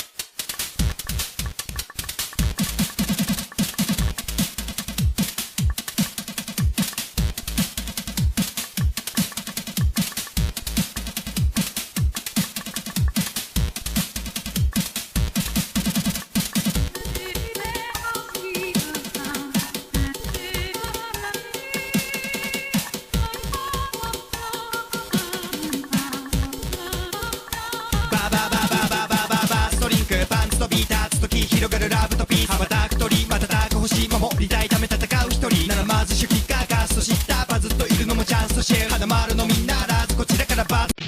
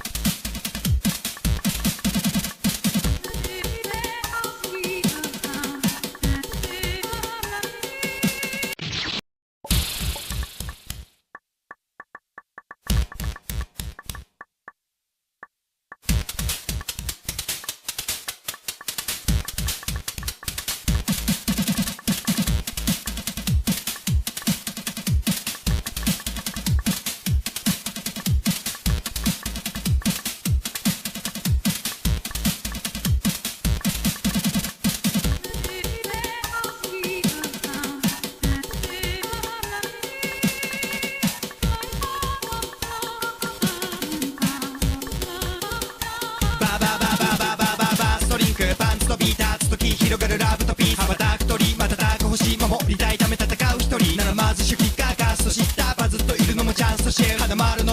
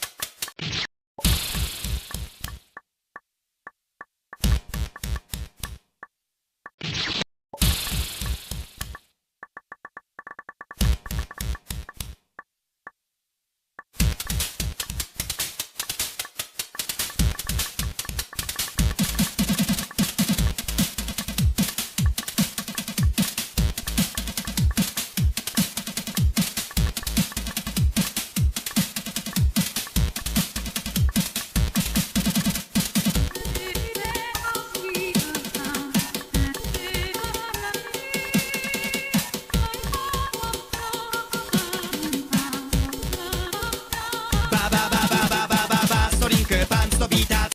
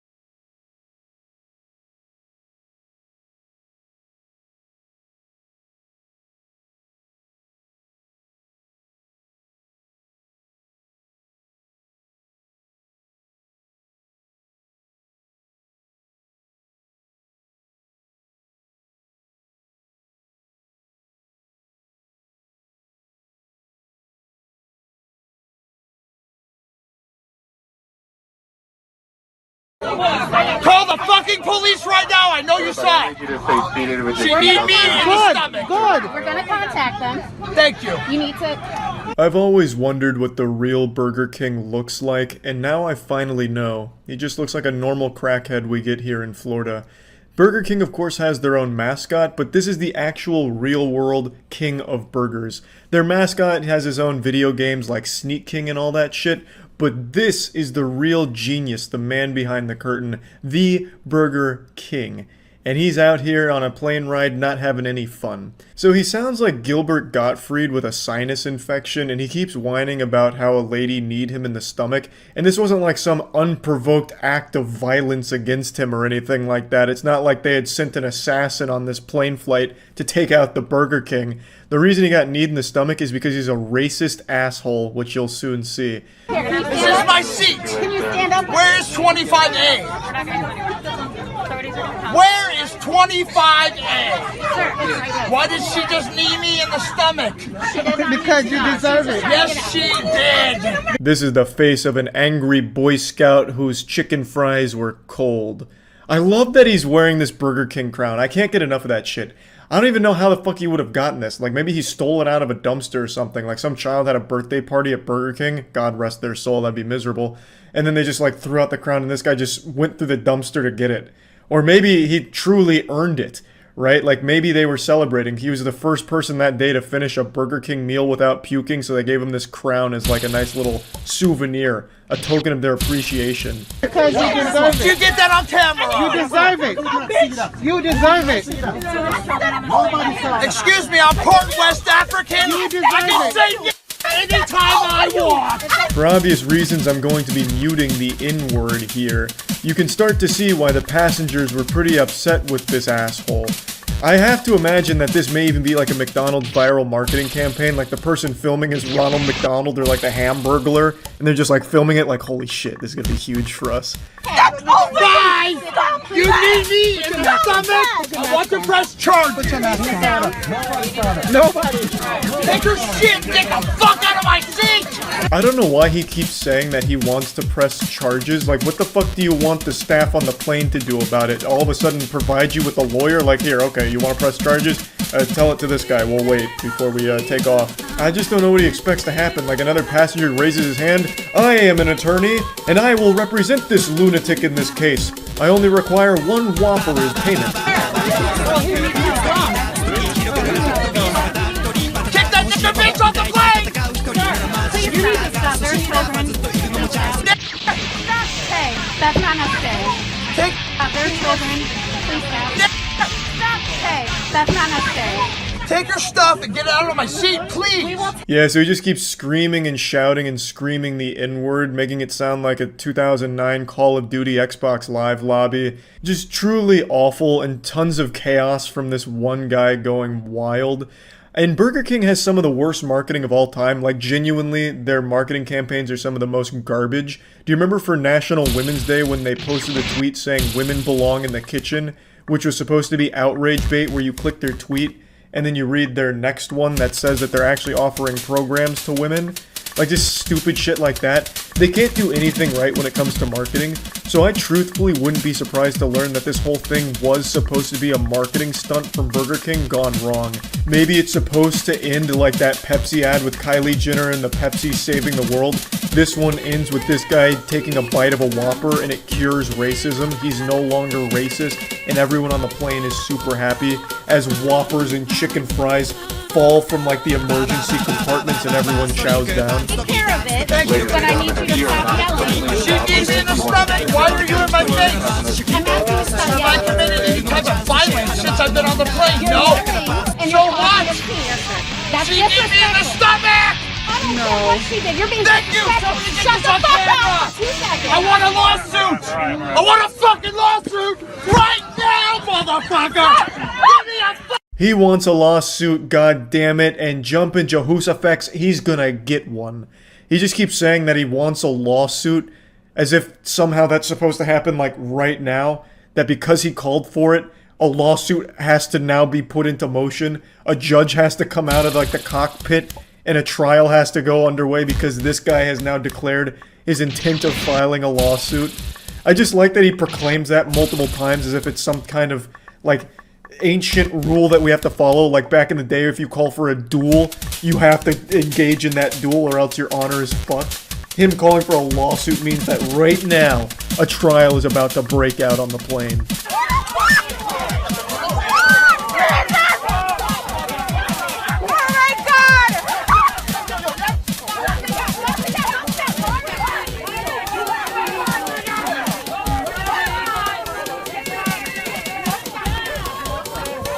So we get a camera angle change here, and you can see someone really go in there and deliver the fucking meat to him, try and just like get him with like this flying punch.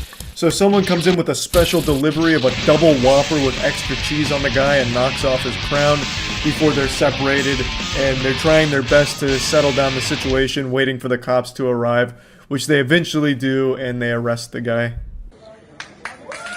Yeah! Get out of here!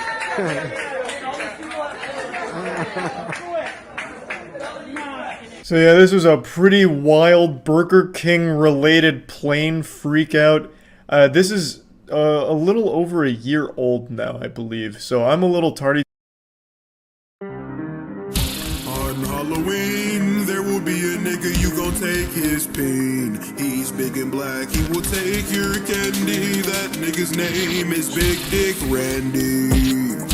Hey, big Dick Randy, he take booty, not just candy. He dress up like he a granny, then he be waiting for niggas to walk off alone. He make sure they ain't near no home. He sneak up and he let out a moan. He rip off your booty and then he is gone. I remember one day, it was like 2012. It was Big Randy, I could just tell. He took my booty and I couldn't yell. I got to the house, mama said, where is your ass? And where is your candy? And I said, mama, it was Big Dick Randy. He came out of nowhere, on God he appeared, and then he ran off on my rear. He took my whole booty and all of my candy, but you should be lucky that I'm even here. Randy's the real deal, he usually finished the kill. I guess I got lucky, I don't know how I made it out of there alive before that big nigga could fuck me. Randy is the one, hide your daughters and hide your sons. Randy is the one, hide your daughters and hide your sons. No, get away from me!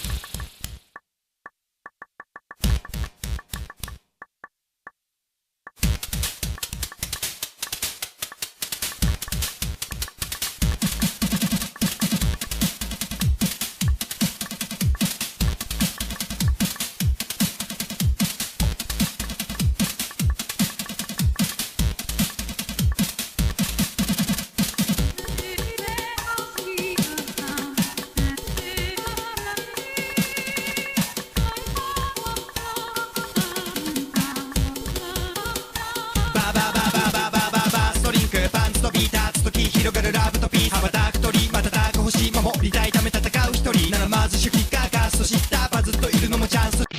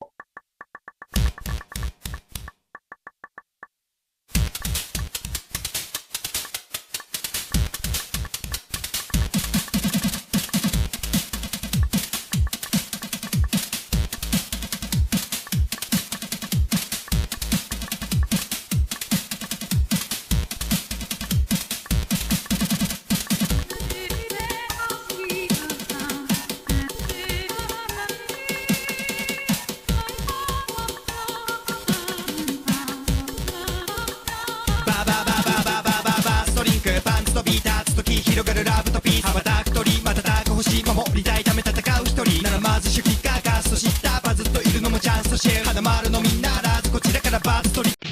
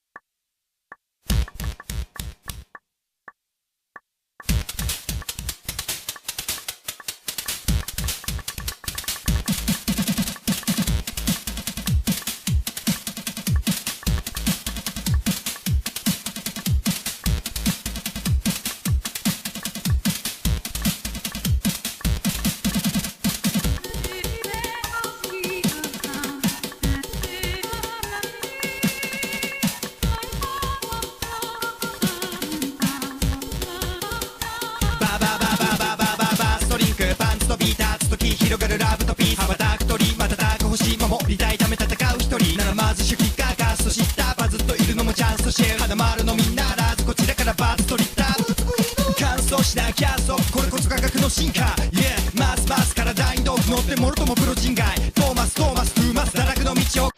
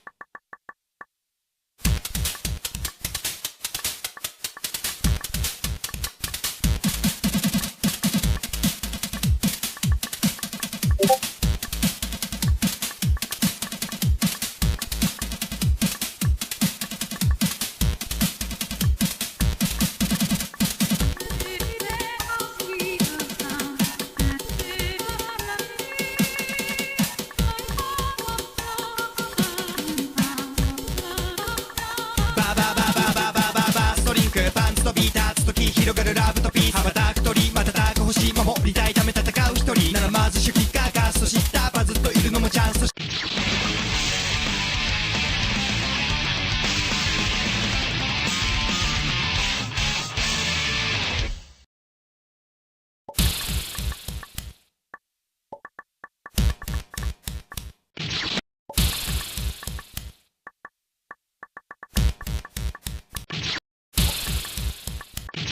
you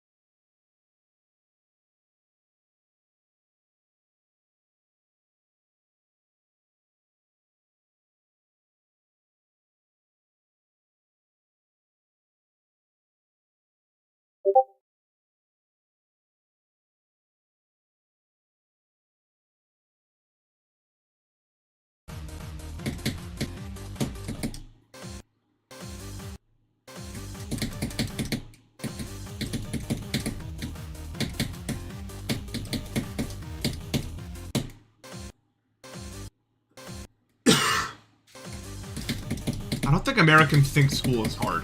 At least not in my experience. I don't know if I've ever met someone in America that genuinely thinks school is hard. Like, in that way.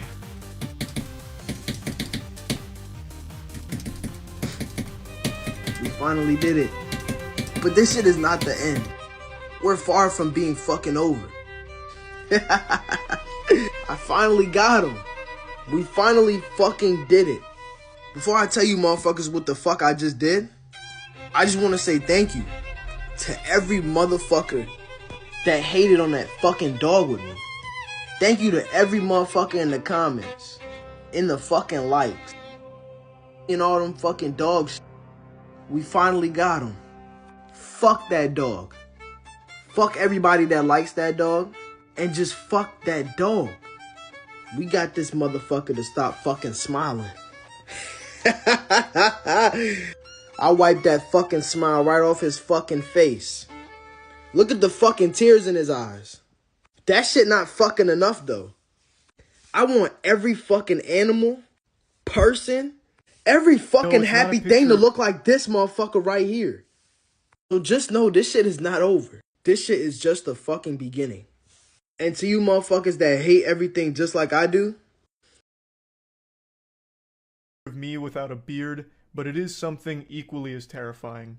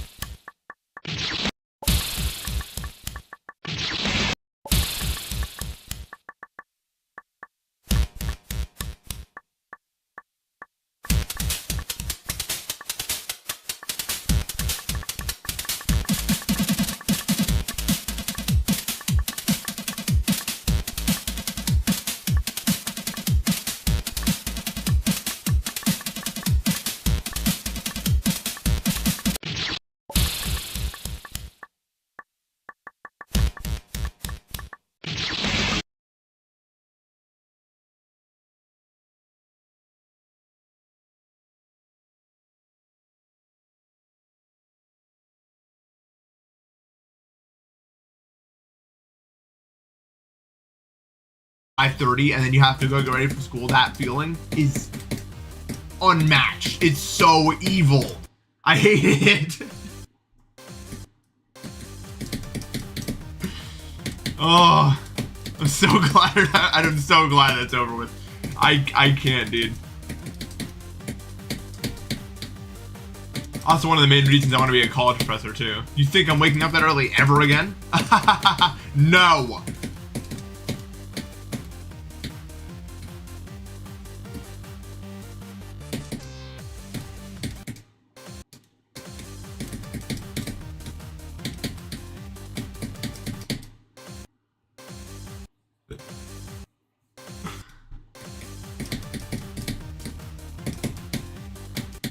Dude, my alarm, like, I don't really understand how it works.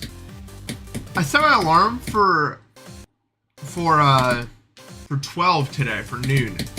Because I've been going to bed later just because I was sick and it messed up everything. I'll try to wane it back, but I got sick. What are you gonna do?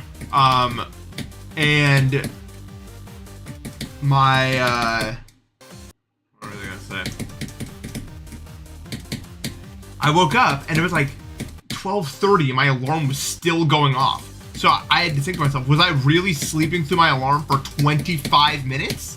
Or what? Like, what actually happened? Or did it like ring again or something? I have no idea. I don't know the answer to this mystery.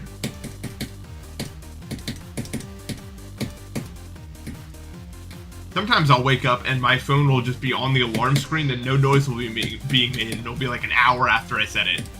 So it means it probably just gave up. Like I just wasn't waking up at all.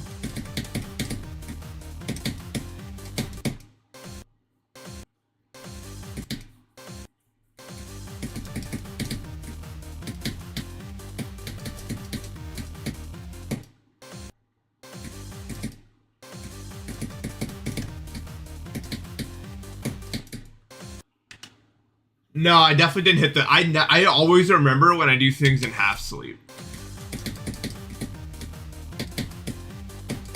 Except for this one time, I guess. I was, me and a bunch of friends. So we were all hanging out for like a week in this place. And we were in this big-ass house for a week. And there was a bunch of bedrooms, but in the basement there were the barracks. There were like these, like 3 bunk beds lined up, which half of us hung out in. It was like Squid Game. And that's where me and my closest friends chose to spend the night, usually. Barracks.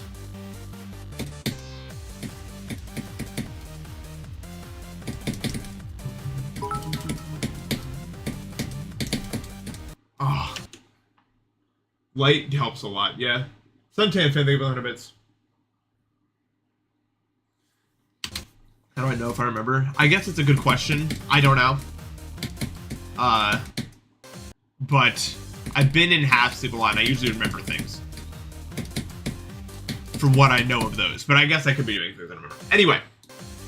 So we were in these barracks and I don't remember the situation, but I'm pretty sure I had been up for like 40 hours by that point, and it was like 1 a.m. With Suntan Fin.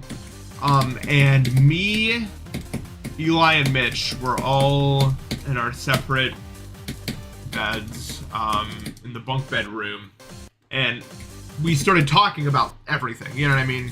It was just us 3 in the room, we were talking about everything, and I fell asleep at, I think, 1. I woke up the next day and I found out from those two that I continued to talk to them for 2 hours after I fell asleep. And apparently it was coherent, but I don't remember a single word that was uttered. I didn't even think, I wouldn't call myself conscious, but apparently I was adding things that made sense to the conversation. I still don't know what. Because it wasn't even like something that like we talked about initially, because it was just normal to them. Because why would you... We were talking about, like, I remember what we were talking about last night. I was like, no. And they were like, what do you mean, no? I was like, I don't know. It was all, like, stone cold sober, too. So I have no... I literally don't know. It's a mystery to all.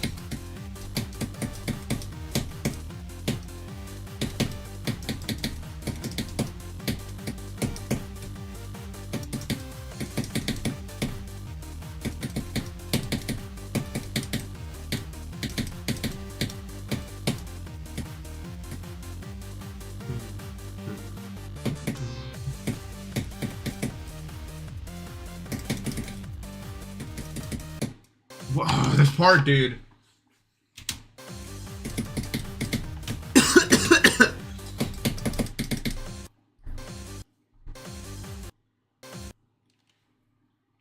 Yeah. I don't know, I wake up in the night sometimes.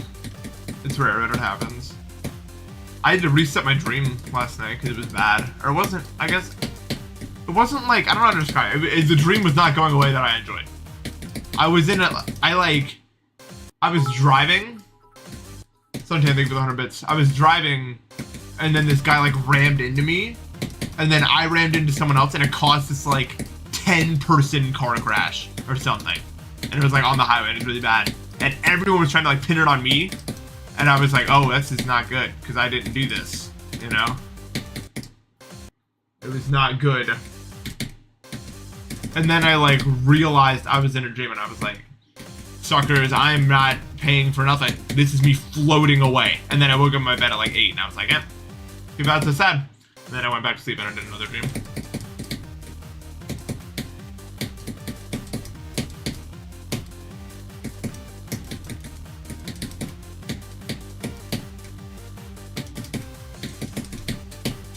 They're monster, thank you for the sub. Hope you're having a good day, man.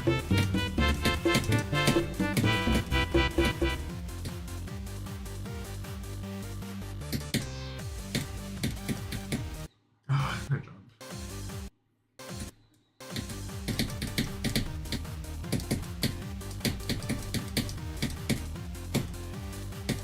Yeah, I haven't seen you in a while.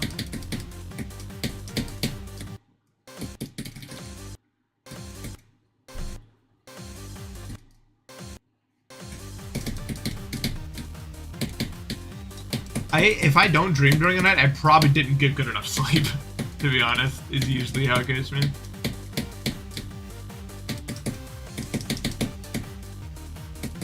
It's an indicator of what's to come.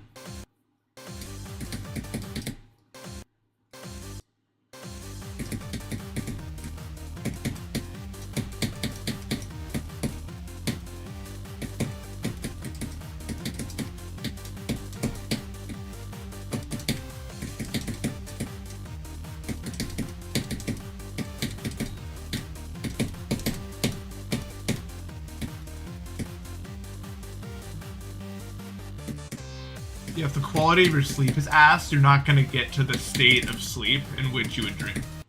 Okay, what? Is my SAO device like broken? Like, what is happening there?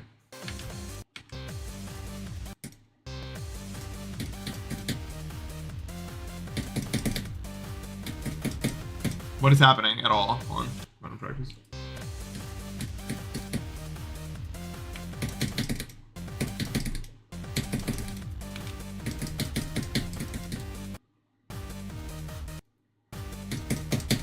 I don't understand.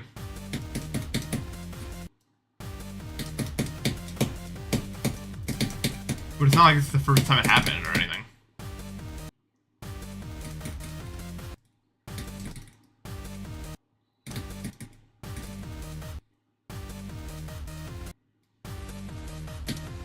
Swagger out?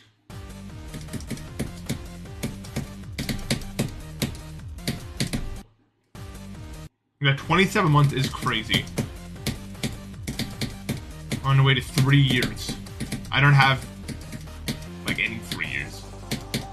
Except for, like, tech, I think. Yeah, add for a casino on Twitch? Oh, I thought they stopped doing that. I guess not.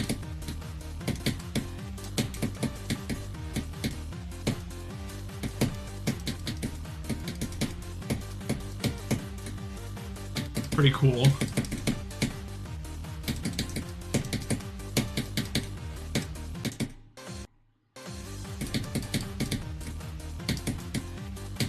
My brain is having me study Japanese while I sleep, which is pretty cool. It likes to like make up scenarios in which I have to use Japanese to like get out of it. Or to make any progress in this situation.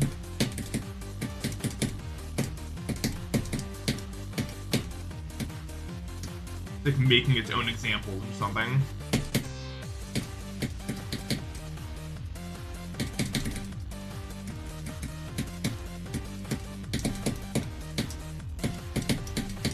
There we go. Dude, oh, that click, because its speed change is right there, dude.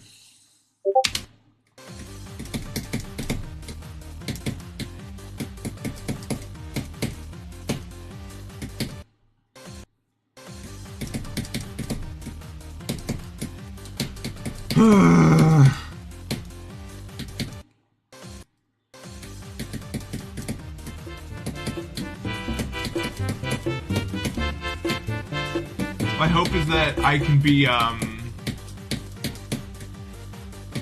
competent enough in Japanese to like be able to like talk to people, like maybe in the GE community or something, and that'll help me get more practice. Look at Adam Sandler thinking about stuff. What's up, dude? Been a while.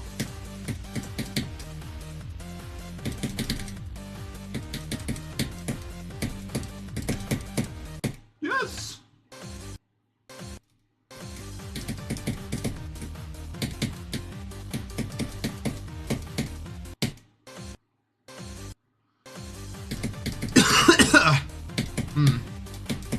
I'm trying to do like, I'm doing right now, I'm like doing like 4 hours of study a day. I might up it, but I don't know if it's useful to up it by.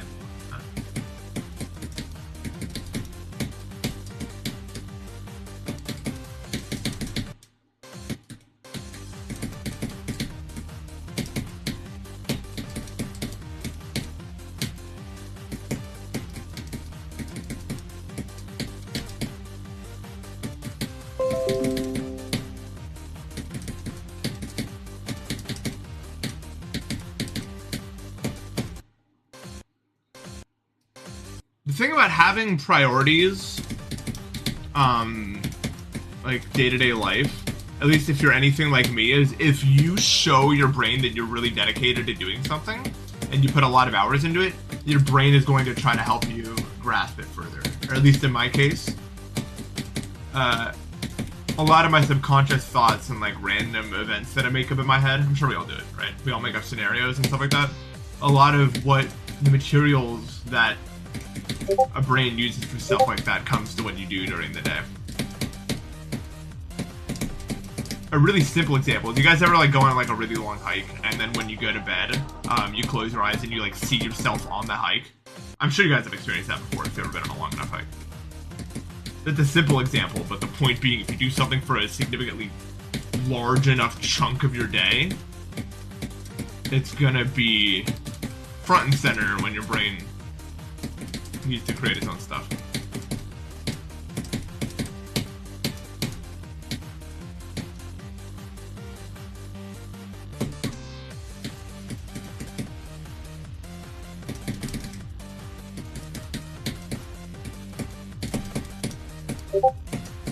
There's a name for this thing?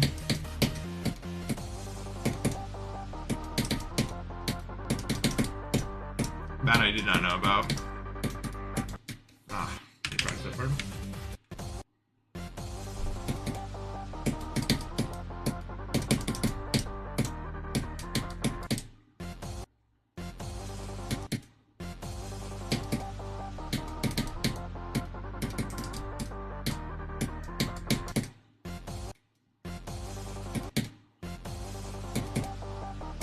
In my opinion, that's what you're really getting if you continue at something for a long enough period of time.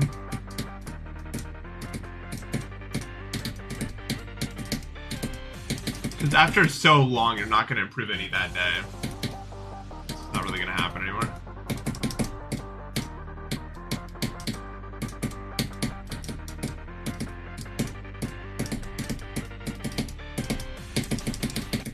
That part's hard.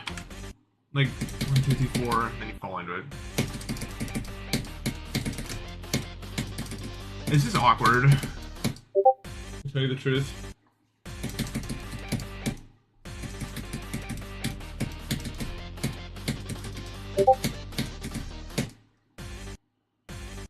I need to refill my water actually, real quick. Oh yeah, for sure. That's a very common thing, like if you play like O2 a lot, because O2 is such a much better flying game.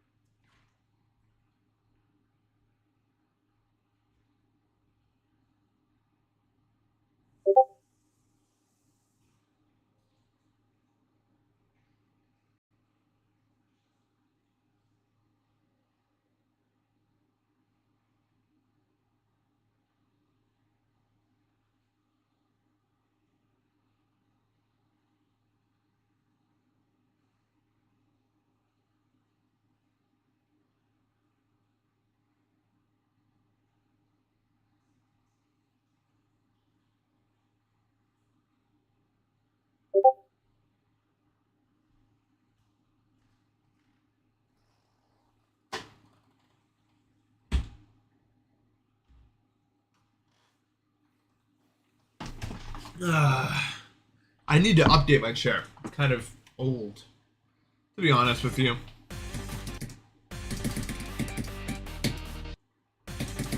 Yeah, make it better.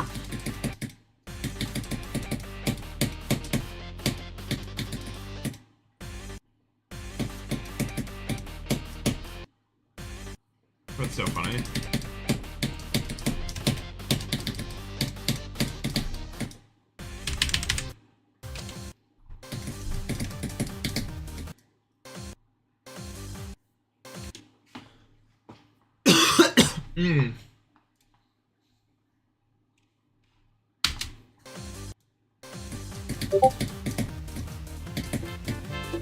What's up, Worm? Thank you for the 5 gifted.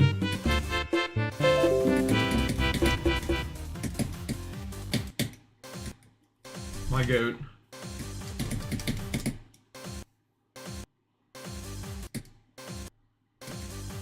.313 Aurora. The real Aurora.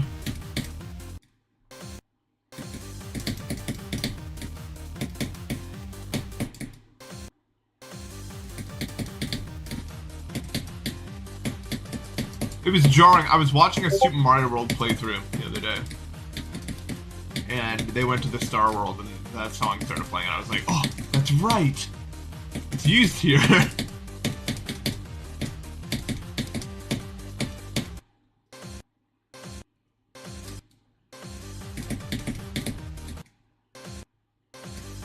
If I added a Sisyphus emoji, my chat would be the worst ever. Like, I would ruin all of the hard work you've made to create a good chat in, like, one move.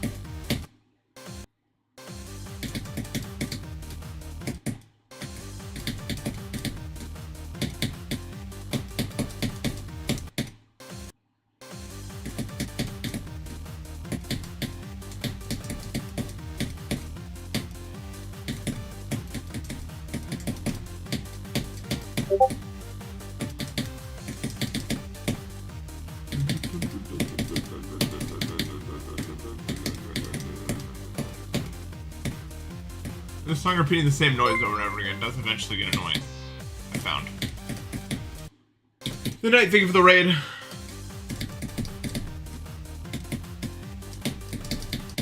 Firefox browser. How's the stream quality today, by the way? I didn't ask about that yet. Is it still like 8 total pixels?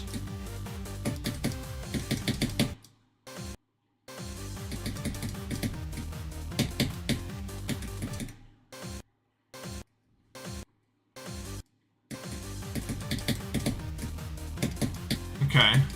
So it's not Doomsday level anymore. It's not good, but it's not... I didn't do anything, by the way, so... But, hey, if it's better, that's great.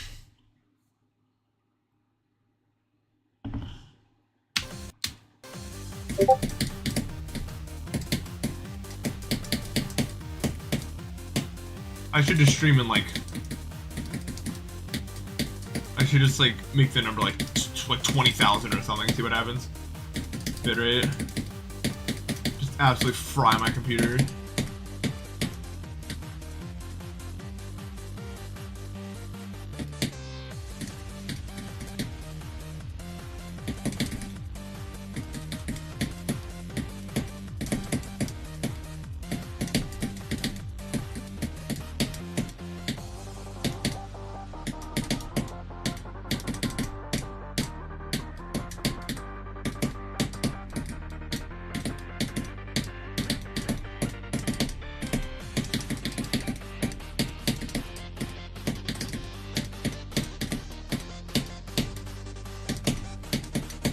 No, dude. Ugh. That wave, dude, it's hard. Is what it is. Nice try, nice try.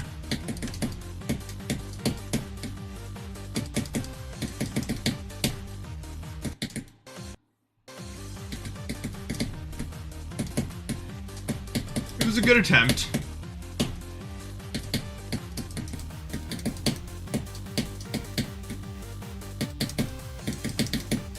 I'm learning the nuances pretty quickly. I've got that.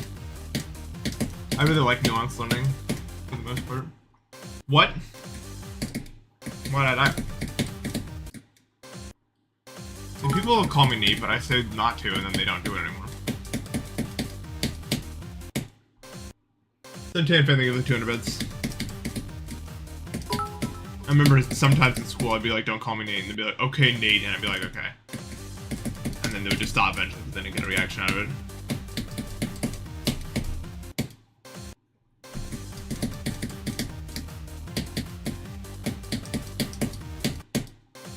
They'd try like 3 times or something, and be like, oh, look, Nate's over there. I'd be like, what's up?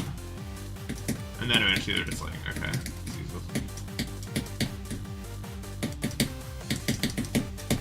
Most of the bullying I received is just because I was so weird. It wasn't like I felt self-conscious about anything, because I never did. It was just like, I was just weird, man. Except when it came to recess. Then I was a god. I was recess. We'll attack you with a sub.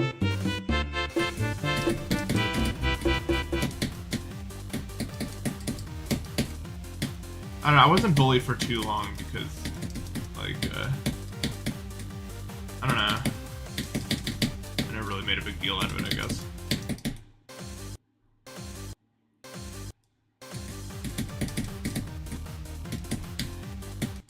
Oh, for a while they were like trying to like pin me as like the teacher's pet because I would answer all the questions. That's only because I knew the answers. And I just wanted to get the class like moving.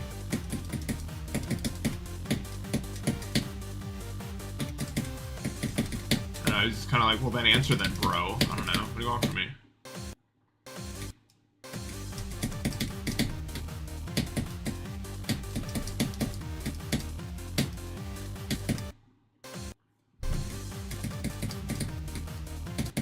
No. I was oppressed though, as my last name starts with a P. And if you have a last name that is somewhere in the middle of the alphabet, you know what I'm talking about.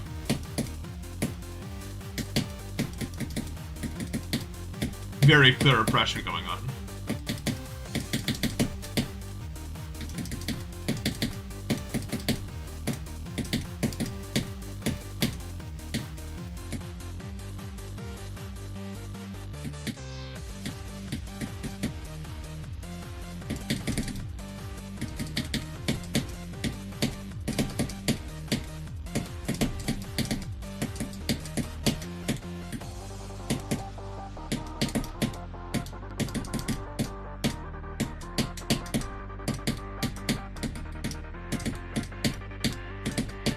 Why'd I click one time, dude? That's not even that's not what you do. I just didn't like my position, to be honest with you. Felt weird to me. But not clicking twice was not the answer to that.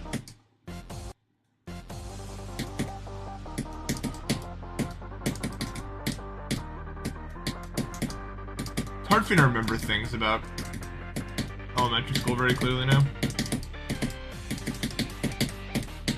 As it grows further and further away.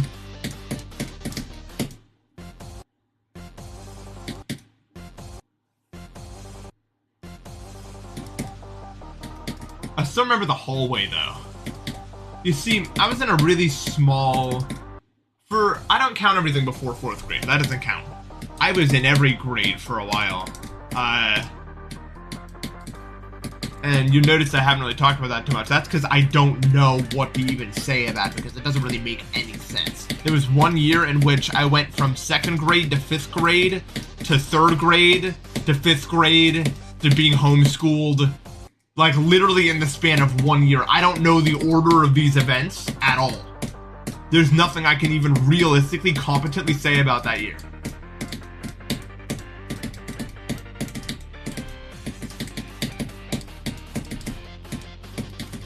Then after that it was 4th grade, and then I stayed there and did it normally. My parents were worried that it would mess me up. It bounced around so much. They were probably right, yeah. I mean, you know. Ugh!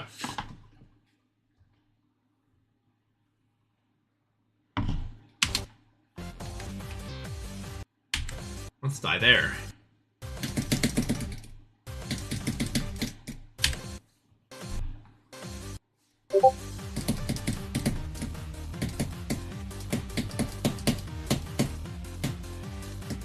Yeah, I don't know, I was, yeah, I was in a private school until 11th grade. K through 12 was all in one building.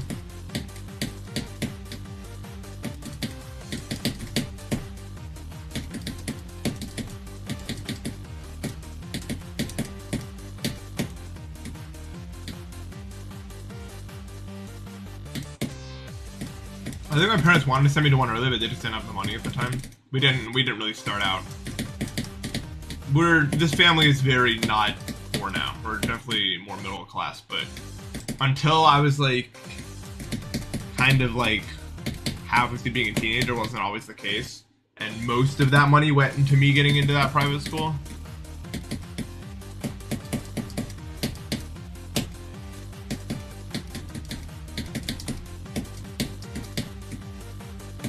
But it wasn't like, you'd expect the kids to be snobby.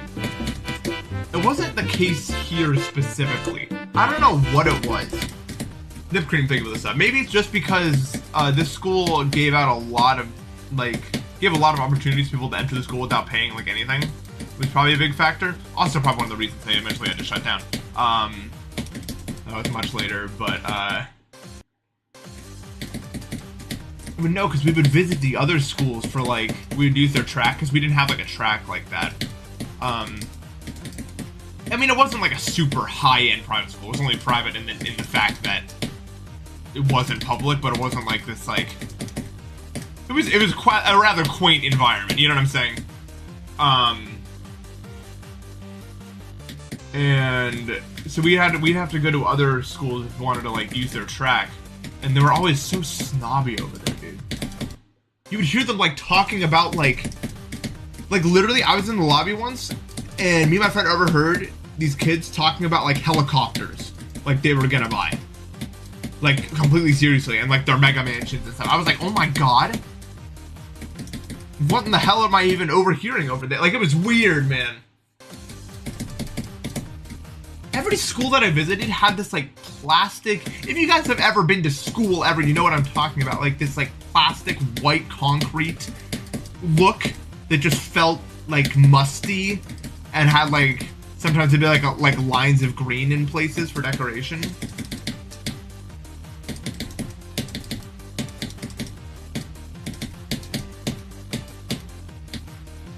I don't know how else to describe it, man. It's weird. It feels wrong to be there. It feels like it drains my energy being in those buildings.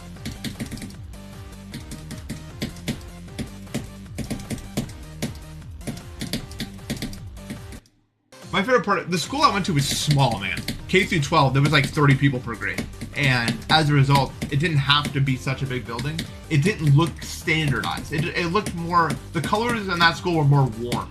You know, there's more wood used. It was more, it felt like an environment I could be myself in. That's why I became me in that place.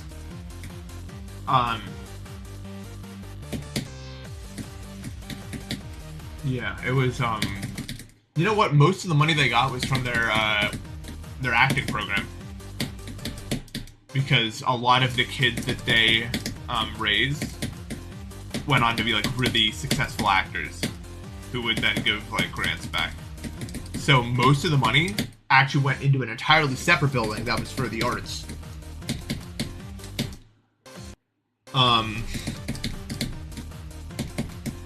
It had a black box theater. That's where I did my improv. I loved that room, man. You guys ever been? I don't even know. It's probably the richest place I've been. To be honest with you, was that art building.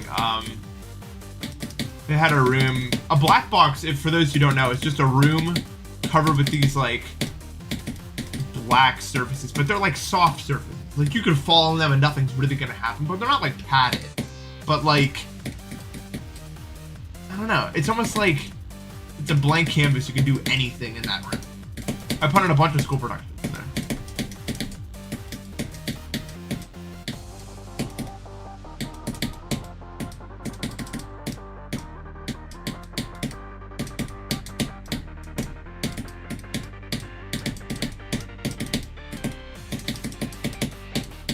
Don't sneeze right now, dude. Okay.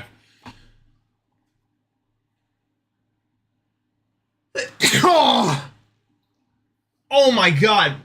I felt like something. I had to pause something back in, dude, in my throat. That was a weird feeling. Didn't like that one bit. Nope. Elevator in school? I don't even think this school had 2 floors, man. I mean, it did in some places, but not anywhere where it was worn an elevator. It was an odd school. It was like this weird mix of rich and poor. I don't know how to describe it.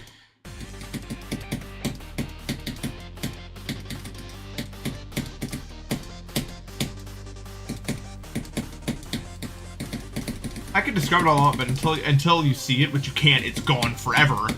There's no way to really explain it.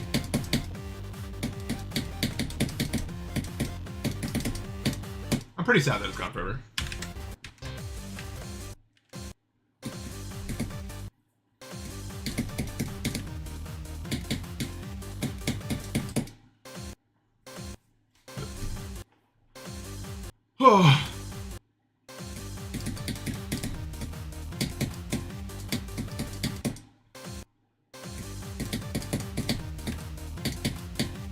But yeah, because we didn't have a track of our own, we had to, either we took the bus, and any other school was like a pretty decent while away, or there was a park like a mile over we would go to. And there's where we did our, like, I don't know if you guys ever did this, like, I don't know how to describe this, man. You would do tasks, and then if you did them successfully, you'd get a ring, and like an Olympic ring. And if you got all 5, you won, like you did the Olympics or something. Does that ring a bell with anyone? There was like these plastic rings you got.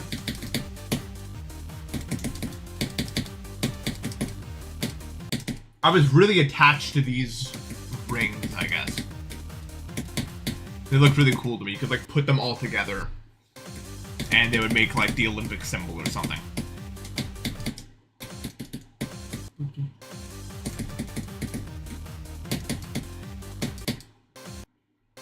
It was really cool, and we used the whole area to do it. Like, it was a pretty big park we had to work with. We do cool stuff there a lot, honestly. We have these we'd have these days where we would just walk over there and just like have like water balloon fights and play tug of war and stuff.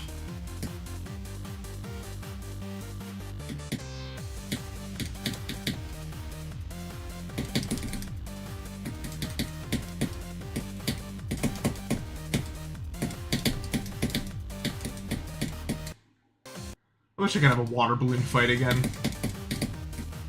It's the little things, you know what I mean?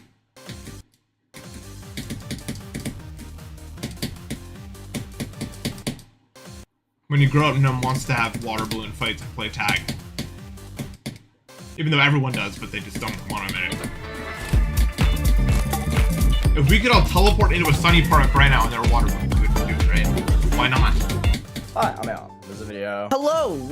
Click on the tab key. I got this little beautiful thing over. You can't all have math over it. To something super convenient. At Infesta, or you couldn't math. At Infesta, can you do a math homework? Or why do I suck?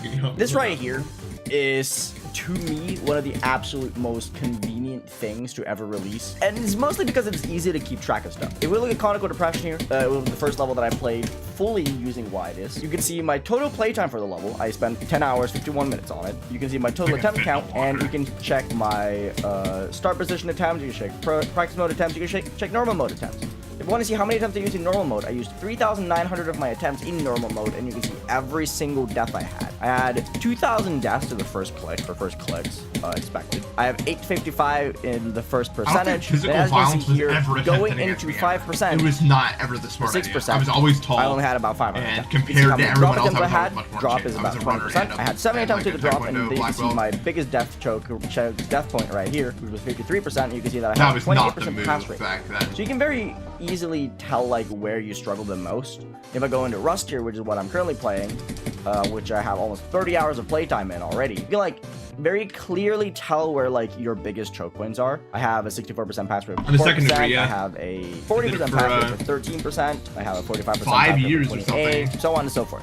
It's an incredibly convenient tool that I feel like a lot of more people should utilize, especially top players, because it kind of like very clearly tells you how many attempts you use. For instance, I have 2,000 attempts so far in practice mode, or in normal mode for Rust. It is just very convenient. A link to this will be in the description of the video, so I highly do recommend. A lot of the foundation for myself. I think why this is one of the most convenient tools ever. And if we go into sessions here, you can see here, these are my different sessions. Because, you know, if you've ever taken martial arts, it's not always about the fighting.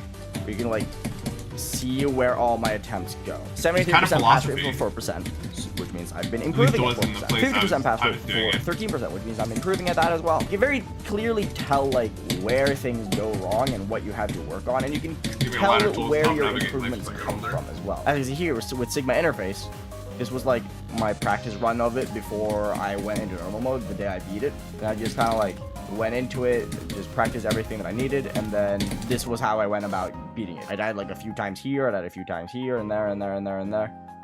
And then especially when it came to like, when you learn moves that can like really do damage, you can't just like, I don't really have much more to say about Widus. It's just a very convenient tool that you can use to just get a decent hold of. Like when you get really into it, there was a whole system. All I have to say. And it also when it came to like very clearly moves that could like actually knock someone out, kill them, that sort of stuff.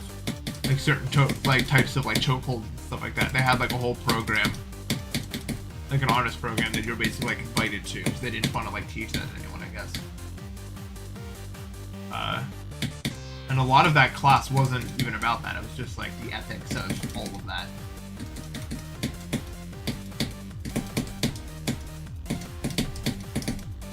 And I saw my fair share of people get kicked out just because, the fair share of people get kicked out because they were too violent in sparring matches and stuff like that. This one guy almost broke my back. I was out for like 2 weeks. That was crazy. I was really good at sparring. I was patient. But the problem is I was always so hard on myself. Which is what's new, right? But I was doing a tournament, and I was seeded really low in the tournament, and I was against like the #1 seed, like round 3 or something like that, and I lost by 1 point. But I was like inconsolable, man. Like I wanted to win. I've always been like that. I don't see obstacles as too insurmountable or an opponent too hard for me to beat or whatever. To my own detriment, arguably. Like everyone was so impressed. They were like, "You almost beat him, right?" But I was like, "But I didn't," right? And that's always been an issue I still face nowadays. That's not almost isn't enough. It's not worth anything to me.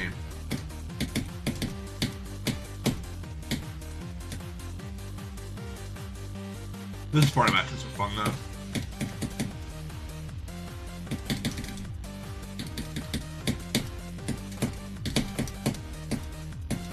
I was got really into them. I missed that.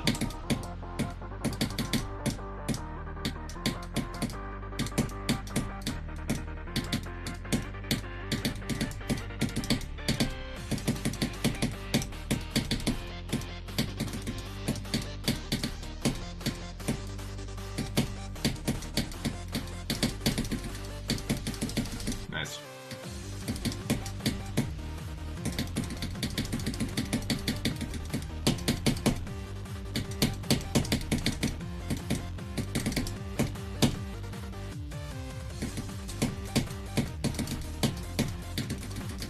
No, I clicked an extra time? Oh. Dumbass. Did that.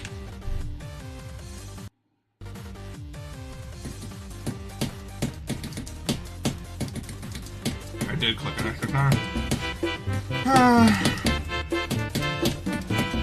Good though, really good. I mean, that's almost for a long run. Keon, thank you for the sub. I'm having a good day, bro. For the 1 billion months.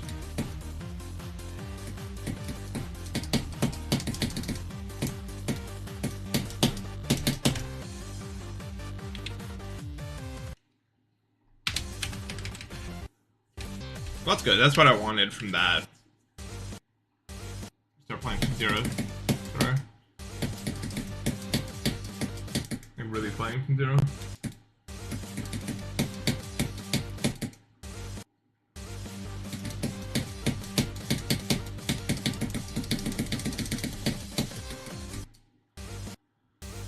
Very substantial. I mean, that's... Damn it, dude. Dumb way to go out, though.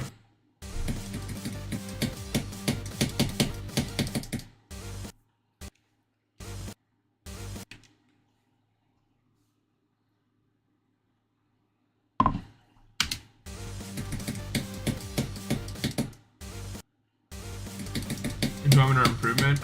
Mostly just SEO device practice. Can I just hold that? No, I'm done.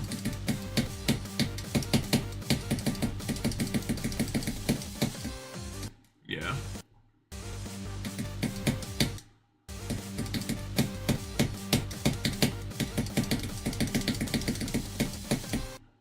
No. Well, I mean, I don't know what the best way to go here is. So. When it comes to that transition.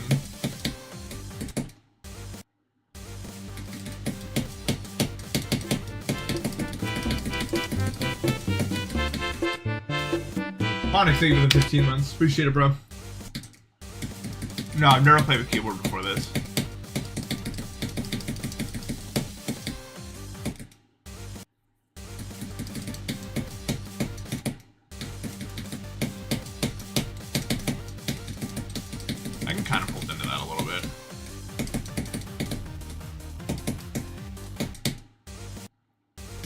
This level's really good, yeah. Very nostalgic. At least for me.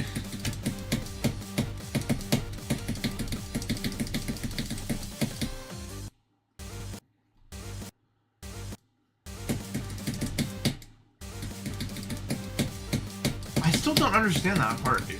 Like the ship. Although it probably just gets like super consistent.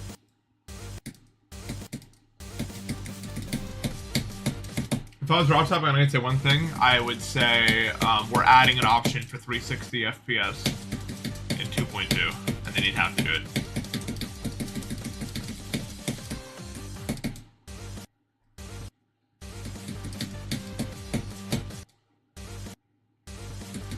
He is not. It only goes up to 240 in terms of physics.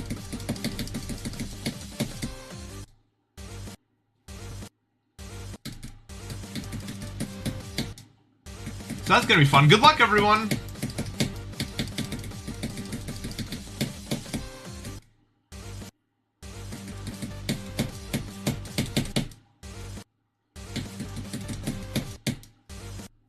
Three physics we might be banned.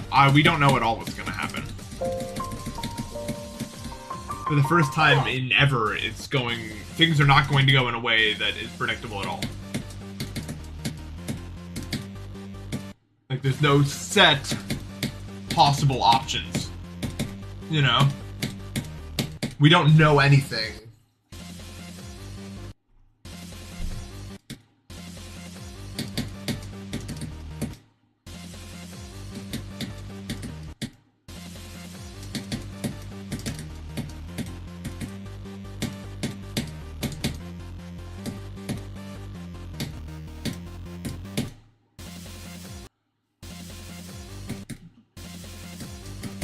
Yeah, I was on 240 for a while, so it's not, like, I can still adapt and play, but that's not really my issue. It's more about the community at large here, what happens. Next will not be super good, in my opinion. Dude, I don't understand! This is really starting to piss me off. What is the relation between what I'm doing and what's actually happening?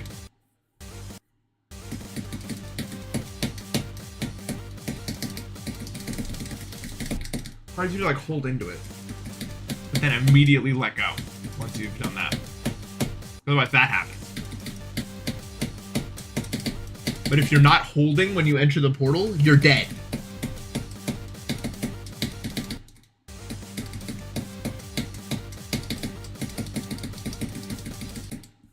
Complicated. I'm gonna go to the bathroom real quick.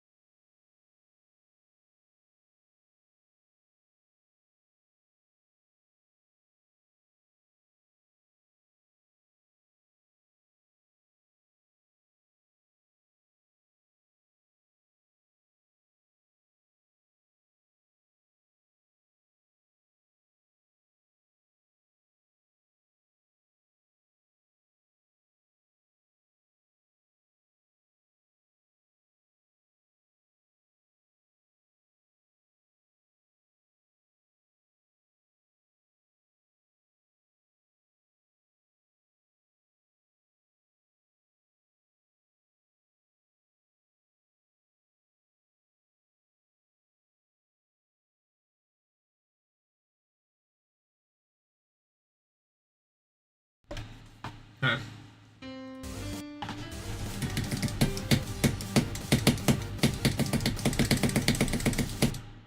Okay. I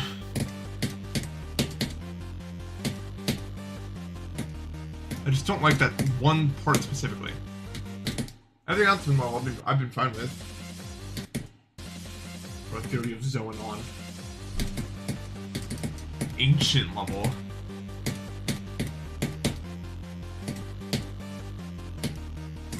Do people still play that level?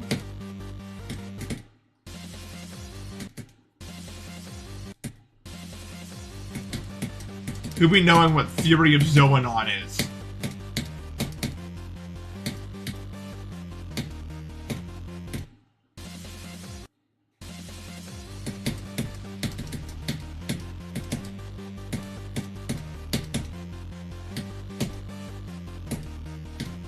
ancient level, like so old. I don't even know when. Dude!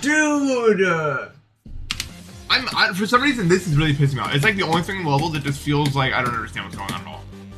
I know I have to hold into it, but I don't know where the portal actually is.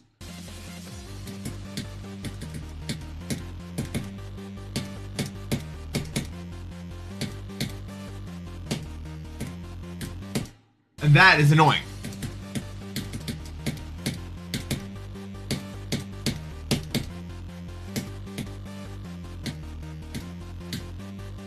What? That's a place you can go?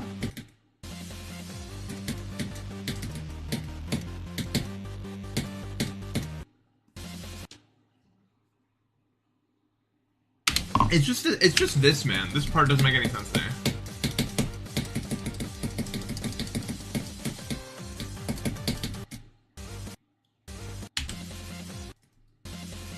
"2016 kids are 7 now? Wow. 7?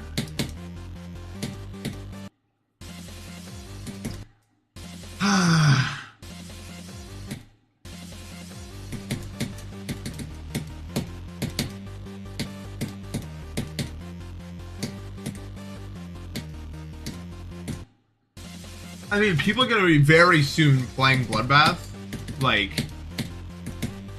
and they wouldn't even have been around when Bloodbath was made, like, not even alive. That was 2015.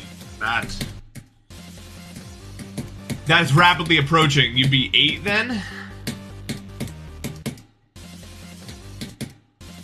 People are playing video games at 8.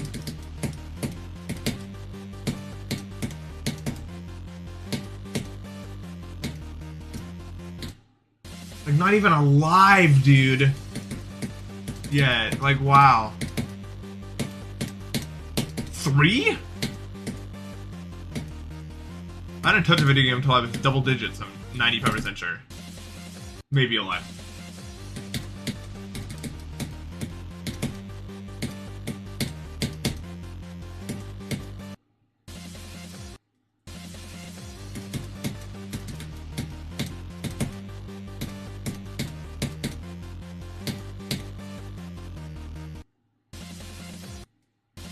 Minecraft is 3 years old? He must be like 0 or something. I started playing Minecraft when it came out. Well, it didn't come out in 2013, but it kind of came out in 2013. And I was still like 11. So that makes us, what, 8-year age difference? Or something? Yeah, I can't shake the idea that that's not good for you. What do I know there?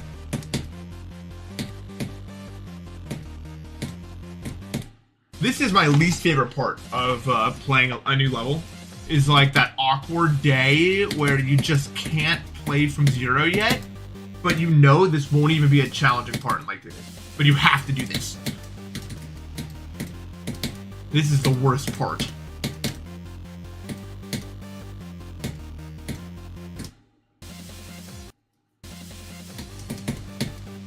I don't think 3-year-olds have a very developed word bank.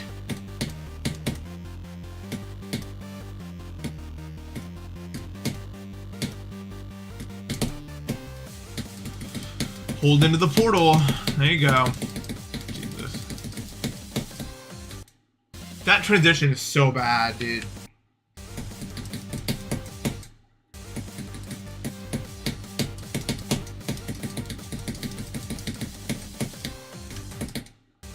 Quickly.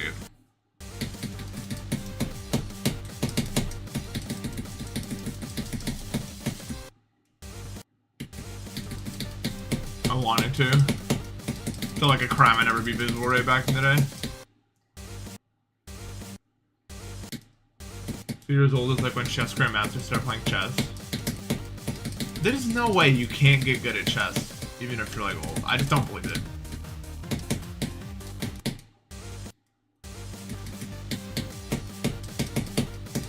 I just don't buy it at all.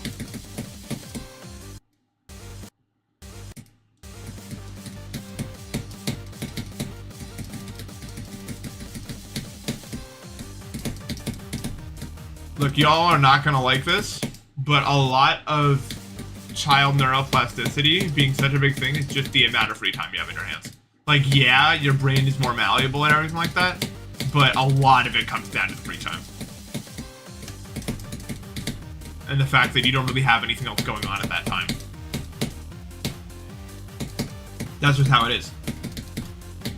If you really find a way to make a time and to prioritize it, you can get a lot of stuff.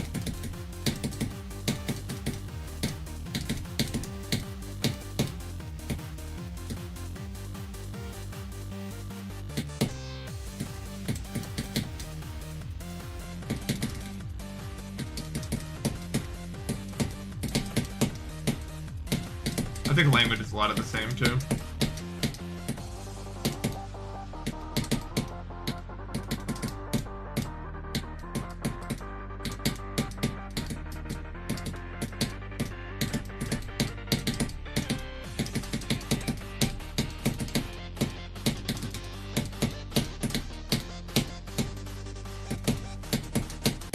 I hate that release, dude. It just comes up on you so quick.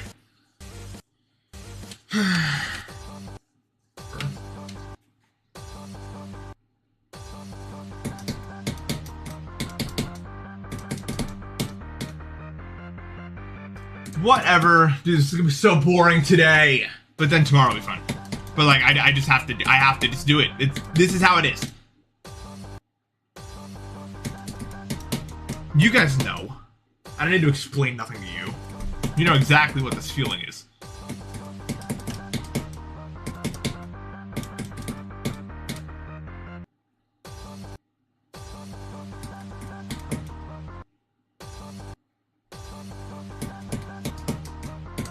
Like, here's the thing when it comes to languages.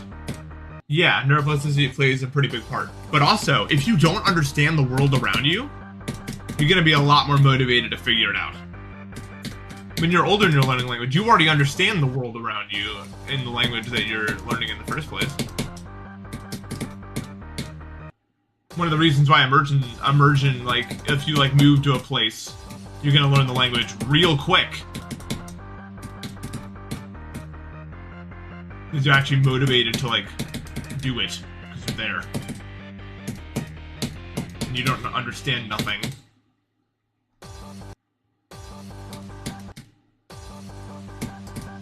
When you're older, it's like, if you want to learn a language, you will have a job to work, and it's not as useful as, you know, learning your first language, or this and this and this.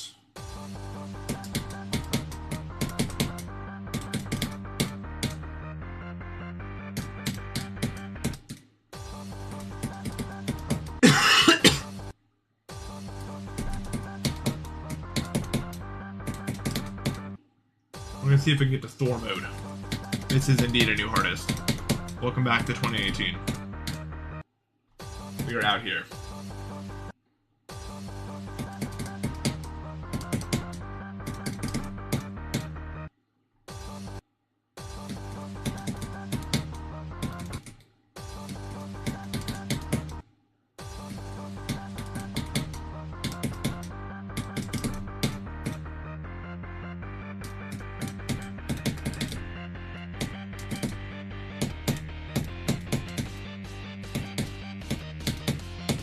I still have to focus on. Eventually, this all just become like second nature. I'll just like do it.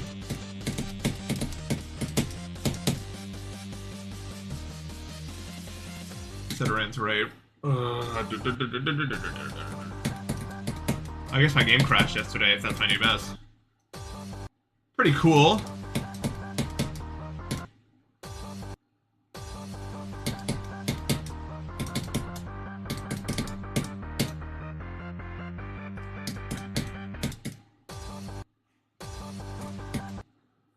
I'm so tired, dude. But I slept fine. It just happens, I guess.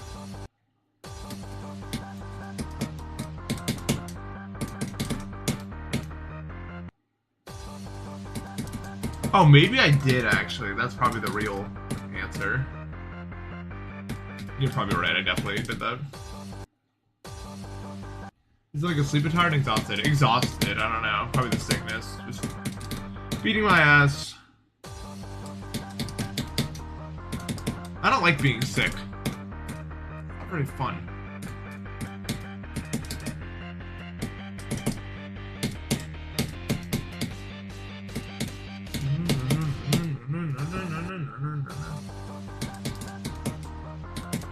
My game's all kind of messed up. I can't even save.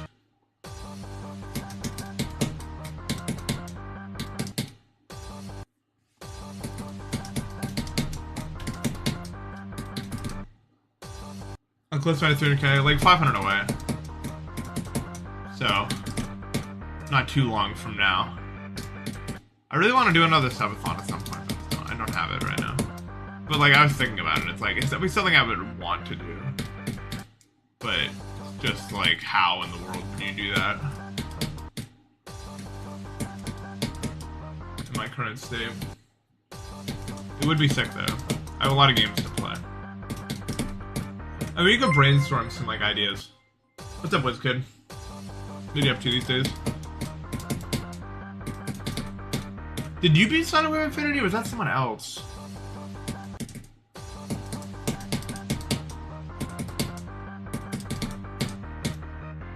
Okay, nice. GG.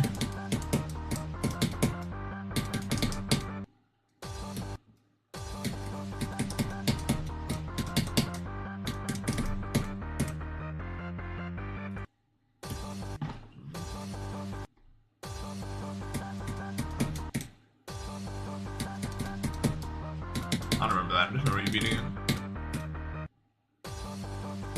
I don't think I watched it all the way through.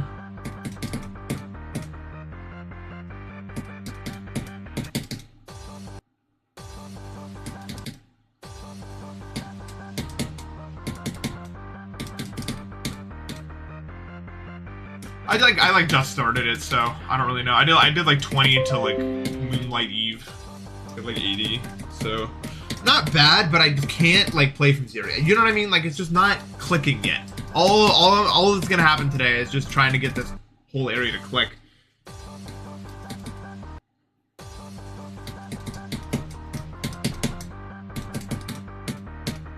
I'm just like sitting here waiting for it to happen.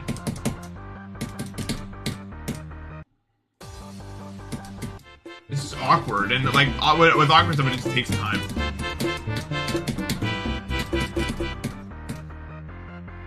So what are you playing now? What's the next? Ghost yeah, thank you for the sub. Probably new video Sunday.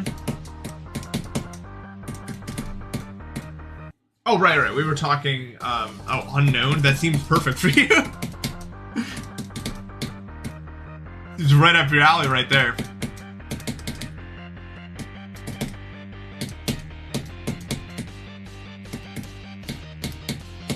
So you like wave carried, or can you do other stuff too? I don't know, like what do you mean?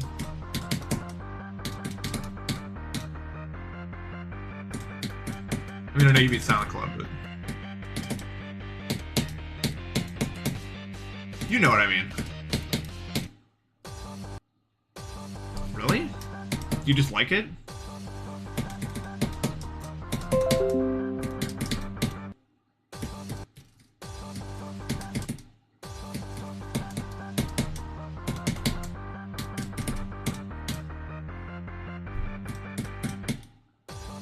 Yeah. I don't know how much the spam, like, carries. And it's not like levels are made with spamming in mind. Not like that, anyway. I don't think it's that much of a buff. At least for now. You should just, like, verify something that no one else can do. Start a whole giant discussion about whether or not it should be rated. Of course, I'd be on the opposite side, but I want to see, like, it happen. Sounds fun. That sounds like a good way to spend a week.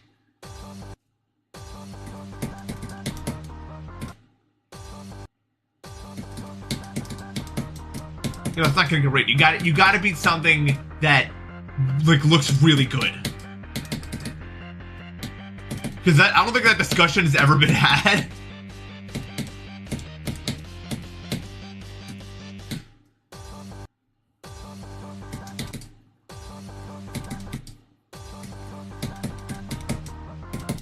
I'm telling you, I'm onto something here. New Twitter drama.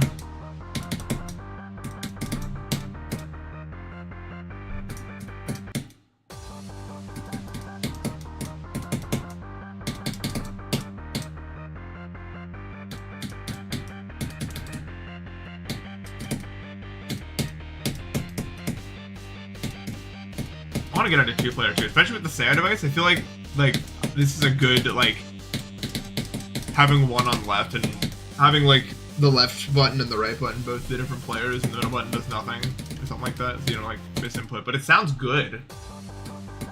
Like it sounds viable. Maybe at some point it's something I'll explore too.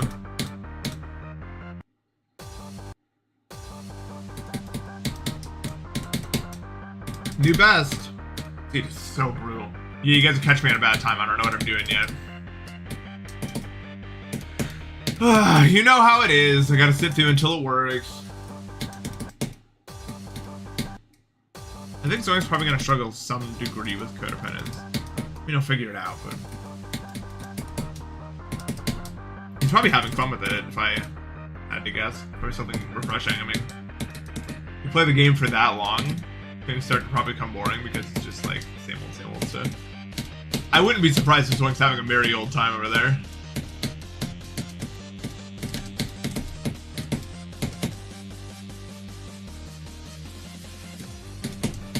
There's no pressure on him for him to do good either. It's probably pretty nice. That's too early. Is what that was. Nice. EOD completion on the Sunday. Maybe. No promises.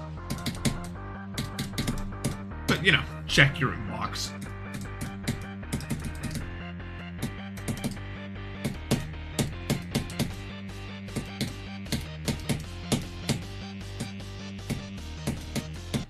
Yes! That's exactly how I wanted to die. How'd you know?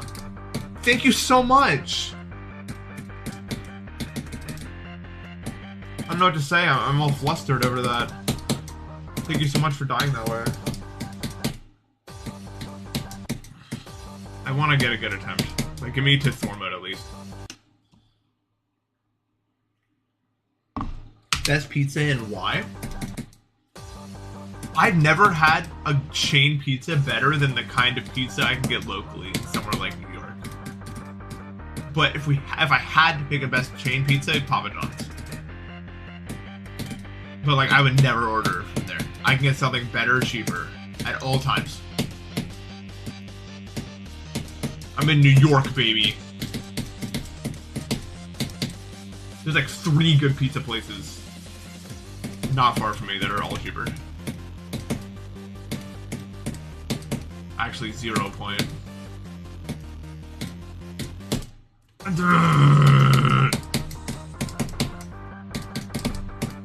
Oh, when will it end?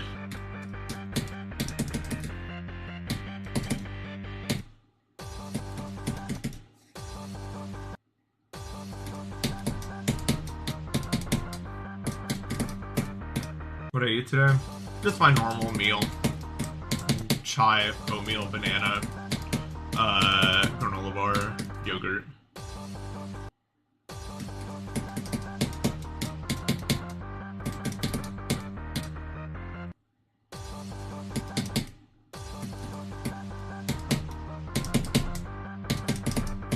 This is not the Wooding, no. Oh, right. Anyway, back on topic from a while back. Subathon. Talking about maybe doing that. I want to kind of brainstorm what we could do during that subathon, because you could probably go further.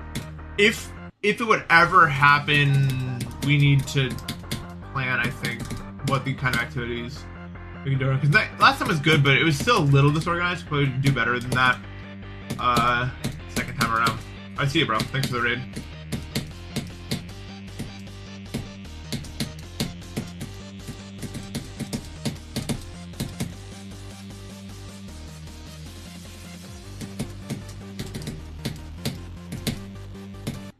Yes, dude.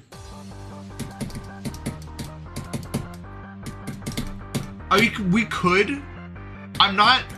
So a few things I want to talk about. I'm not like not open to the idea of like either. Well, I don't know what Twitch's policy on weed is, or well, we know it's policy on alcohol, but we could have one night specifically where we do some sort of like drinking or weed challenge of some kind, possibly. But I don't know if that, because once something like that, if something like that can be done, so that's something we could definitely add to the mix of possible things to do.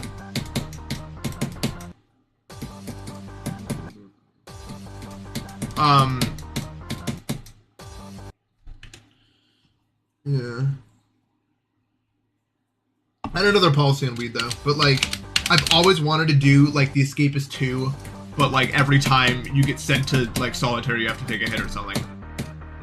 For multiple reasons, because like, number one, if you want someone to take a hit, you could just like beat them up and then both go to solitary or something, and then like, I think you both have to take, I don't actually remember how you go to solitary. But I just think as a concept, that would be really funny.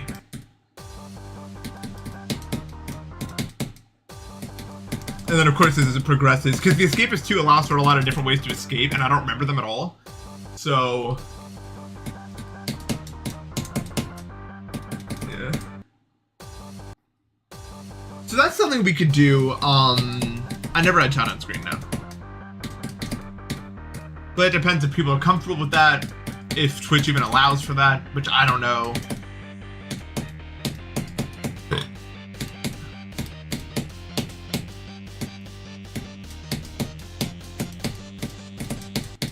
Don't know their policy, but it is legal here, and I am of age, so there's no actual moral.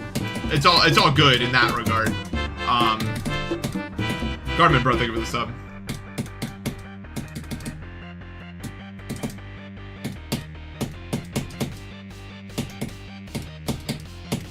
I'm getting pretty good at this first area.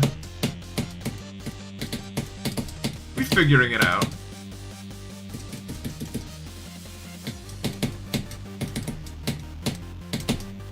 Late, yeah. Alright, let's pass this part.